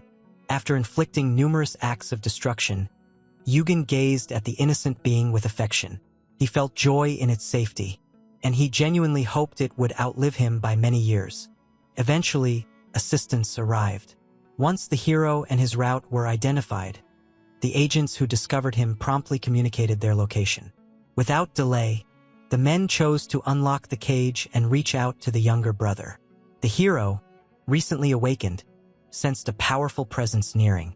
He quickly understood that the powerful individual he referred to was, in fact, his younger brother. In that instant, Yugen discovered his lost brother. The guild master hurried to assess his condition, and upon noticing all his ducklings assembled, Yugen realized the entire cavalry had been mobilized for him. This was to be expected, considering his significance to the guild. But as he attempted to rise, the ache in his ankle hit him again. Upon witnessing this, the monsters inquired about who had harmed him and promptly resolved to find a healer. The twink attempted to clarify that he was capable of moving independently, merely to be lifted up like the prince that he is. Yugen felt deeply moved by his thoughtful younger brother, but being carried in that manner utterly destroyed his sense of pride as a man. After considerable struggle, he was ultimately situated in the car. Yugen assured him she would visit as soon as her investigations were completed and encouraged him to look after himself in the meantime. Yugen soon understood that she was on the verge of accessing the deceased's memories, and started to realize that she was still too young for something like this.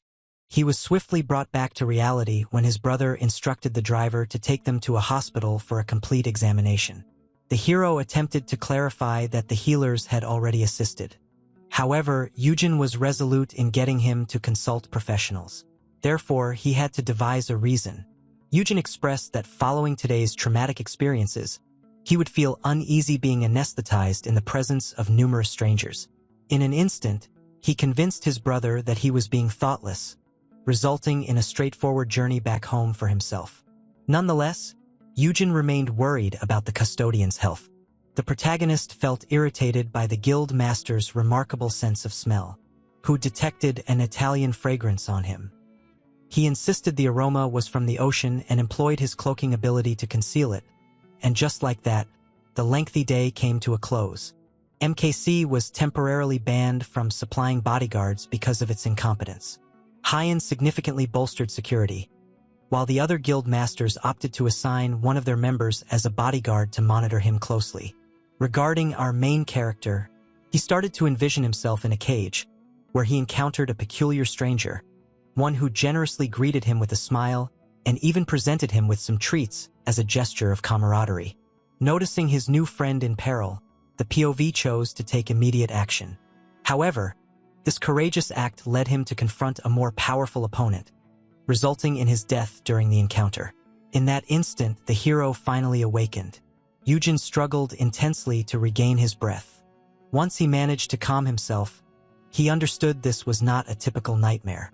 Indeed, those were Sally's final recollections. A comparable event had occurred to him in the original timeline, even without any recollection of it. This led Yujin to understand that only a few days had passed since his time travel. At that time, the low rankers were easily defeated. The hero's memories became so overwhelming that he isolated himself with alcohol, necessitating others to intervene and take him to rehabilitation. The protagonist reassured himself that none of the S ranks he oversaw would be easily defeated, except for Myung-woo. It was only then he noticed something fascinating. The sole F rank he was responsible for wasn't in his bed at that late hour. In the armory, meanwhile, knives were being honed. The blacksmith was committed to his trade. When the blade was completely honed, Myung-woo grabbed another uninteresting knife and started to believe he only had to sharpen 20 more blades. Although he ought to have felt happiness, he was nearing the achievement of 10,000. He felt a wave of frustration. The blacksmith was uncertain about his thoughts. To him, he was assisting no one at all. As others searched for the custodian, he remained in his workshop, honing kitchen utensils. Myung-woo held himself responsible for his ineffectiveness. He remembered that at the beginning of the situation, he had volunteered his help but was instructed to remain in the armory, as it was deemed best for all involved. The agents clarified that, following a background check, they found Myung-woo and Yujin had never previously interacted, contrary to their claims of friendship. Nonetheless, without questioning their friendship, the guild couldn't risk allowing a complete outsider to manage issues related to Yujin's brother. In addition to understanding his own ineffectiveness, Myung-woo wept, realizing there was ultimately no connection binding him to the protagonist. The following day, the guild master's phone began to ring. As he focused on his tasks, he grabbed it, only to discover his brother on high alert, since the blacksmith had vacated the area. Our protagonist was convinced that his companion hadn't left for a task, but had entirely abandoned the home. He even asserted that a massive pot of beef bones served as evidence for his claims. This is the meal that mothers in South Korea make when they anticipate being away from home for an extended period. Consequently, Yujin was extremely anxious about the housekeeper, fearing he could be abducted once more. Meanwhile, Myung-woo started to reflect on his lack of bravery in facing the protagonist. In addition to being ineffective, it became clear that he wasn't even a childhood friend after all. That said, Myung-woo was essentially without a home now. It was only then that he saw his shoelaces were untied. While he bent down, his bag unexpectedly unzipped, causing his belongings to scatter across the floor. Once more, misfortune hit him hard. It was only then that two small children approached him. They were nearly astonished when they spotted his hand badge. The children instantly became thrilled, believing he was one of their hunters, and expressed that it was their aspiration to become one too. All eyes quickly turned to Myung-woo as the kids overwhelmed him with inquiries. Believing he was a remarkable hunter, under intense pressure, the man disclosed that he was merely a housekeeper, and that although he was an awakener, he held an F rank with minimal equipment enhancement. The children's remarks stung as they abruptly deemed him uninteresting. The boy's mother stated that F ranks served no real purpose, as they were ineffective for making a living through dungeon raids. Consequently, Myung-woo faced indirect bullying from peers, who suggested he likely earned little and labeled him nearly worthless. He believed the kids were correct about him, convinced that the new ability he would gain after completing the sharpening would ultimately be completely useless. Myung-woo began to envision how his friends would react when this occurred, particularly the custodian, who would assert with a grin that he was completely let down. The man began to tremble in fear, as Eugene might come to regret trusting him. Suddenly, without warning, the adult man collapsed in tears right in the center of the street. Upon being questioned about his childish behavior, he began to express his feelings of worthlessness. In response, the children chose to take on adult roles and brainstormed ways to assist him in overcoming his troubles. They took him by the hand and asserted they possessed a unique technique that would enable him to learn a new skill. However, the process was far from seamless. Initially, the children nearly submerged him in water. Next, they urged him to leap from the second floor. At one moment, Myung-woo began to feel even greater self-pity, as children were also bothering him. The kids subsequently introduced their third challenge, that involved traversing an 8-lane roadway. However, when the boy intended to show the man, he was swiftly interrupted. Myung-woo began yelling at the children for their recklessness and insisted on understanding why they continually placed themselves in perilous situations. The girl clarified that they were merely attempting to assist him. The sole method to develop exceptional combat skills was to awaken them when one's life was at risk. In that instant, the man remembered an event that occurred to him, and verified that he genuinely activated his ability following a life-threatening event. Nonetheless, the blacksmith continued to harbor uncertainties. It was only then he understood something terrifying.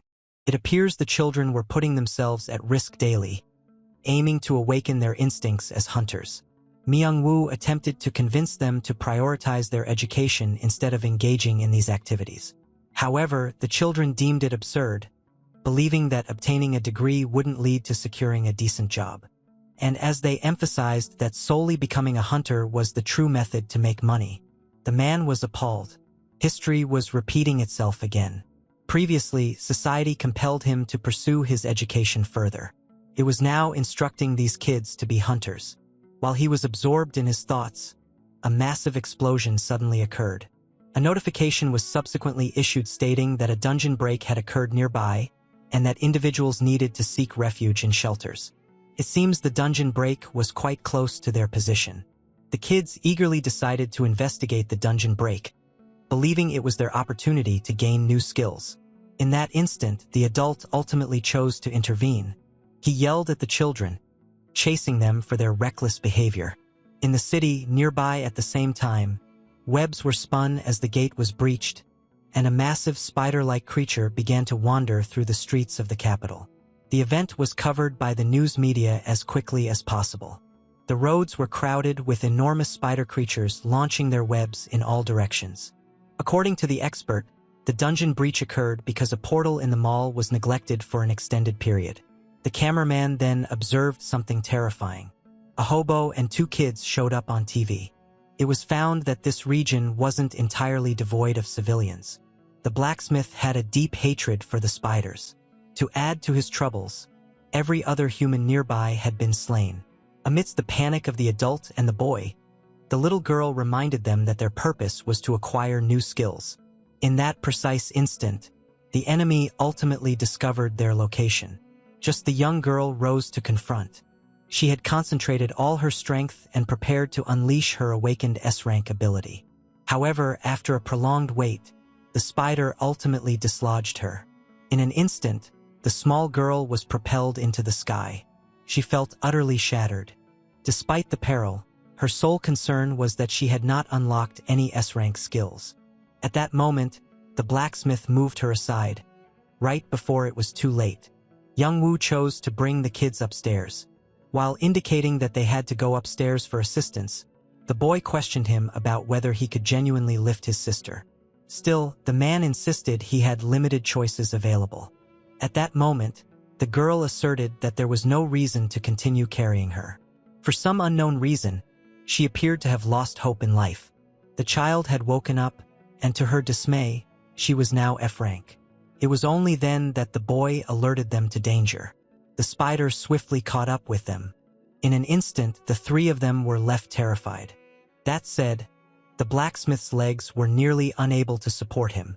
The girl held herself responsible for the chaos and insisted on being left to perish. She conveyed that they would fare better without her, as she was merely a wretched F-rank lacking any combat abilities. As the child started to wail that she was a disappointment, Young-woo realized he could no longer endure it. Thus, he chose to let her fall to the ground. He subsequently took a knife from his backpack. Young-woo resolved to stand firm and assert himself. Still, he found himself shaking uncontrollably. His strategy aimed to create enough time for the children to flee. He yelled that ultimately they remained children. Thus, they had no right to abandon themselves, far less be overlooked. In reality, their lives had only just begun. He believes that even in failure, life remains grand enough to be worthy of exploration. Consequently, he insisted they leave immediately and return with reinforcements. Young-woo urged the kids to stick together and to move as swiftly as they could. With that, the children began their escape. They vowed to return with assistance and urged the man to hold on until they could come back for him. However, the situation was much more challenging than that. Young-woo's emotions had overwhelmed him completely, resulting in him now confronting a creature that significantly surpassed him. And just like that, he was effortlessly brushed aside. The man was ejected from the building. He had anticipated this result already. In that instant, the blacksmith believed he had come to the end of his journey. Given the proximity of the light, he believed his mind was conjuring images of his closest friend. He felt a sense of happiness knowing that the final sight would be Eugen's kind and gentle face. From the blue, the hallucination approached him closely and began to converse. It appears this was not a hallucination at that instant, the blacksmith was unable to contain his tears. His friend had at last reached him. Young-woo was at a loss for words. Eugen always seemed to be present when he needed support the most. Following this, the blacksmith's recollection grew unclear. He solely recalls his friend protecting him from the spider monster.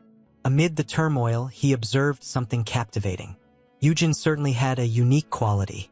Young-woo attempted to address the tentacles protruding from his friend's back, only for him to manipulate him into believing they were mere hallucinations. The final thing Young-woo recalled was his friend knocking him unconscious and injecting him because he was probing too deeply with his inquiries. Soon after, he finally awakened. The man swiftly understood that he had returned to the dormitory. Based on what he observed in the news, the children accompanying him had been saved. This meant that the spider event was indeed genuine and not a figment of imagination. It was only then that he faced an irate protagonist holding a steaming plate of food. Young-woo intended to inquire about the tentacles, but being a supportive boyfriend, he manipulated him into believing he was mixing up reality with his dreams. Soon after, the housekeeper was seized by the collar. Yeojin was enraged with him for placing himself in that perilous situation, and asserted that had he not appeared on live television, he wouldn't have even realized he was present. Our protagonist firmly prohibited his friend from fleeing like that again and creating such chaos. When he discovered that his friend was concerned for him, the emotional one couldn't hold back his tears. Yeojin felt a surge of panic, believing his friend was suffering, and suggested finding a healer. Unbeknownst to him, those tears were ones of relief. Myung-woo inquired of the custodian whether their friendship could endure if he ended up with a disappointing skill after completing the knife sharpening.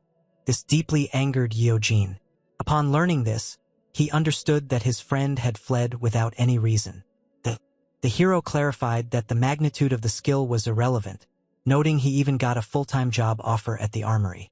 Yeojin actually disclosed that he ought to be the one requesting Myung-woo to remain with him. He asserted that nothing compares to his culinary skills. Consequently, he invited him to prepare a meal for him occasionally if he chose to relocate. Yeojin asserted that he would consume anything and even suggested paying Myung-woo, who couldn't suppress a grin. Following the discussion about city life, the blacksmith ultimately reached an understanding. It would be futile for him to belittle himself. In reality, there was nothing to be concerned about. In his studio, he secured his hair, repaired the grinding wheel, and initiated the procedure. As he sharpened the knives, thoughts of his friend emerged. At the close of each day, Yeojin was consistently by his side. At that time, when he reached his lowest point, Myung-woo finally experienced his awakening. He obtained his soul E-rank skill in a shadowy and overlooked location. On that day, he intended to conclude everything. Eventually, after registering as a hunter, he received 700. He had low expectations since even the receptionist advised him against entering the hunting field, noting how ineffective his skills were. Days had passed since he last saw the sun. With the cash available, Myung-woo aimed to settle his debts, as he had never envisioned himself achieving anything. On that day, Korea welcomed yet another brilliant S-rank hunter. Preferring solitude over the crowd, he chose to enter through the back door. Myung-woo was convinced that his fate was to stay in the shadows. He despised himself and viewed himself as a worthless human being. His revival had granted him the strength to survive for a few additional days. Nonetheless, he remained certain that there was no purpose in prolonging his life. Suddenly, everything transformed in an instant. Myung-woo was unexpectedly seized by an unknown individual. He had at last encountered the protagonist. Initially, the man was skeptical. In reality, he believed he was unworthy of all this. He consistently experienced a blend of gratitude and worry, since he lacked extensive knowledge of dungeons and did not possess the potential to achieve S-rank. And even when requested to sharpen 10,000 knives, the man couldn't bring himself to envision acquiring a formidable skill. Upon discovering that the young girl had woken up as an F-rank and wished to end her life because of it, Myung-woo experienced a profound realization. Upon hearing a child's perspective, he understood how misguided his own thoughts had been. He also realized something crucial. Myung-woo had never been concerned about his position or rank. Indeed, the main character never compelled the blacksmith to engage in battles he wasn't suited for. He just let him excel in what he was skilled at. There's no doubt about it. Myung-woo had consistently stood by Myung-woo. Even during his most challenging moments, the main character maintained his trust in him. Noticing that his smile served as a beacon, guiding him away from darkness, the man chose to let go of all his concerns. Finally, Myung-woo understood his true identity and purpose. He aspired to match his friend's strength. Although he may never reach the prowess of a formidable warrior like the Ice Witch, Myung-woo was determined not to surrender. He aimed to fully embrace the greatness of his journey. Once he completed sharpening the 10,000 knives, Myung-woo let the blade fall to the ground. He was in disbelief. At last, the SS rank skill, Master of the Golden Smithy, was unlocked, and the Master Blacksmith had emerged, eager to repay his closest friend. The following morning, screams echoed throughout the armory. A worker was in a state of panic after an incident involving the SR rank mana stone. She believed it had been taken. However, her colleagues comforted her, explaining that the excitement was due to their valuable or finally being acquired by a deserving owner. Noticing the weapon's high cost, its new owner presumed that all SR rank weapons had to look extravagant. Urim was currently hovering over a lake, captured by drones. She arrived to conduct the initial field test of the Parnamai Frostwood Trident, which had been made by the housekeeper. The chosen practice target was the lake. In that instant, the teenager felt excitement. She was on the verge of discovering the true power of the trident. The outcomes astonished her. Noticing that the whole lake was frozen, Urim felt very satisfied. It was only then she observed something fascinating. The ice had solidified beyond just a regular lake. Consequently, it was determined that the weapon indeed possessed SR rank ice attribute abilities. With the trident acquired, Korea possessed 16 SR ranked weapons, this particular one forged by a blacksmith rather than found within a dungeon. The examination further validated that this was an SR rank weapon, and Myung-woo had obtained the rights to his creation. When inquired about the strength of his weapons, the blacksmith assured them that he could forge them as strong as he desired. Everyone was left amazed, as it became clear that after some practice, he could produce SS rank items successfully. At that time, there were suggestions to assign Myung-woo a personal bodyguard. However, the report indicated this would be unnecessary, as he was no longer the same vulnerable homeless man he once was. Sungkwan Kim was taken aback to discover that, upon awakening his ability, the man grew as powerful as a C rank. It was quite uncommon for someone to enhance their own strength. Indeed, one could confidently assert that no one compared to the master blacksmith. Several hours prior to the presentation, Yujin stood in shock as his friend, immediately after discovering his new power, forged an S-rank weapon. Yongwoo clarified that to succeed, one must. He combined the mana stone from the forgery with the resources in his stash, which was a pocket dimension filled with numerous S-rank and SS-rank materials. Observing their natural ability, the master blacksmith incorporated frostwood into the skill and fused it with the mana stone. Additionally, Yongwoo was given a manual that guided him in crafting the trident. While the blacksmith acquired a powerful skill that was straightforward and effective, Yujin ended up with a lesser-ranked skill featuring rather humiliating keywords. As he began to weep over the world's injustices, Yongwoo extended an invitation to show him around his workshop. This fascinated the main character. It became evident that the title master of the Golden Smithy was far from being merely symbolic. Upon opening the gate to the Golden Smithy, Yongwoo disclosed his ability to invite others inside.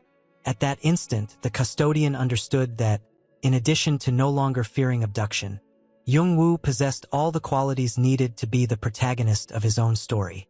Upon arrival, the hero was welcomed by a radiant light. However, after examining closely, he was completely amazed by the size and grandeur of the smithy. The duo found it quite intriguing that, although the workshop was constructed from wood, it remained undamaged despite the surrounding heat. Yongwoo observed that the flames were not igniting without fuel. Yet, as he approached to get a clearer view, the fire transformed and rose from its dormant state. Yongwoo shielded his friend, who pointed out that he had now outperformed him in stats. The being before them was ultimately unveiled as a fire elemental. The entity that addressed the blacksmith as master identified itself as a s'more, a being crafted by its creator in his final moments. The hero was astonished that such beings actually existed. Yongwoo disclosed that he was the co-creator of the trident, with its previous master having arranged everything for him. This piqued the custodian's interest significantly, as it indicated that Mewers was not the sole hunter on Earth possessing this S-rank skill. The previous owner left flowers and a card for the new one. Mewers once more utilized the skill to interpret the ancient script inscribed on the card. It was a greeting from the master before him, wishing him luck and success. Certain dungeons house remnants of civilizations that appear both akin to and distinct from those on Earth. Observing the existence of intelligent life in this dimension previously raises intriguing questions. It was entirely plausible that a master blacksmith had lived in earlier times. This blacksmith could have passed down his craft for future generations. However, as the hero pondered deeply, he was unexpectedly presented with a bouquet of flowers. Yujin was abruptly brought back to reality. Yongwoo asserted that everything was due to his efforts. Consequently, the master blacksmith chose to trust his closest friend with this responsibility, asserting he would follow any instructions given to him. The young man outside appeared shocked.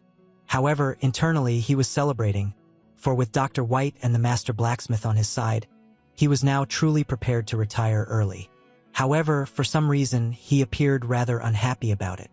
While he highlighted the flaws in the idea, his friend remained curious about it. Yujin told Yongwoo not to feel obligated to remain attached to him. In that instant, the main character chose to share a secret with his friend. And with that, he finally revealed that they had never genuinely encountered each other before. Yujin stated he had approached him due to mistaking him for another person, only for him to reveal himself as an utter stranger. With neither knowing how to respond, the protagonist made an effort to convey his apology sincerely. Ultimately, he was a total stranger who had compelled Yongwoo to become his housekeeper, which is why Yongwoo must now concentrate on living his own life moving forward. In that instant, Yujin understood he was jeopardizing his sole opportunity for an early retirement, but witnessing his friend's success provided him with the comfort he desperately sought.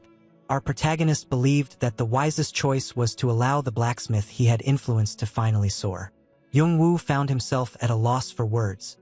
He remembered his friend's remarks about this ability being so formidable that it could elevate him above the major guilds in Korea in terms of influence. Thus, Yongwoo asserted that he knew about first. He handed him the flowers, which could ignite if left in the workshop. the master blacksmith resolved to live freely, focusing solely on his own desires without concern for anyone else. In the present, Jung-woo chose to showcase his initial creation as a gift to all. He selflessly gave it to the youngest S-rank hunter in the nation. The blacksmith stated that because the prestigious guild had provided him significant support prior to his success, it was only fitting to award them the first S-rank item. In the meantime, our protagonist felt quite disheartened, having ruined his opportunity to become a millionaire. Nonetheless, this could lead to positive outcomes, as having the master blacksmith in the limelight might finally allow him some peace. In that instant, the hero felt compelled to share his pride in his friend's achievements. The bunny subsequently informed the grizzly that Jung-woo likely intended to pursue his own path rather than remain in the dorm. Everyone would desire him, noting that he was the sole hunter on the planet able to produce such premium items. In other terms, the man had no justification to squander his potential by remaining with Yuejin. Our protagonist understood that he and the day's star hadn't truly been friends for a considerable time, then silently took a sip of his drink. In that instant, the young competitor expressed gratitude to all, particularly to the inventor. Out of nowhere, Yuejin knocked over his drink while receiving thanks on live TV. He was especially shocked when the duo began discussing him. The blacksmith stated that, among all, Yuejin Han's support held the greatest significance for him. The man involved urgently attempted to conceal himself. Sungon couldn't resist smiling. The man was being appreciated like a parent, unaware of the significance he held for his small ducklings. Sungon, Myung-woo, and Yerim shared the same feelings. The trio viewed the hero as family, and by expressing their gratitude on live television, they portrayed him as a significant figure not to be trifled with. The days that followed the ceremony were quite tranquil. Due to strict security measures and boredom, Yuejin remained confined at home with nothing to occupy himself. The skilled blacksmith dedicated most of his hours to his workshop but occasionally emerged to prepare tasty treats. Thus, just one minor detail was left to resolve. The creature had become complacent and declined to practice. This was unusual, considering that peace was quite stable. His mentor speculated that the cub might still be affected by the abduction they endured, even though it had been unconscious throughout the ordeal. With that in mind, he chose to take him out for some playtime. Soyoung Kong, the designated bodyguard for the day, was eager to escort both of them to the training facility. At just 19 years old, she was a brilliant A-rank player personally recruited by the guild master of Sisung from the UK. Additionally, it's noteworthy that in the future, she gained media attention alongside our hero's younger sibling. In other terms, the striking blonde was essentially Yu Yun's future spouse. While the A-rank escorted them to the elevator, the hero's thoughts were consumed by his desire for her to marry his brother. Soyoung expressed her shock upon discovering that he had been abducted. She disclosed her strong expectations for him, which left him feeling rather perplexed. Soyoung described her SS rank skill, which is referred to as Dragon Rider. Dragons were among the most untamable species of all beasts. Domestication of a dragon was nearly unfeasible, which was quite unfortunate. It would be ideal for the A-rank hunter who would benefit significantly from it. The girl began to articulate how frustrating it would be to allow her formidable talent to be squandered. She went on to describe how Sisung occasionally discovers dragon eggs within the dungeons, and how she would possess a dragon if they could successfully hatch it. She longed for her own baby dragon, which she would nurture with immense affection as if it were her own offspring. Yoon thought his younger brother's future girlfriend was quite charming and adorable. However, the moment was spoiled when she referred to him as her breeding partner. The term our protagonist despised was now on the lips of everyone. He began to hold the tall woman responsible for the chaos, as the expression gained traction as popular slang after appearing on TV. Eventually, at the gym, the manticore would not budge. It appeared unusually lethargic. Its owner was quite ill. The bodyguard speculated that it was likely still traumatized by the kidnapping event. Yuyun attempted to engage his creature in play, lamenting that it was unfortunate they couldn't take peace for a stroll outside. Noticing he remained a monster, Yuyun abruptly had a thought. She clarified that there was a secure place where peace could finally breathe fresh air. To our hero's astonishment, the girl meant the garden atop Susing's rooftop and hurried off to notify the guild master. The leader opted to promptly arrange a car for them. He asserted that they required no authorization for their visit. Consequently, the guild master resolved to prepare himself to receive a highly significant visitor. Eventually, they reached the stunning garden at last. As our protagonist remarked on the unexpected revelation that this was the roof of Susing, his bodyguard clarified that it had been set aside for him for the day. It was Peace's first experience being outdoors. Therefore, he encouraged it to set free. Yuyun comforted Peace by stating that the A-rank hunter was his friend. To demonstrate her connection, the girl moved in close and hugged him, showcasing her relationship with the creature. This surprised the protagonist, as he hadn't anticipated his future sister-in-law to behave in such a manner. He presumed this was likely a common occurrence in the UK and started to wish it wouldn't lead to any family conflicts later on. Peace was at last feeling more at ease in the garden.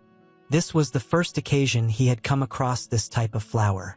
Thus, the small being enchanted by nature chose to embrace freedom, leaving the owner anxious about the repair expenses.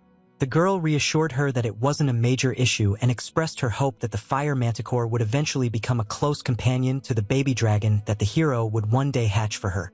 When inquired about the type of dragon she would receive, the girl described it as the Tier 3 thorny-winged dark dragon.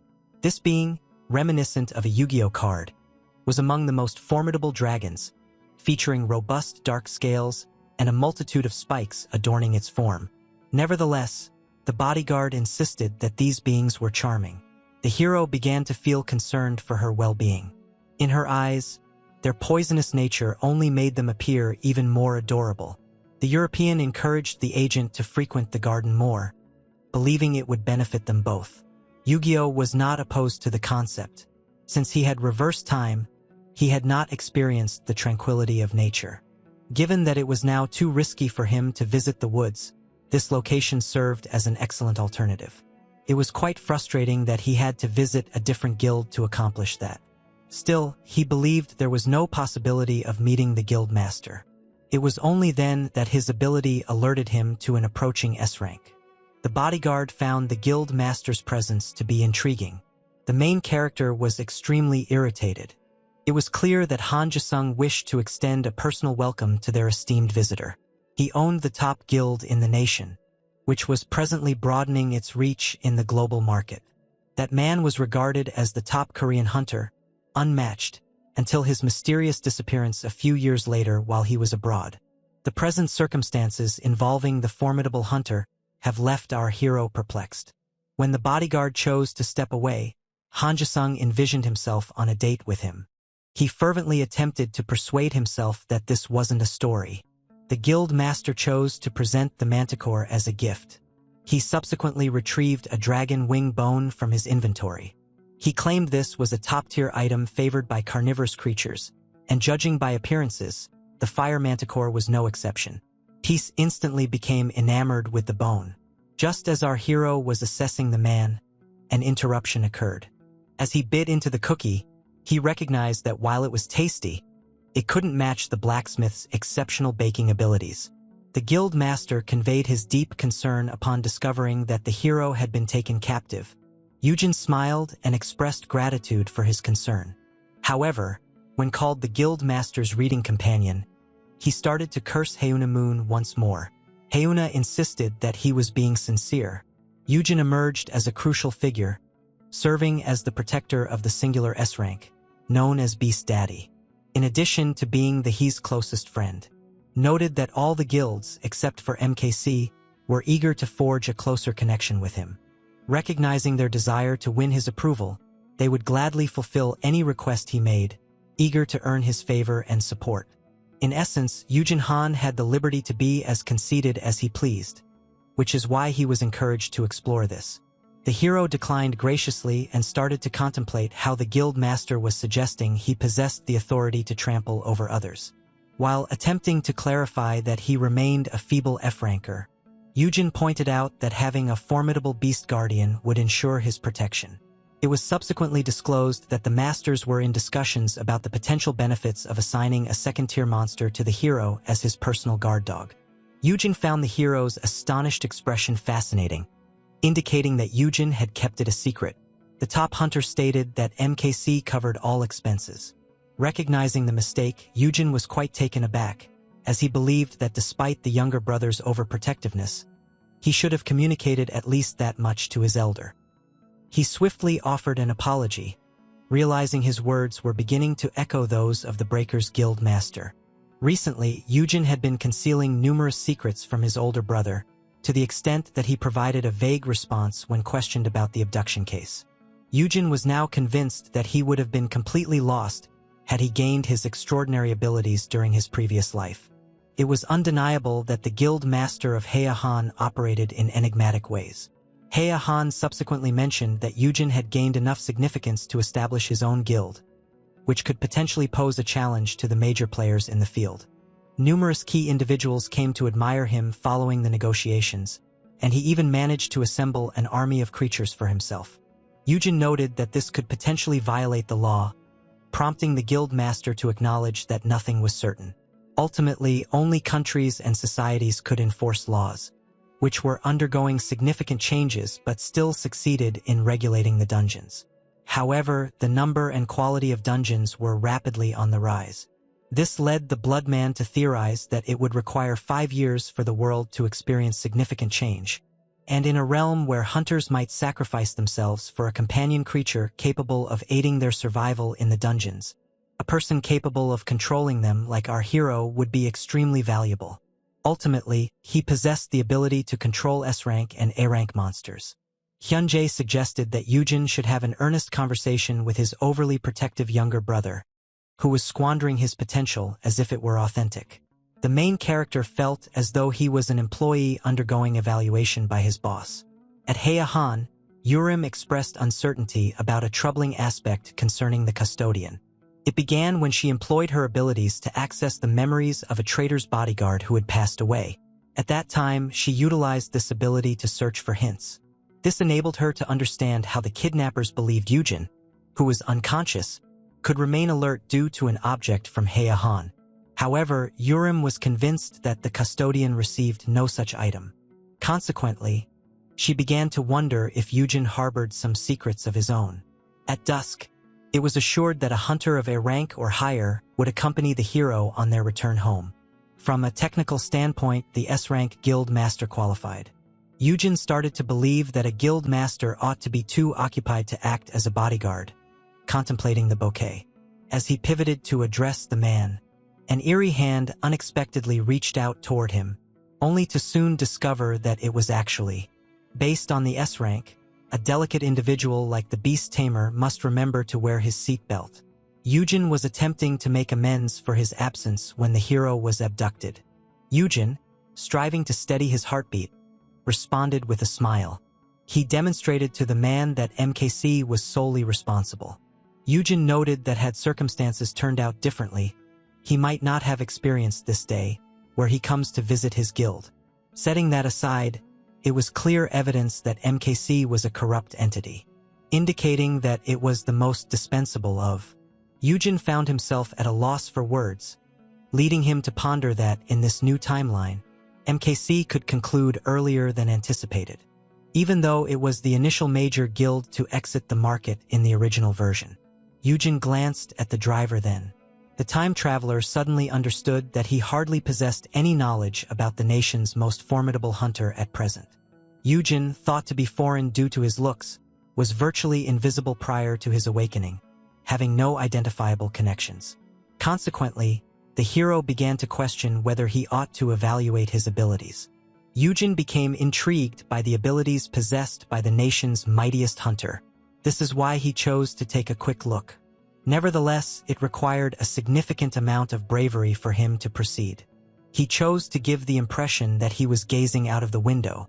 However, as he attempted to employ his talent in the most subtle manner, a chilly hand was wrapped around his neck. Similar to the bouquet, his heart sank to his feet. In that instant, silence dominated the atmosphere in the car. Yujin was completely unaware of what occurred. Despite activating his resist fear skill, he couldn't dispel the sensation that he was nearing the final moments, and a mere squeeze from the S-rank hunter could bring everything to a swift conclusion. He appeared completely calm and unfazed, Yujin was taken aback to find himself exposed prior to even utilizing the power. The creature assumed a protective position. In that instant, the beast tamer inquired of his bodyguard whether he was genuinely planning to betray him. Yujin responded with a gentle smile and released the hero's neck from his hold. That same hand was subsequently used to pat his back. Yujin expressed confusion as they both remained seated in the car, enveloped in silence. The hero, unsure of how to respond, felt quite irritated by the paranoia exhibited by the mightiest hunter. At the guild's reception area, meanwhile, two men in middle age settled into their seats. Yujin felt delighted by their friendly reception. However, the moment he opened the door, his date hurried out of the vehicle. Yujin remained astonished that he returned home safely. When the man attempted to return the bouquet, the director clarified that they had to announce his entrance to their guild. Confronting the HR director, Yujin highlighted that his equipment ought to have informed him regarding a misinterpreting the circumstances. Director Suk clarified that guilds resembled armies. It is highly unusual for an S-ranked guild master to visit another. As it was clarified, these unusual visits ultimately resulted in conflict. Yujin started to question why Yujin was so determined to drive him home. It was only then that he understood Hyunji merely wanted to tease Hain a bit. The man subsequently retrieved a flower. He presented it to the director, vowing to always watch over Yujin. In addition to the bouquet, he chose to offer him another gift. Yujin received earrings infused with a B-ranked shield skill, which were meant to serve as a gesture of gratitude for the desire to collaborate with Su Young. The hero was utterly confused, as items with abilities essentially came with a hefty price. It grew increasingly unsettling when Hyunji noted that this was a substitute for the studs Yujin had ceased to wear. Hyunji urged Yujin to accept this gift, as it was intended to express his wish to build a strong friendship with. Later, while in the bathroom, the box with the studs was found empty. The new owner chose to give them a try. At that instant, he instructed his pet to propel itself towards him at maximum velocity. Peace swiftly collided with the shield. Yujin felt quite satisfied with the convenience of his new skill. It was only after his garden visit that he noticed his pet had a smell. Thus, he chose to provide it with a thorough wash. It was clear that the fire manticore had a dislike for showers. Yujin started to believe that his journey to Sezong was advantageous, having acquired new studs and revitalized his pet's energy. Following a deserved reprimand, Yujin questioned whether he could undertake the journey again in the near future. Director Seo had a disdain for Yujin and insisted that if his boss were present, he would have obliterated the whole area, which the hero deemed absurd. However, the man was serious and deeply worried about the encounter between the two S-ranks, recalling how Yujin had previously faced legal issues after visiting a different guild. The older brother was extremely shocked by this. He started to reflect on how bothersome his younger sibling really was and realized he would have to obtain 50 additional Mad S ranks to manage. Yujin despised the system for imposing such a task on him. In that instant, the pet could no longer endure it and attempted to escape, but its bath was still incomplete. However, upon seizing it, the hero discovered something fascinating, as he was now grasping a type of plush toy. His initial thought was that Peace had acquired a form of cloning ability. However, it appears this was merely a gift from the spirit that came back to his side. It turns out that this was popular fire manticore merchandise he had brought along from Japan. Although they weren't meant to resemble Peace, these items valued at $75 still possessed their allure. Yujin, the show featuring Peace, was trending, a fact our hero remained unaware of as he intentionally steered clear of the internet. The spirit confirmed to its master that it had indeed fulfilled its duty, and as Yujin concentrated on Peace, he commended him for his efforts. It found it curious that he omitted any details regarding the dungeon's interior. It appears that the Daka baby is unable to enter dungeons. He claims that whenever he attempts to enter one, he is just pushed away from it. Yujin realized that because the spirit had the ability to teleport like a dungeon, he was not permitted to enter another. It was only then that he understood the spirit was viewed as a dungeon. Thus, to swiftly evaluate this theory, he quickly ran to embrace the Daka baby. Yujin requested that he accept his affection. He encouraged him to quit being so frugal, and to begin teleporting while he continued to hold on to him. Ultimately, Yujin decided to concede to this request. And just like that, the teleportation started. Yujin quickly discovered he was above all the structures. It was unmistakably clear. The sensation of the spirit's teleportation resembled that of passing through a dungeon gate. Yujin subsequently established a stance in the air and began to race through the city with his teleportation abilities. His teleportation was akin to entering a dungeon. That night, while a driver was quietly going about his duties, a ghost with a twink suddenly materialized before him, prompting the slender figure to express his apologies. Yujin aimed to replicate the experience he had during his previous dungeon entry. His hypothesis proved accurate as the status window began to change right away. The sole occasion he received a message from the system was while he was within a dungeon. In other terms, ongoing teleportation could ultimately enable him to participate in dialogue. At that instant, the spirit could no longer restrain himself. He ultimately succumbed to his desires and seized the young man by his trousers, before slamming him onto the adjacent concrete. In Korean folklore, Dakobis were recognized for their passion for wrestling. The spirit felt no concern for hurting his boss, who survived the fall thanks to his shield skill. Nonetheless, Yujin wished he had gotten a notification from the system after being suplexed. Upon accessing his status window, he encountered a fairly neutral notification, with certain letters displayed in different colors.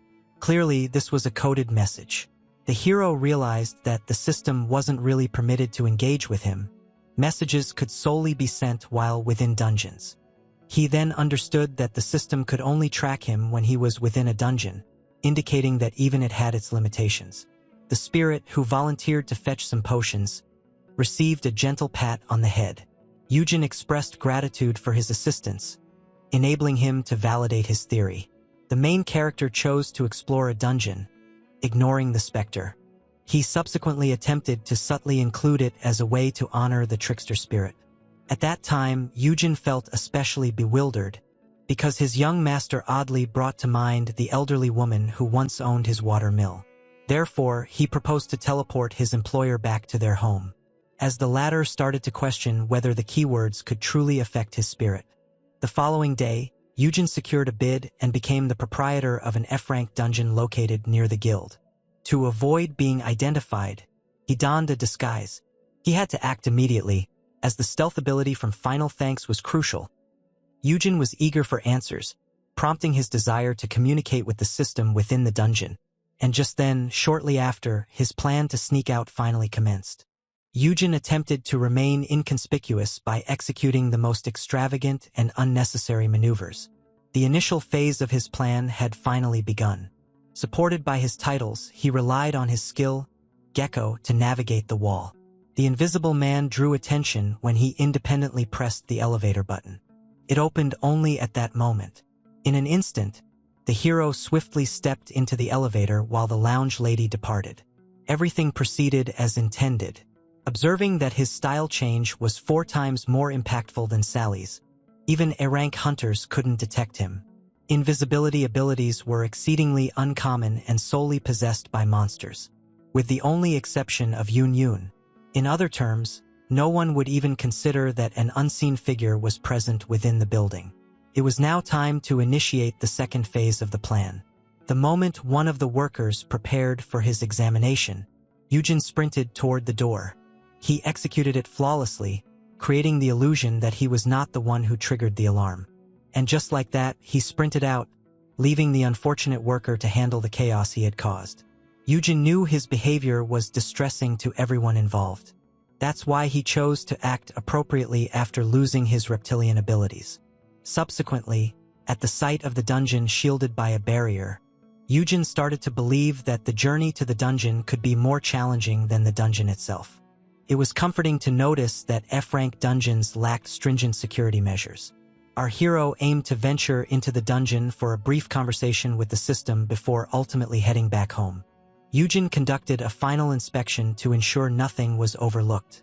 He ensured he took a gate stone along with him.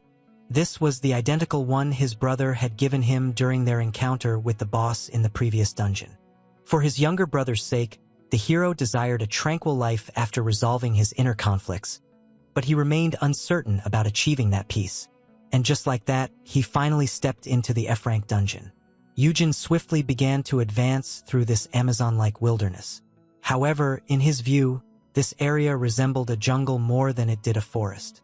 The hero began searching for the system. As he started to grumble about not receiving the coordinates, the nearby monsters noticed his presence. In that instant, the yellow monkeys launched their ambush, but events unfolded differently than they had anticipated. Yujin was more concerned about the system's slow search for him than the monkeys themselves. In an instant, before his reptilian power, the mammals started to fall like flies. As he advanced through the dungeon, he attempted to connect with the system. He subsequently utilized one of his reptilian abilities, prior to releasing an acid rain on the F-rank monsters. Soon after, he ascended a heap of corpses and demanded to know the truth. Yujin predicted he would swiftly finish the dungeon while gathering the insignificant F-rank mana stones. It was only then that the window panel suddenly appeared, surprising him. The system began communication through symbols. The hero swiftly realized that this was a communication from the system urging him not to feel guilty. While he pondered over everything, yet another notification appeared on his screen.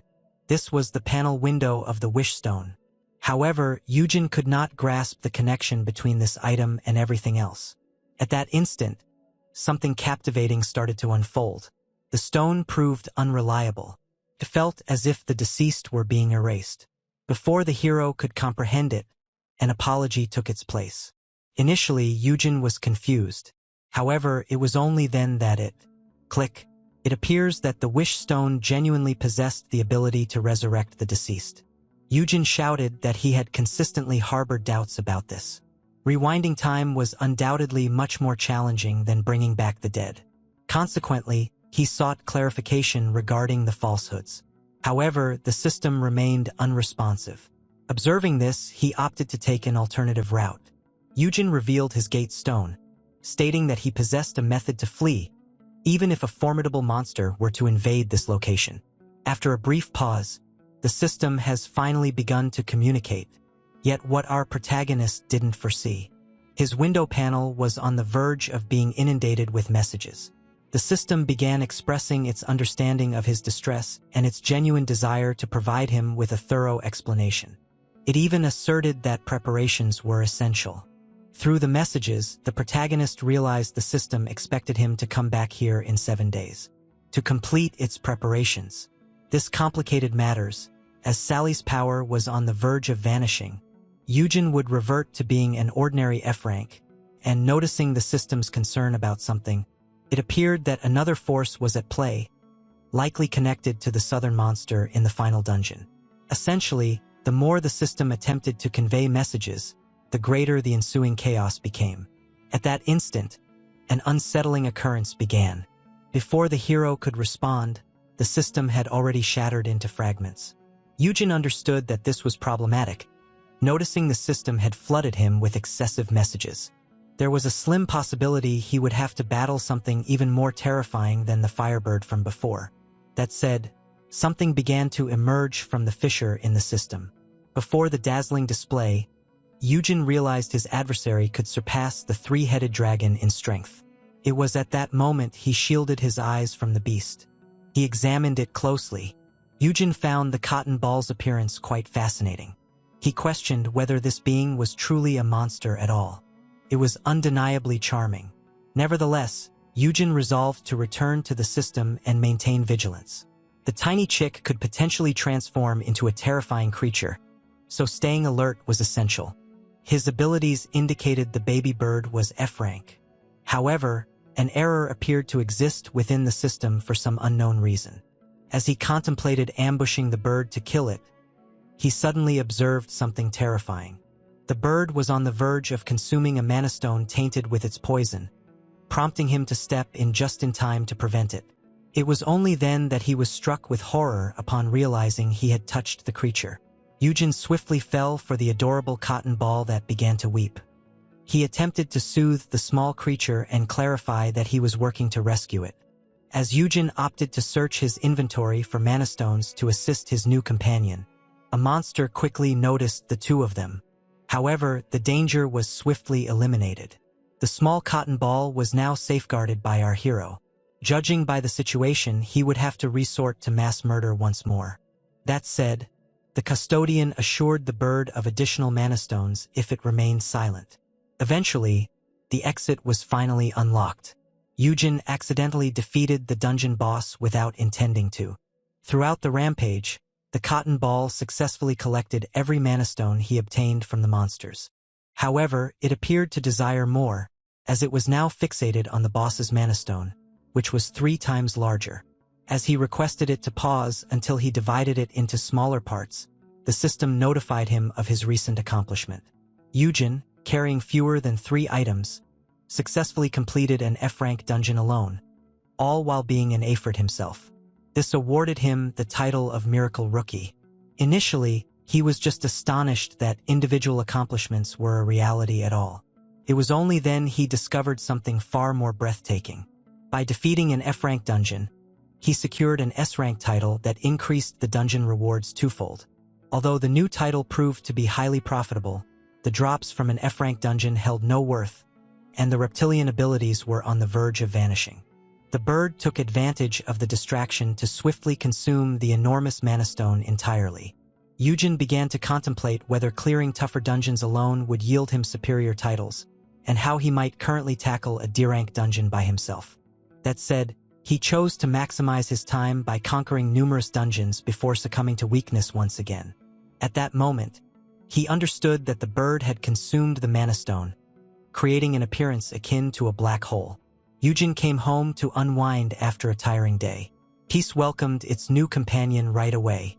Home unexpectedly turned into a more stressful place than a dungeon. Our hero's kitten had become completely unruly.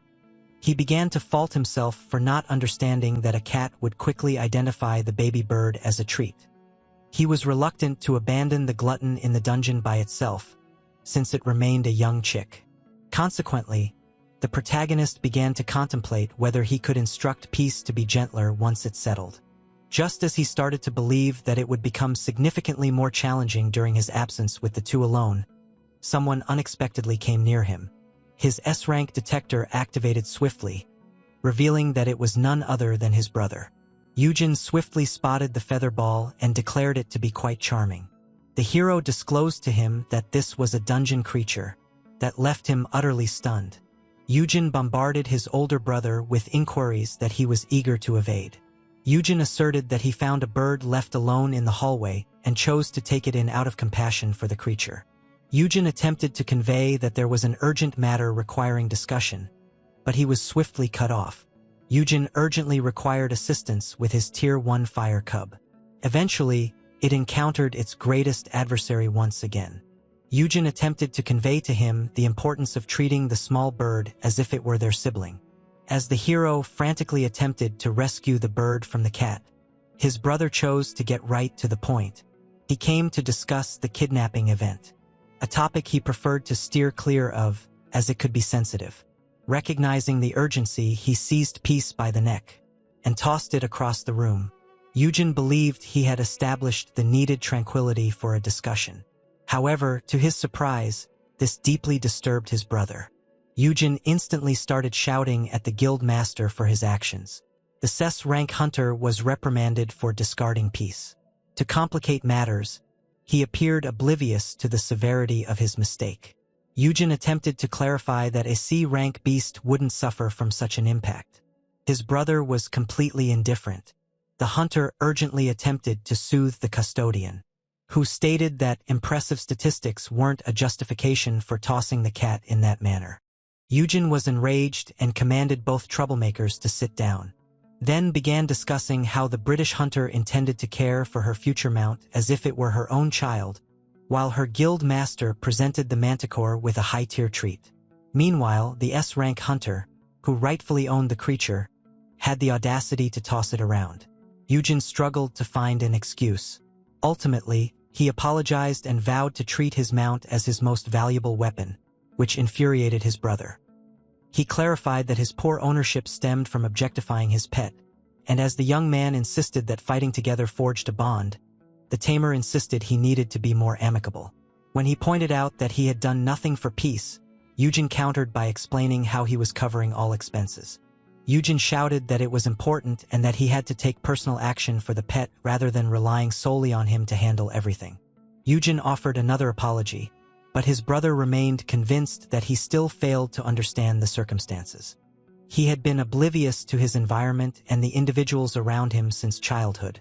Consequently, the protagonist encouraged him to express himself through hugs rather than words.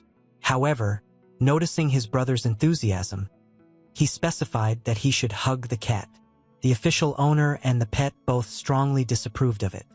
Once the custodian felt satisfied, they swiftly distanced themselves from one another. Soon after, peace shifted back to its rightful owner. The small creature appeared anxious, fearing it had angered its master by tormenting the bird called Peep. Peep. Eugen swiftly showed the feather clump and inquired of the furball if it was going to. Initially, it appeared that Peace was set to make Peep Peep its next meal, but ultimately, the cat had grasped its lesson. As the tamer focused on his animals, his sibling attempted to convince him to undergo a physical examination for safety reasons. In that instant, he recalled something and inquired with his brother about any plans for the upcoming week. Eugen intended to participate in a raid, just the three of them. To assess his brother's new ability and foster a connection with his future mount, Eugen consented. However, as his brother began to leave, the guild master perceived him as a deceiver concealing a hidden truth. Subsequently, our hero tackled 2 additional dungeons solo, starting with an E-rank dungeon that felt like a stroll in the park. The second was a D-rank dungeon resembling more of a fishing expedition. During each raid, the system would attempt to communicate with him. Each time, he would receive items and potions as rewards. He even obtained a new S-rank title by completing the E-rank dungeon, called Veteran F-ranker, which doubled his attack strength. Eugen sensed he was being cheated, as he initially lacked any offensive abilities.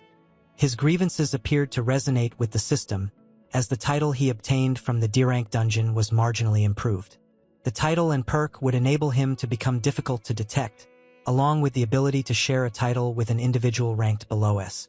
He attempted to devise the optimal method to utilize his newfound abilities, but each time the strategy risked his own safety. Eugen observed the bird attempting to snatch the food and started to consider that its actions were a result of system glitches. He even enlisted a hunter skilled in taming to assess it, but the attempt was unsuccessful, as neither the twig skill nor the super nanny skill appeared to influence it. Only time would reveal the true potential and character of Peep Peep, who appeared to be in our hero's care, given the depth of his affection. In that instant, Peep observed something unsettling. The other animal attempted to climb on top of him.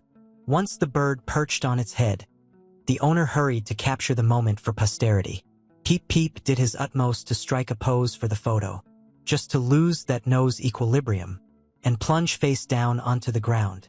Eugen, having made the choice to establish a social media account, opted to use his first photo as the profile picture. Upon creating his account, his charming pets attracted an impressive number of followers. At that instant, the ghost appeared, commending its master for his sudden popularity. He described how these animals had become the talk of the internet and hurried to introduce himself to the glutton bird. Eugen even presented a costly A-rank mana stone as a reward. He began to yell at him, claiming he was indulging his bird too much. The specter's error in confusing his master with the elderly woman of the watermill indicated that he was now in his care. All was proceeding as our hero intended. The long-awaited day arrived when the major contracts commenced the construction of Eugen Hahn's breeding facility. Reports indicated that all team members were awakeners, and with a substantial budget allocated, they anticipated completing the project within 2 weeks. Eugen understood that the guilds were not inexpensive bets regarding the construction, based on what he had seen on TV. He began to contemplate how occupied he would become once the construction was completed. The initial move involved convincing the blacksmith and Dr. White to come on board. Additionally, he was set to obtain a contract with baby monsters for taming purposes. In that instant, the main character understood that he had entirely overlooked his goal of retiring wealthy and youthful. Nevertheless, He chose to concentrate on the future and re-establish communication with the system within the dungeons once more. Still, he couldn't shake the feeling that something was lacking. In addition to deceiving him regarding the true abilities of the Wish Stone, the system was also cognizant of our hero's deeds in the initial timeline. What was most fascinating was its request for him not to hold himself accountable. In essence, a problem had arisen. The mere act of having direct contact with him indicated that a genuine issue existed, potentially arising from time travel. Ultimately, the hero chose to let it go, realizing that worrying wouldn't resolve the situation. Consequently, he opted to hold off on his inquiries until their next encounter with the system. However, Yujin was naive, as he ought to have been better prepared for that day. All descended into disorder, and the black flames consumed all. Yujin found himself confronting the blade wielded by his younger brother. He came to a realization. Had he been more truthful from the beginning, he could have potentially sidestepped the impending chaos. Returning to the present, where the main character ought to have anticipated the impending catastrophe, a banquet was being arranged. He expressed regret to the blacksmith for only being able to prepare eggs, but the blacksmith shared his love for cooking. With that noted, in an unusual ambience, the four gathered for dinner. Yujin had invited his little chicks to foster their connection. As soon as Urim took the first bite, he began to commend the master blacksmith for his culinary skills. Yujin encouraged Yuhian to sample one of Myungwoo's prepared dishes. However, this one chose to remain with the eggs prepared by his brother. The hero found it quite ironic. As the fire hunter ignored them, the ice was attempting to be more welcoming in return. Yujin attempted to reprimand his younger brother for being rude. The blacksmith explained that the two hardly conversed and would seldom need to, once he accompanied him. Urim considered those words to be quite distant from the past. When questioned about the decision, it became clear that the master blacksmith preferred to accompany his closest friend, opting for him instead of Hyan, who pleaded for him to remain. Urim felt a sense of admiration, recognizing that the new structure would include both a breeding area and a smithy.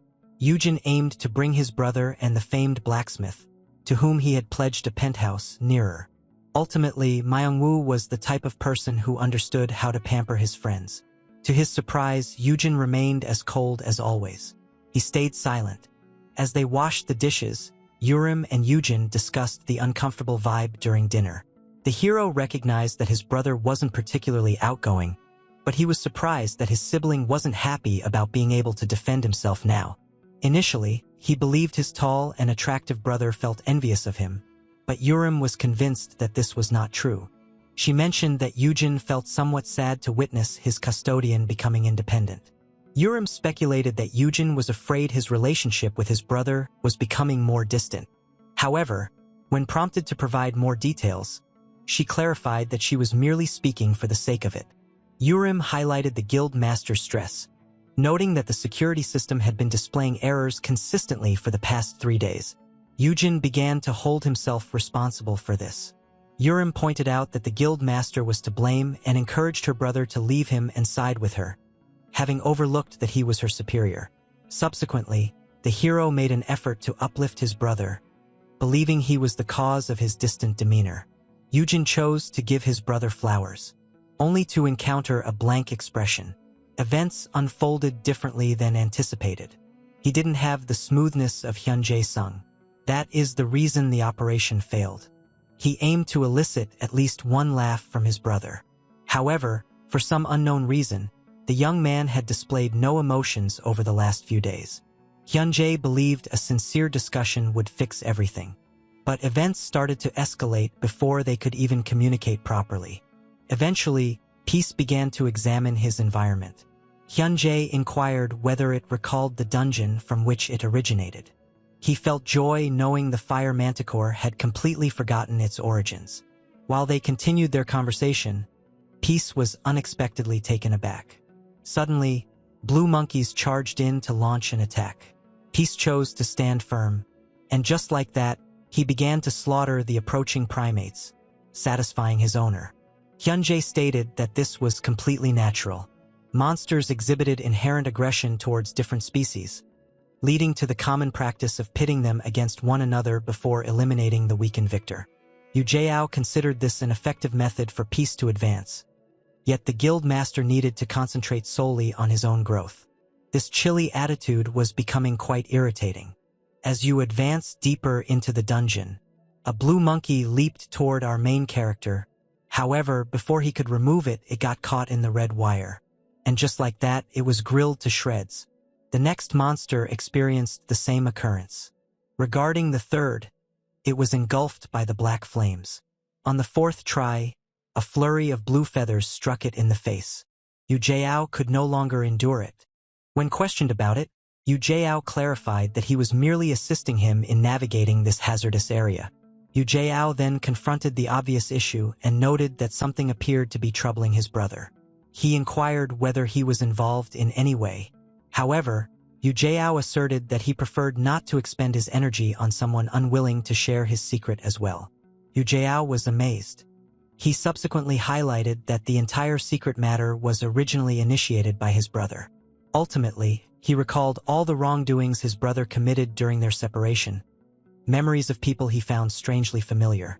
As he kept yelling at his brother, his sword zipped past his ear to pierce a monkey directly in the heart.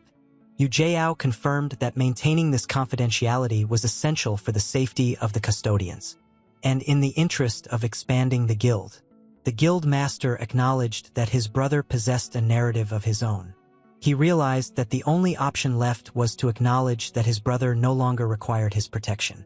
After coming to this understanding, Yu Jiao conveyed to his brother that it was completely normal for someone to feel concern. However, Yu Jiao did not have to bear the burden alone. Ultimately, he possessed sufficient power that most guild leaders would hesitate to confront him. However, the S-rank hunter claimed this was not the problem. Thus, when inquired about, the guild master released his formidable black flames and inquired of his brother whether he could find a way to peacefully enjoy his life. Yu Jiao wished for his brother to be lazy as he catered to his every requirement. In return, neither would challenge the other's actions. Yu Jiao just wished his brother would refrain from entering dungeons. Yu Jiao remembered a comparable experience he shared with his brother from the previous timeline. Just as he was ready to discuss his brother's secret, the system prepared itself for a dialogue. This left the protagonist amazed. Before he could comprehend it, he began to fade away. Yu Jiao, drawn by the light, glanced back. To his surprise, his brother was disappearing. Before any action could be taken, the protagonist vanished, leaving only his weapon behind. The system couldn't have chosen a more inconvenient moment to behave suspiciously. Only a spear remained as the sole remnant. The formidable S-ranker found himself utterly bewildered. Before he could react, his brother had inexplicably disappeared. On the opposite side of the wall, the hero continued to plummet. As he began to voice his frustrations about the poor timing, his descent abruptly halted midair. It was only then that the entity appeared. Greeting its honey, it resembled a pink smiley face emoji. The other digital beings emerged soon after. The protagonist quickly understood that he was, in fact, conversing with the system itself. The emojis validated it, and with them repeatedly addressing him as honey, the protagonist found himself curious.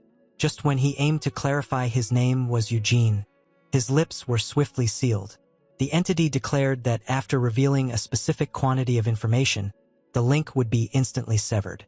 And names represented a vast quantity of information that was best concealed.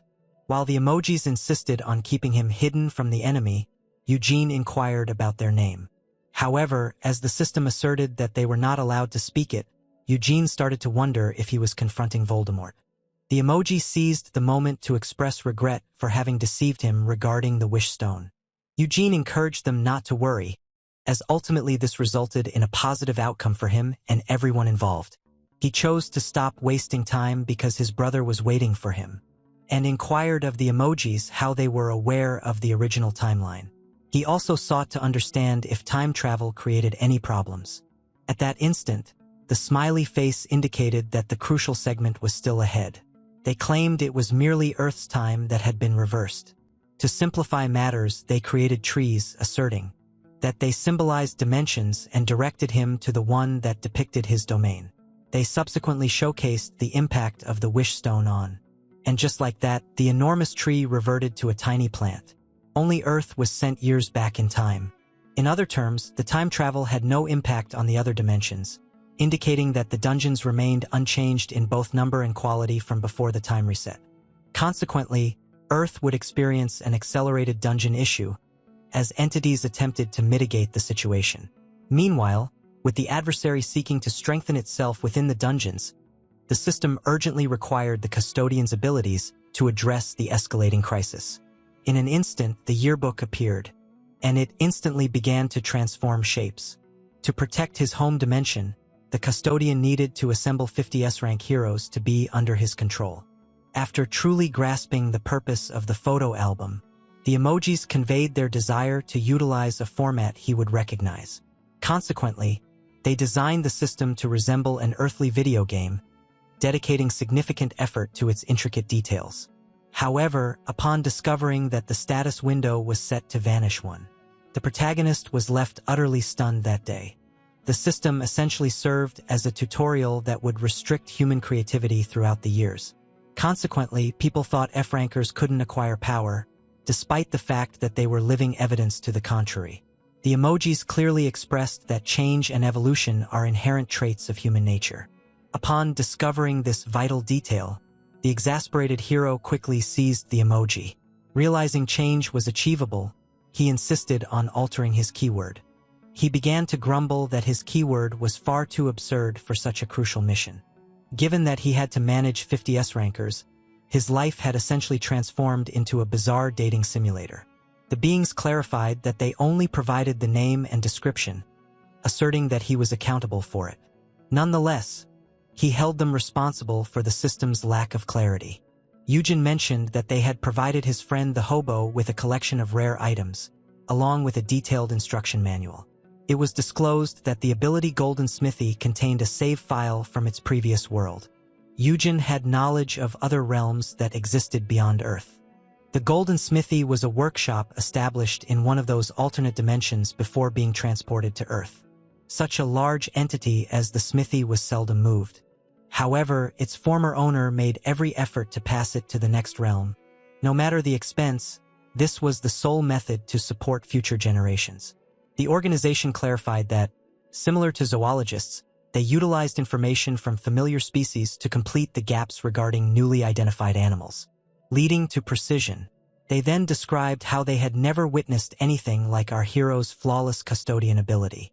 As it was their initial experience with such a capability, they needed to speculate extensively to document its characteristics. The skill of a regular custodian was quite uncommon, as it required being the protector of a naturally born S-ranker to obtain it. The protagonist is aware that elite hunters can be classified as either A-rank or S-rank prior to their awakening. In unsuitable conditions, they could awaken to a lower rank. However, there are individuals who can solely awaken as S-ranks. These individuals are exceptionally rare anomalies that swiftly set themselves apart from others of their kind. Consequently, they struggled to integrate with society, which began to both fear and revere them as deities. As they highlighted that this was why the custodian title was so uncommon, Eugene reflected on how he had never let his brother down. No custodian had ever enjoyed a lengthy existence, as they turn into the vulnerability of an S-ranker who could inadvertently harm them through excessive protectiveness. However, observing how the system aimed for the human to complete his mission securely, they allotted him 5 entire years to collect the required 50 S-ranks. At that instant, this powerful face began to malfunction. The conversation had maxed out its data transfer, prompting the system to return the hero after 30 minutes of discussion. Yet Eugene still had numerous questions. Upon inquiring if he could inform his brother about his quest, the emojis requested that he refrain from sharing all the details. When questioned about the dungeons, they clarified that the rules remained unchanged and how they would address any dungeon that emerged earlier than anticipated. As the hero persisted with his inquiries, the creature assured him that all would be disclosed eventually, before ultimately bringing him back to the dungeon. In that instant, the hero finally awakened. He quickly stood up and began searching for his brother, only to swiftly observe some peculiar surroundings. Eugene felt bewildered, realizing he was meant to be in a forest dungeon instead of a nightmarish pit. The main character speculated that he was in the incorrect dungeon. It was only then he saw something approaching him. When confronted by a massive crimson cat, he became certain that this was not the same loud dungeon he remembered. In an instant, the protagonist dodged the approaching claws. Eugene began to feel anxious and chose to review the enemy's statistics. However, after examining it with his expertise, he found himself especially intrigued. The creature standing before him was actually his beloved pet, Peace. And prior to the custodian noticing, he was abruptly seized and lifted like a sack of potatoes by the large gentleman. That individual was none other than his sibling. Eugene requested clarification, since they had left the forest dungeon behind, only to later notice something fascinating upon viewing the bodies. Eugene let his fire engulf the whole area. The hero attempted to soothe his brother and insisted that he release him, just for him to assert that he wasn't angry whatsoever. Eugene sought assistance from Peace, but was swiftly disregarded instead. As he attempted to apologize, his brother could no longer endure it. Eugene attacked his brother verbally, leaving him thoroughly perplexed. Eugene merely aimed to clarify what had occurred, but his sibling was unwilling to listen. Initially, the concerned guild leader, who understood that his brother was venturing into the realm of hunting, chose to allow him some freedom to explore. However, he now found it difficult to stay composed, noticing that circumstances were not improving. In that instant, Eugene slammed his brother to the floor. He subsequently aimed his sword at him and asserted he would inform everyone that his guardian had died within the dungeon.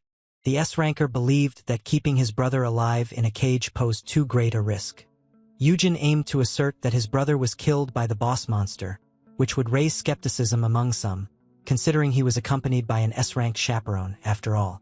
He would display his deceased brother's limbs as evidence of his passing. In that instant, the protagonist remembered how, per the system, certain custodians could suffer due to their overly protective S-rankers. Therefore, Eugene vowed to heal his brother following the amputation.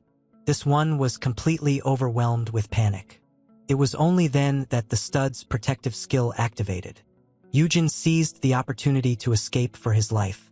Eugene, able to slice through the shield effortlessly, paused. The hero asserted that he did not desire such protection and would chastise his brother if he attempted to hurt him. The guild master swiftly deflected the knives aimed at him. He then took hold of his brother and indicated that he had been concealing some matters from him. Eugene subsequently utilized his mark of the master. In an instant, Peace joined the fight. It swiftly sank its teeth into the arm of its rightful owner. However, the bite from such a young cub was insignificant to the S-rank, who swiftly gained command of the scenario, and just like that, he executed a suplex on the fire manticore. Peace was rendered completely unconscious. Eugene confronted his brother fiercely for once more threatening his pet's safety, just to be swiftly restrained on the floor. Eugene believed this was the sole option available, and just like that, he lunged for the stabs. He disclosed that initially he felt joyful, believing they would regain their previous closeness. Consequently, the guild master, now insisting on uncovering the truth, had been overlooking numerous issues. He struggled to accept that his brother had become a tamer at level 10, and he wasn't the kind of person to look after Peace upon discovering how costly it would be. Eugene subsequently mentioned the master blacksmith and Peep. It got even wilder when Eugene stepped into a dungeon. The guild master then highlighted his helplessness in the face of his disappearing older brother. In that moment, he started to weep over his vulnerability. Ultimately, Eugene lacked the strength to amputate his brother. Consequently, he opted to take a portion of his skin instead. As he aimed for the stab, he assured him that he would heal him soon after. In terror for his life, the protagonist requested the system to reveal itself. Suddenly, a novel kind of window panel appeared. Eugene stood in awe, having never encountered anything quite like it before. Eugene swiftly distanced himself from his little maniac and confirmed that he would explain. He disclosed that his decision to nurture the manticore stemmed from witnessing its potential to achieve S-rank status. Eugene disclosed that he had been stealthily completing dungeons solo, including one where he encountered the cotton ball. In that instant, the hero announced that he had assisted the system's creator. Yujin stood in shock, expressing his desire for his brother to avoid any actions that might put him in danger. He was struck in the face because this hypocrite intended to amputate his brother. For a moment, Yujin had overlooked the strength of his ranks. Yujin disclosed that his decision to keep this a secret was not due to a lack of trust. Ultimately, his brother was the person he relied on the most in the entire world. The custodian subsequently requested a potion to restore his vanquished Pokemon to health. He couldn't ignore that he had created significant concern for his brother. The hero indicated that the unusual actions of the security system stemmed from his stealth abilities, and as he disclosed his immunity to poison, curses, and fear, the situation became even more intriguing. The guild master considered these abilities to be quite distinctive. It seems the system aimed to prevent him from disclosing any details regarding final gratitude, his custodian role, and the timeline reset. Yujin encouraged his brother to approach him with any further inquiries he might have. He understood how perplexing this must appear and held himself responsible for having kept it hidden. Consequently, the hero requested his brother to come to him right away if any issues arose, rather than restraining him and keeping it hidden. In an instant, the man who wished to sever his own kin expressed remorse like a timid puppy.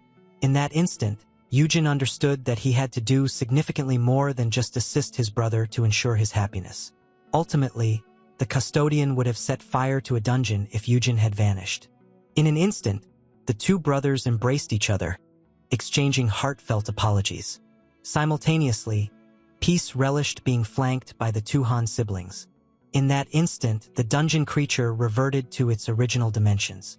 It turns out it was intentionally shrinking to be embraced by its owner, leaving him in a state of astonishment. Nonetheless, Yujin would have valued it if Peace had suggested its development. Ultimately, the brother who had nothing to gain from the dungeon encouraged his sibling to apologize to the cat he had just struck. Yujin was shocked, having instructed Yujin on how to apologize correctly. Observing from a distance, the system's creators felt a sense of relief that disaster had been averted. The lamb started to feel anxious about disclosing their secret to Yujin. As the siren noted that he was Honey's greatest supporter, having already sacrificed himself for him, the individual behind her remarked that the blacksmith possessed greater potential. Due to Myun Woo's insufficient time to attain his complete strength, there were strategies in place to evacuate him from Earth if it faced destruction. The lamb emphasized that they ought to make an effort to rescue the protagonist. However, the siren insisted that a custodian would never consent to abandon everyone, indicating that this situation would result in a kidnapping. The lamb believed their actions were unethical. Ultimately, everyone concurred that this was preferable to inaction and that minor sacrifices were necessary to attain success. The strange-looking bottle was subsequently called forth. The siren conveyed to the lamb that this marked an ideal beginning for her as a new member, and they should simply decorate Yujin's room as they wait. And just like that, as we awaited the fated day, the wayward children in exile raised a toast to themselves. The ensuing days proved to be quite tranquil. The Han brothers had made amends. Yujin felt a sense of relief upon discovering that his growth was normal. Subsequently, when showcasing the data taken by the Spectre to Dr. Bite, our protagonist inquired if she required additional information, to which she responded that it surpassed her expectations. It marked the first occasion that someone had compiled such significant data and in record time for her benefit. She noted that her uncle aimed to construct a research center for her, intending to create a commercial edge for the guild, as data was challenging for Yujin. Chose to present her with a proposal. He aimed to provide her with a separate lab, a new facility in his name, and even suggested making its research accessible to the public. The hero would also supply her with a skilled team and highlighted how, once they entered the global market, data analysis would become significantly simpler. Someone inquired why he was making such efforts to invest in her. The avaricious deceiver claimed, as a component of his retirement strategy, that his actions were intended for the benefit of the world. Dr. Bite subsequently requested approval to invite a few of her friends. Having studied Dungeons and Awakeners together for 2 years, the 5 of them had formed a bond. While she continued to chatter about how they would dash to Korea following just one call from her, Yujin remained rooted in place. He identified the researchers as the Dungeoneers team set to reveal the secrets of the dungeons. Several years later, he assured the researcher that she could freely invite her friends for that very reason. With that, the agreement was finalized. This marked one of the custodian's top investments. Should the dungeon spawn rate increase as predicted by the system, the breathing facility alone would not suffice for our hero. Thus, he had to concentrate on Dr. Seek and her research work. Yujo has also chosen to enter the stock market for his debut. He invested all his funds in a firm aiming to develop a solution for baldness in the foreseeable future, only for it to become the most regrettable choice he had ever made. Yujo's main focus was recruiting additional S-rankers. At that moment, 3 elite hunters showed up at the location. Turns out that the 3 of them were enjoying a girl's day out. Heuna provided Yoram with numerous recommendations for the top local restaurants. The 3 monsters reached Korea but remained confined aboard the ship. Upon listening to this, Heuna went to Yujo to see how he was. He asserted that nothing extraordinary occurred, even though he had faced death numerous times since their last meeting. Miss Moon felt joy upon hearing this and swiftly took hold of him. She was curious if he could provide her with one of the 3 new monsters. While she volunteered to help the creature advance, Yujun attempted to soothe his younger brother, who was on the verge of burning a possible yearbook nominee. While he was in discussions with the client, So Young softly took hold of his hand. She attempted to draw him nearer, inquiring if he would continue to care for her baby dragon despite acquiring 3 new monsters. Thus, while Yujun endured this playful torment, Yoram found herself likening him to a type of slime. The hero knew he was incapable of facing 50 overpowered S-rankers like those 3. At that instant, Yuhan neared his sibling. He intended to give him a present. This was an interpreting tool that would prove useful for the custodian once he began to attract international clients. Yuhan announced that he would no longer interfere in his brother's matters. Yet he implored him to avoid putting himself at risk. To him, his brother was the most vital person in his life. The older brother found himself enchanted by the adorableness, while the women were completely repulsed. With his relationship with his brother now mended, he felt more driven than ever. The hero resolved to give his all as the cages were taken off the ship. Yuhan began to realize he couldn't simply stand by and watch the world fall apart. The container was opened at that moment. To the protagonist, this represented an opportunity to achieve an even more fulfilling happy ending alongside his brother. However, he realized that actions were far more challenging than words. The employee subsequently gave the new caretaker the mark of the master.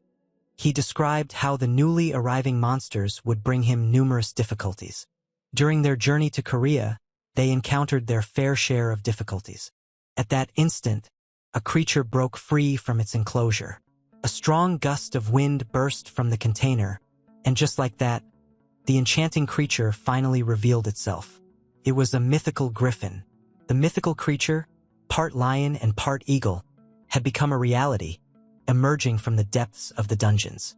Huna desired a griffin for its unparalleled flying abilities. However, while Yerim thought the creature was cute, Soyoung argued that dragons remained the ultimate choice.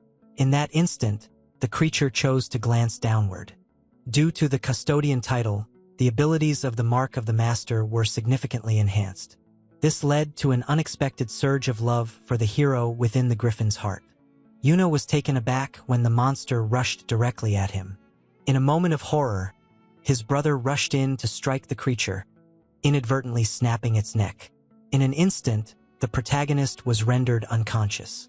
And with everyone concentrating on him, the griffin spotted something it adored, and just like that, it swiftly lunged at the approaching package. Huna chose to intervene. She conjured a minor storm to halt the griffin during its flight. To her complete astonishment, it slipped away from her grasp effortlessly. Noticing the creature's apparent resistance to wind-based assaults, the ice which chose to intervene. The powerful severing swiftly overtook the young griffin. But the young girl was instantly struck by its wings. She, having never attempted to get close to a pigeon previously, struggled to capture the bird with its large, flapping wings. The simplest option was to freeze it, but they couldn't endanger the creature's life. Upon witnessing this, Soyoung chose to ensnare it with a canvas crafted from dungeon resources. In an instant, she initiated her assault. Soon after tiring everyone out, the baby griffin felt quite content with its cozy cocoon. Finally, the rampage came to an end. Taking its life would have been significantly simpler. In that instant, Soyoung began to understand that if her future dragon displayed certain behaviors, she would struggle to train him. Ultimately, humans and monsters had become lifelong adversaries. This is why some viewed the idea of having them as pets as an unattainable fantasy. Witnessing its near attack on his brother, the guild master suggested to resolve it immediately, but was swiftly halted. Eugene awoke. He clarified that while it had no intention to hurt him, the griffin could have inadvertently caused injuries. Ultimately, this small being, capable of reaching S rank and acquiring skills, should not be permitted to associate with low-rank awakeners that are inferior to it. Consequently, the tamer encouraged the girl to set the creature free and requested his brother to refrain from stepping in. His aim was to instruct it on proper behavior with others. Eugene was ideally fit for this role, being the least strong individual present. That said, the custodian lifted himself up, so he requested the griffin to come closer. The infant creature hurried to hug its new guardian, tenderly sinking its claws deep into his skin. Eugene did his utmost to manage the pain, but he inadvertently frightened the creature as he began to bleed profusely and cry out in pain. He intentionally did this to demonstrate to the beast just how weak he truly was. Eugene healed himself and offered the monster another opportunity. And just like that, a breathtaking slaughter commenced. The hero revealed his vulnerability with intense emotion, and although his brother was profoundly touched by his bravery, the girl perceived the scene as completely foolish. Eventually, the griffin softly descended onto the hand of its new master. It was subsequently lauded for its ingenuity, noticing how rapidly it mastered controlling its strength. Eugene subsequently requested Urim to restrain the griffin and blindfold it. Although she feared they could lose control again, the hero reassured her that blinding it and maintaining distance would suffice. Ultimately, it behaved that way due to the contents of the other cage. Inside, 2 baby shadow unicorns were uncovered. These were the other 2 creatures aboard the ship, and given that griffins consume equine flesh, it was clear why the predator behaved in that manner. Regarding the baby griffin, consuming a specific quantity would enable him to acquire a new ability. Observing this, Huna seized the chance to trade some of her guild's monster horses as nourishment for the griffin in return for a ride on it. At that moment, Huna Moon felt impressed by the F-ranker. At that instant, the man neared the frightened animals. Due to his role as custodian and the master's mark, they quickly formed a bond with him. Huna was amazed. As Eugene had distinct talents and abilities she had never encountered in anyone before. She was excited to see his character growth, not merely as the sibling of the opposing guild leader, but as an individual. Prior to dispatching the unicorns to the training facility, Eugene chose to name them. However, considering that the most he could offer them was black and white, it was fair to conclude that he was not a good namer. In the meantime, destroyed, a savage massacre had taken place. The tracker sought additional information.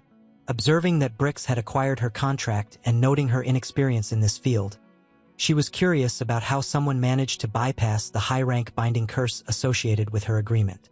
However, the person being choked remained silent. Witnessing his guild master's demise in the abduction event, he was unaware of who had ruined the contract. Thus, noticing this, the woman clenched her hold on his neck. Realizing the man was utterly ineffective for her purpose, she chose to tear his head from his shoulders. In an instant, the ground was stained with blood. Observing her buyer's demise, the remainder of his guild was nearly ineffective. The fierce woman chose to interrogate the individual they had abducted. The monsters quickly adapted to their new environments. After much grumbling, Eugene had no choice but to allow the teenager to name the unicorns Salt and Pepper. The griffin, named Blue, created its own set of challenges and mischief. The mischievous creature reversed the situation merely by flapping its wings. While chaos ensued and its owner dealt with the aftermath, Peace cast a glance at Blue.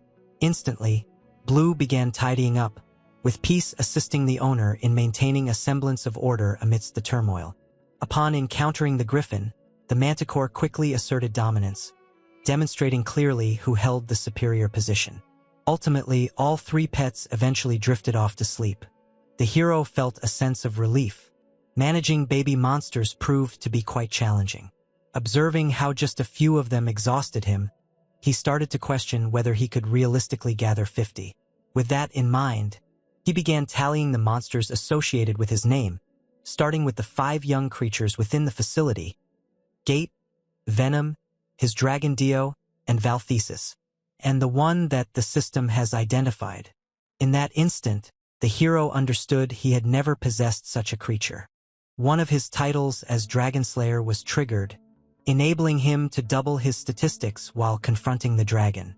Initially, he believed there was a dungeon break in the vicinity. It was fascinating, considering he received no alerts on his phone. Suddenly, something appeared from within the wall. Yujin was shocked when a woman appeared. With predatory eyes, she grabbed his phone. He stood stunned while the woman looked on in awe. She began discussing in French how fascinating it was that she had been noticed. At that point, the French woman finally activated her translator. The main character was filled with numerous inquiries and began to contemplate whether the person before him was the dragon he sought. He swiftly glanced at her statistics and recognized her as Leet, an S-ranker. She was born with S-rank status, similar to his brother and the guild master of Sisong. However, even in the past timeline, the protagonist had never come across a hunter like her. He swiftly realized he was reading something. With fierce determination, she pinned him down. She observed the motion of his eyes and understood that he was in the middle of a lecture. The predator quickly understood that Yujin was examining a window panel regarding her. Similar to Yujin Sung, this woman who managed to evade the guild's stringent security was also aware of his evaluative abilities. Yujin swiftly realized that without a valid explanation, death would be his fate. He explained to Leet that it would have been preferable for her to contact the office to arrange a meeting with him. In that instant, the predator couldn't resist smiling at her victim. She highlighted how this would have been quite difficult, due to the strict security enforced by the 5 major guilds, and with Yujin revealing that his brother was not someone to be trifled with.